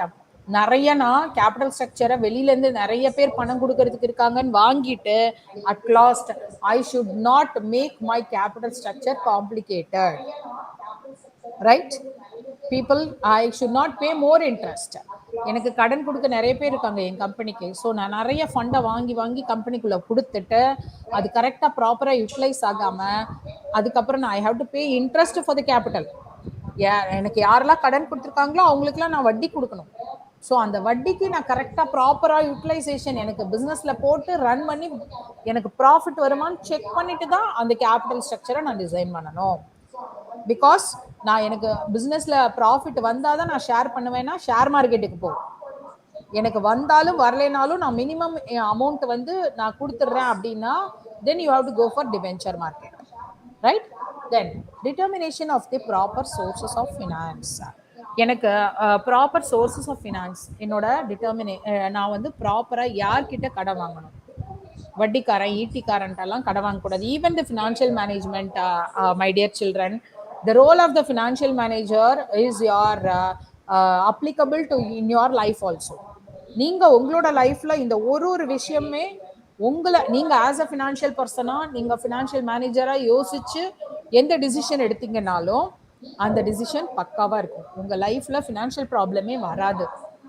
You can also take the life as the organization and you as the financial manager and take all the roles of all these things and you apply it and test it. I tested it. I told to my students, they tested it. இது எப்போ ஒரு financial decision எடுக்கணும்னாலும் இந்த particular மேட்டருக்கு எடுங்க. நான் வந்து I will be telling to the people those who are going to the college during corona last year they joined MBAs. அப்பெல்லாம் நான் சொல்லுவேன், why you want to join MBAs offline? You can join online correspondence course like that. You do work something, get exposure, then you go to MBAs further studies with experiences. You can go to executive MBA. Why you want to now itself go? You know, very pathetic part is 42 lakhs 50 lakhs people are spending for MBA abroad. Unfortunately, because of corona, last 2 years they are in India and they are getting online classes and they are not completing it, right? Online கிளாஸுக்கு 42 லட்சம் ரூபாய் எதுக்கு கட்டி வீட்டில் உட்காந்து MBA படிச்சுட்டு இருக்கோம். Fine. So financial decisions எடுக்கும் போது you should be very very clear that what a sort of estimation of capital requirements of the business and designing the capital structure, determination of the sources of funds of finance. காசு கொடுக்குறாங்கிறதுக்காக 10 ரூபா வட்டி 5 ரூபா வட்டி 15 ரூபா வட்டிக்கு வாங்கக்கூடாது. Go for maximum of bank loans. So that is also the major part. Every student should look into your business in your life. Then investment decision. Ensuring the investment decision. You should also know about எங்கே invest பண்ணணும். If I'm having excess money, where to invest? Invest in share market. என் ஃப்ரெண்டுக்கு கடன் கொடுக்குறேன். So don't apply all these type of small things. Think higher.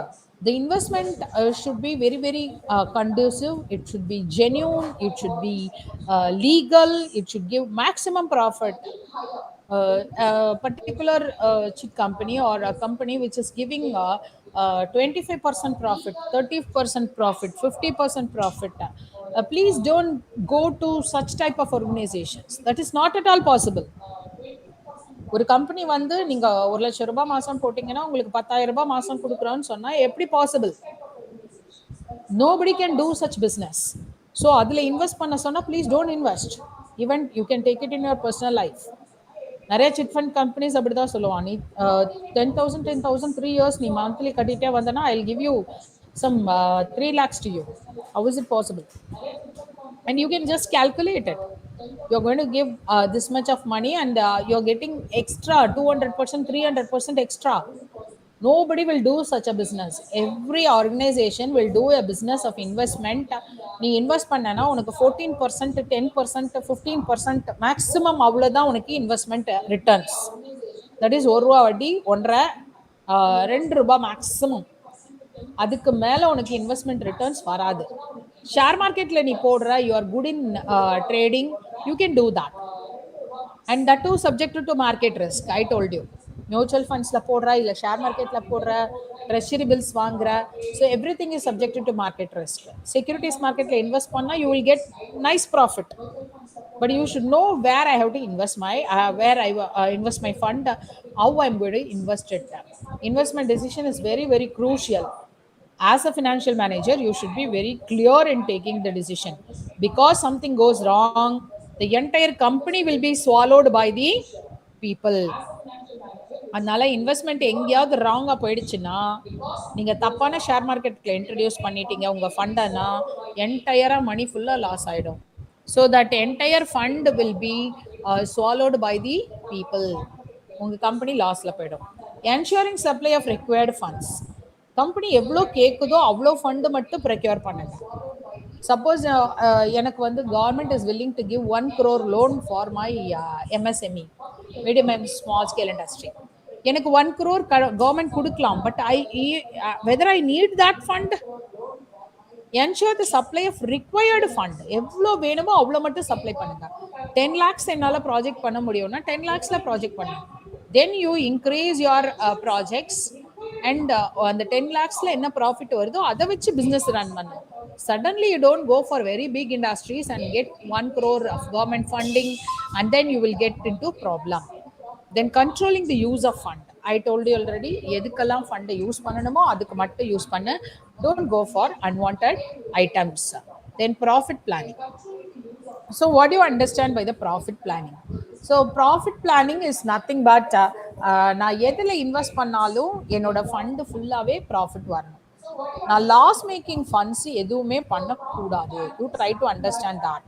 Loss making, எனக்கு இதில் profit வராது, loss தான் வரப்போகுது அப்படின்னா, now I should not invest my fund in that. Every activity of the organization should go with the profit funding, profit maximization. Right? As a financial manager, it is my duty to ensure that this profitability should be reached properly. Right? Next, coming back to the disposal of surplus of profit or dividend decision. Dividend டிசிஷன்லாம் நான் ஏன் எடுக்கணும்? என்னோட management எடுத்துக்காதா? எடுத்துக்கும். But financial manager should be always cautious. இருக்கிற fund எல்லாத்தையும் மார்க்கெட்டில் கொடுத்தாதான் போர்ட் ஆஃப் டைரக்டர்ஸ்க்கு, மேனேஜ்மெண்ட் பீப்புளுக்கெல்லாம் நல்ல பேர் கிடைக்கும். ஸோ அவன் எல்லா ஃபண்டையும் டிஸ்ட்ரிபியூட் பண்ணிடுவான் டிவிடெண்ட்டுக்கு. பட் நாளைக்கு ஏதாவது கிரைசிஸ் வரும்போது ஃபினான்ஷியல் டிபார்ட்மெண்ட்டை டிபெண்ட் பண்ணி இருப்பான். So you try to understand that you should be very very clear in the disposal of surplus business or surplus profit. You should be careful about that. Then the next is the management of working capital. I told you management of working capital talks about a very simple concept, which is nothing but the profitability. Everyday activity is fully controlled by me. Everyday's activity is fully controlled by me.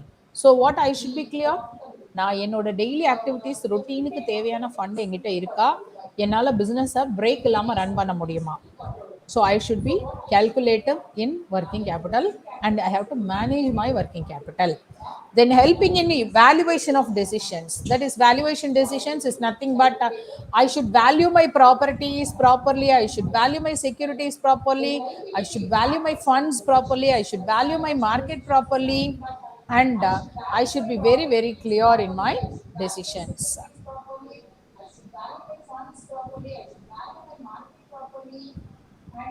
And the wealth maximization it talks, you should know about the wealth maximization, already explained it to you.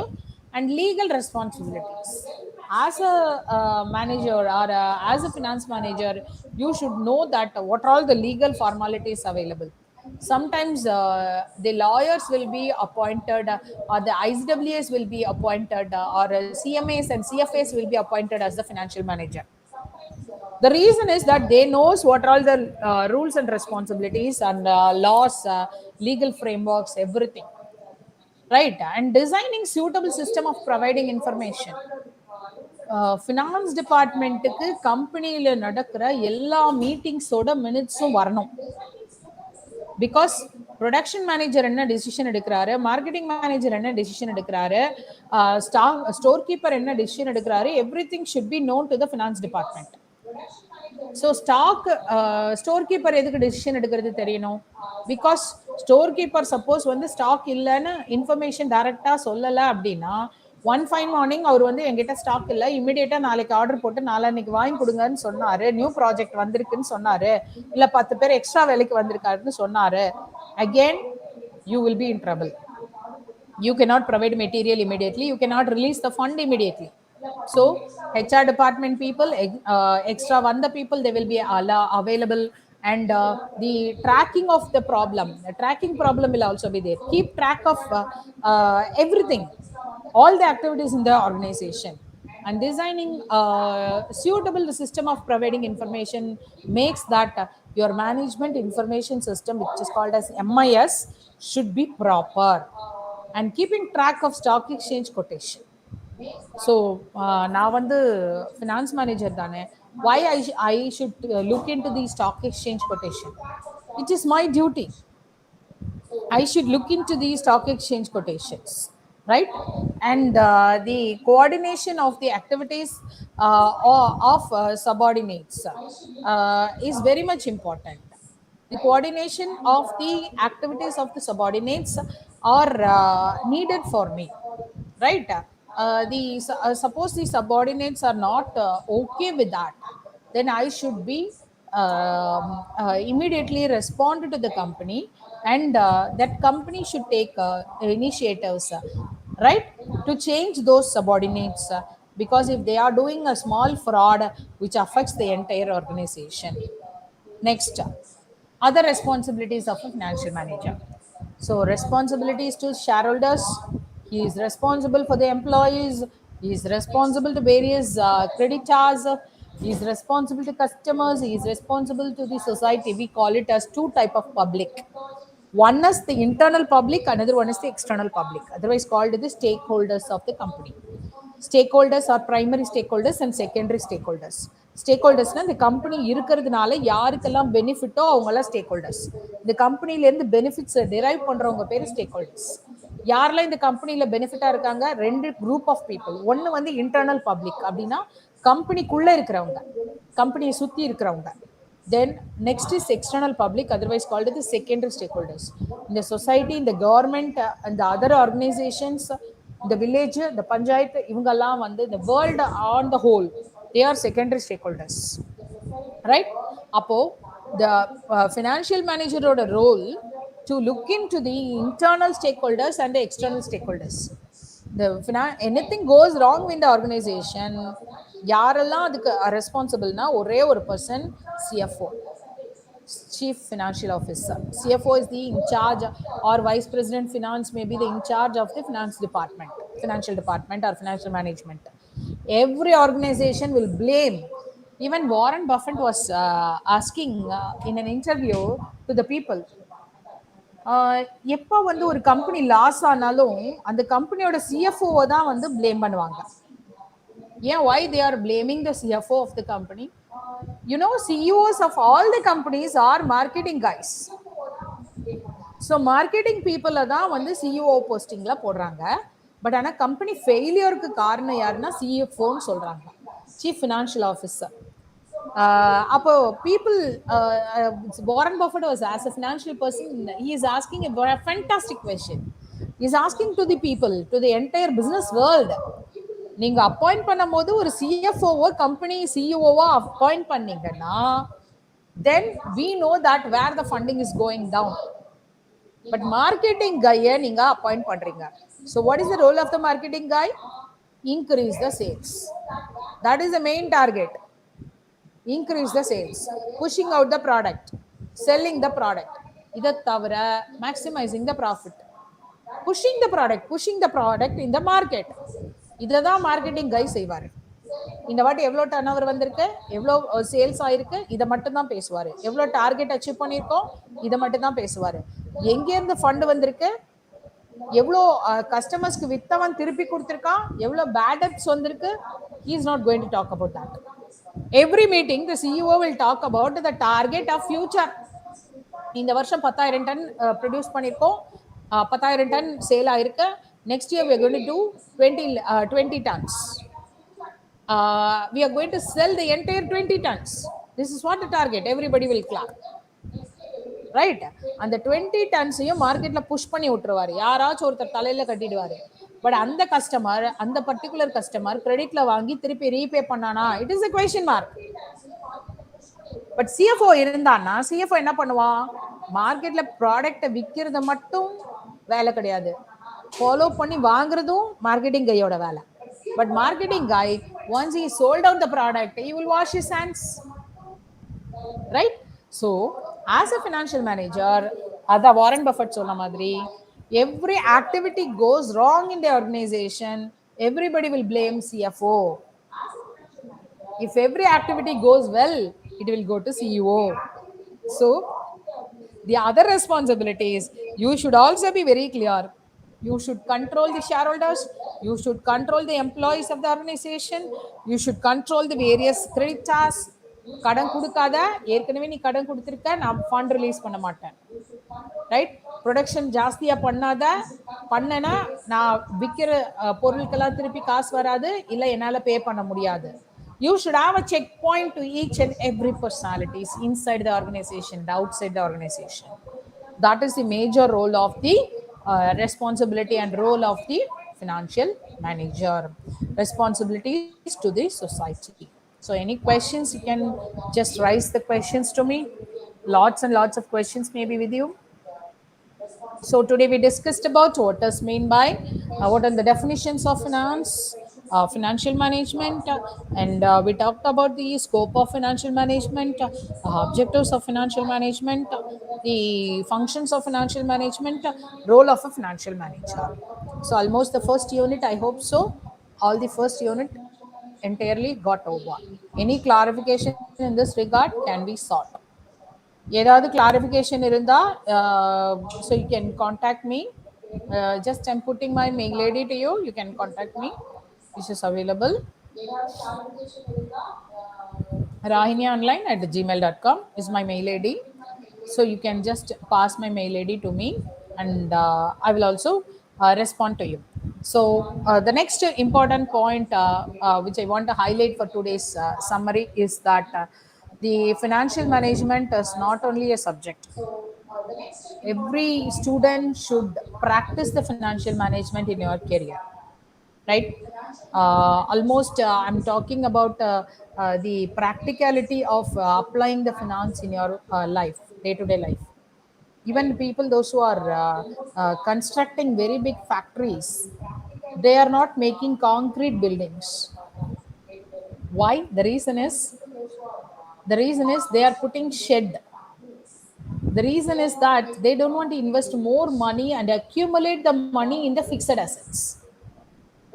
எப்பயுமே running capital should be more. Your money which is in your hands are more precious than the money which is invested. உன் கையில இருக்க மணி rotate ஆயிட்டே இருக்கணும். I told you the blood of business is finance. உன்னோட லைஃப் ஸ்டைல்ல, even in your lifestyle, you should know how I'm going to invest my money, where I'm going to get my finance, where I'm going to pay my interest, how much I'm going to pay my interest, who are all the people available to me to get fundings if I want to do a start.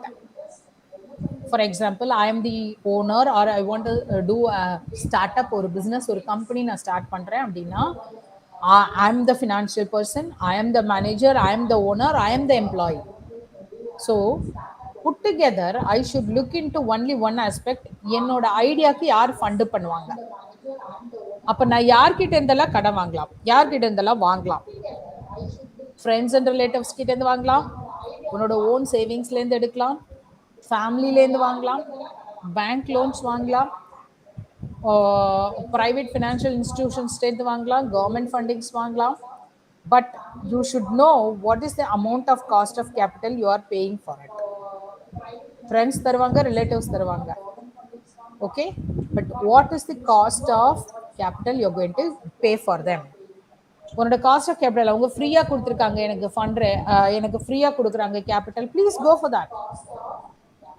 இல்ல நான் அவங்கள்ட்ட வாங்க மாட்டேன், பின்னாடி என்ன வந்து கேவலமா பேசுவாங்க, இல்ல அவங்க கேட்குறப்ப நான் கொடுக்க முடியாது, please don't think in to that angle.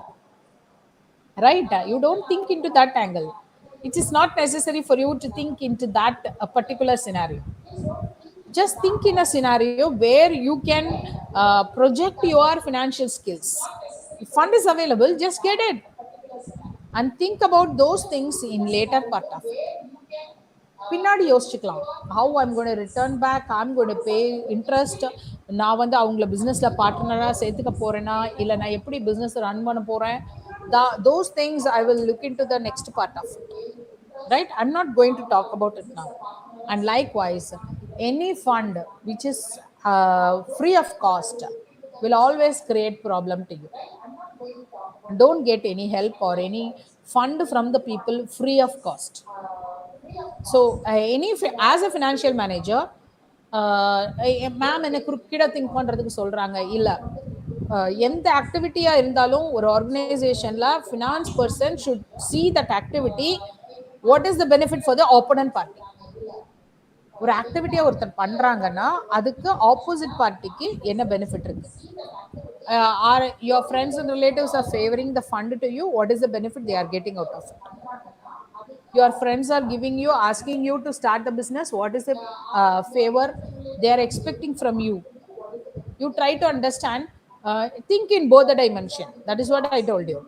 As a financial manager, you should think in both the dimension, as the internal public, as an employee of the organization, as the external public, as a creditor, as a customer, as a banker, as a loan giver, as a government.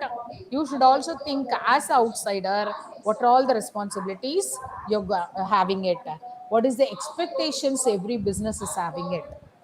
Plan in such a way that you should always remember that nothing should be free of cost, everything should be paid.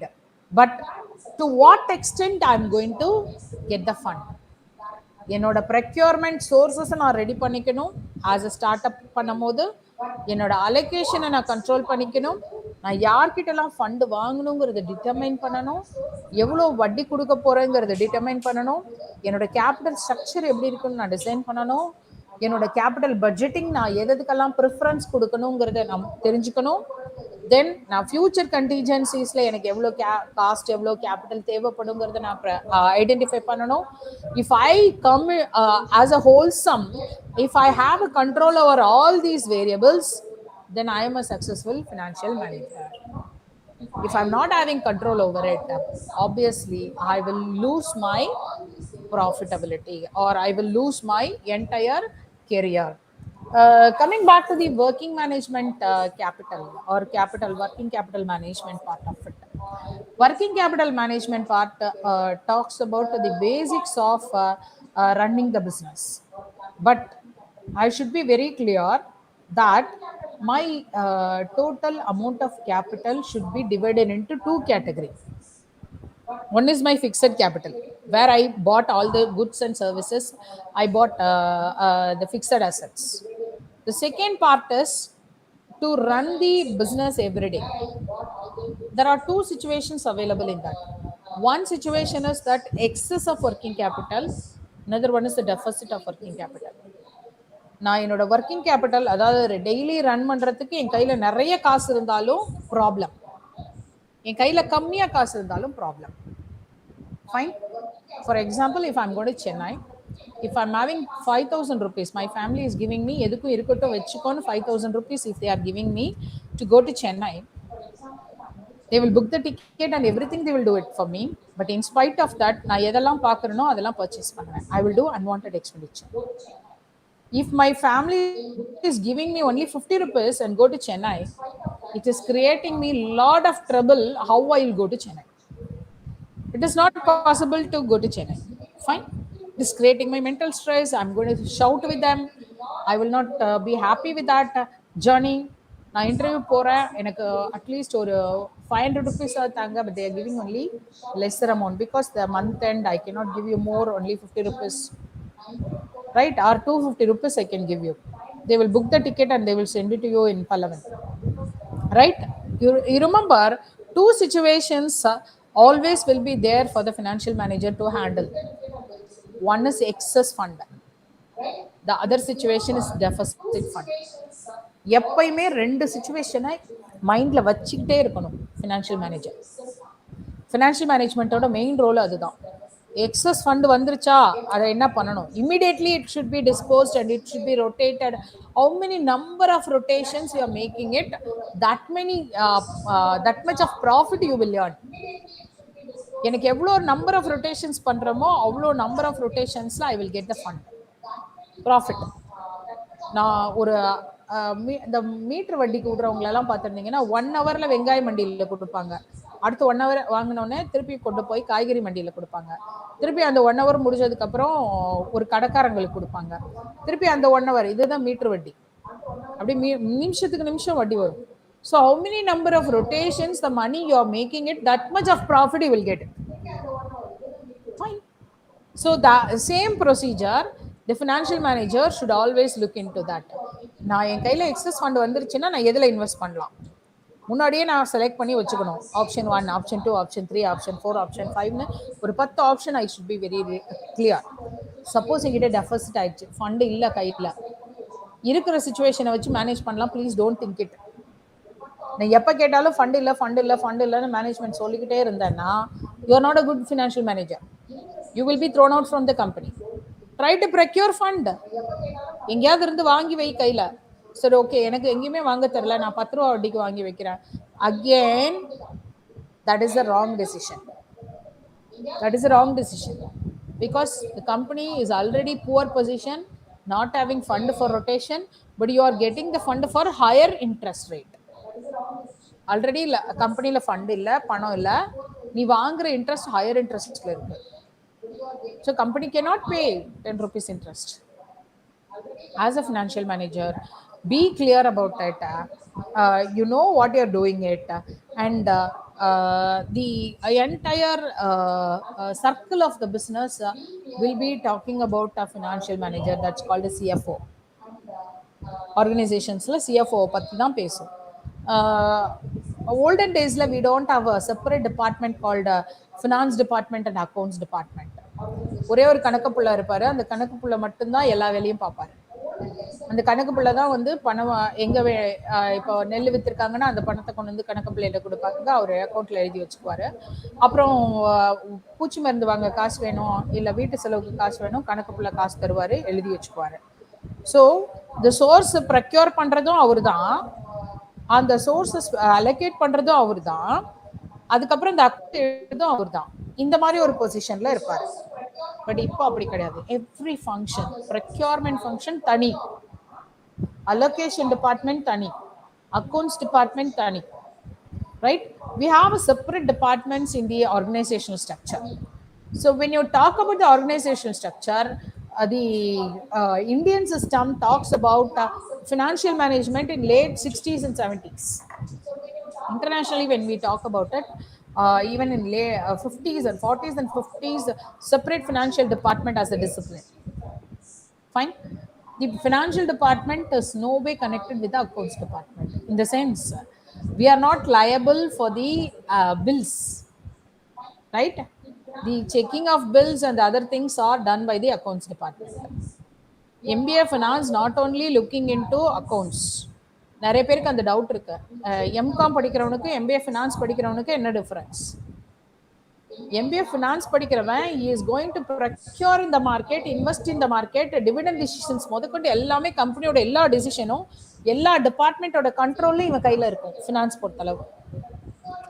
Accounts டிபார்ட்மெண்ட்டுக்கு அப்படி கிடையாது. எந்த bill வருது, வர பில்லை எழுதியிருக்கியா, எழுதுற bill கரெக்டா இருக்கா, அந்த அமௌண்ட் எப்படி இருக்கு, அதை மெயின்டைன் பண்றது மட்டும்தான் அவன் வேலை. So he is doing a clerical job. We are doing an administrative job. Try to understand the difference between a clerical cadre. MBA is not an ordinary degree, it is a professional degree, right? Professional degree na theriyum illaya, it is giving more value. நம்மளோட ஒவ்வொரு நிமிஷத்துக்கும் financial கன்சல்டன்ட்டோட ஒரு நிமிஷத்துக்கு value இருக்கு. So many people, those who studied finance, will go as a consultant, financial consultant, right? They are not going as a the ordinary person, right? Wait, 1 minute.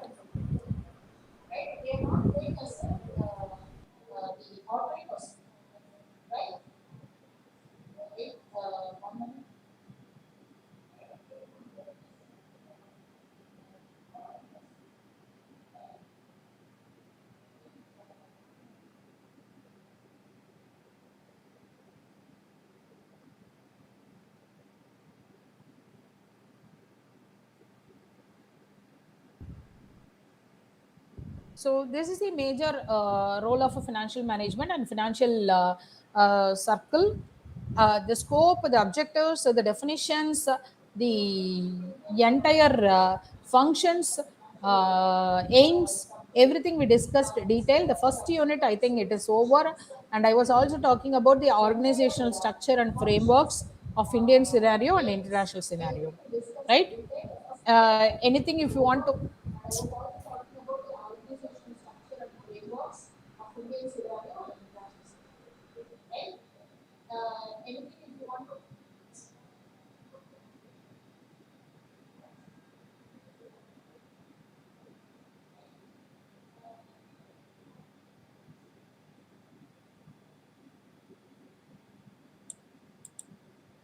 Hello, madam. முடிச்சு பாரு. Hello, madam.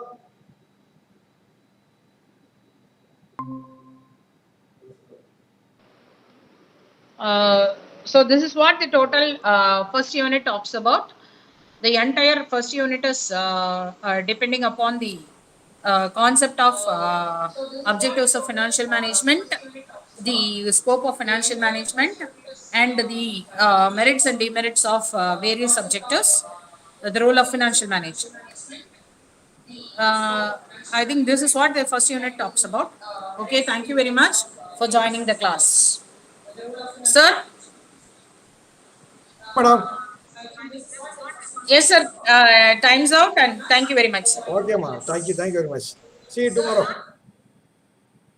Yes, sir. Thank you, sir.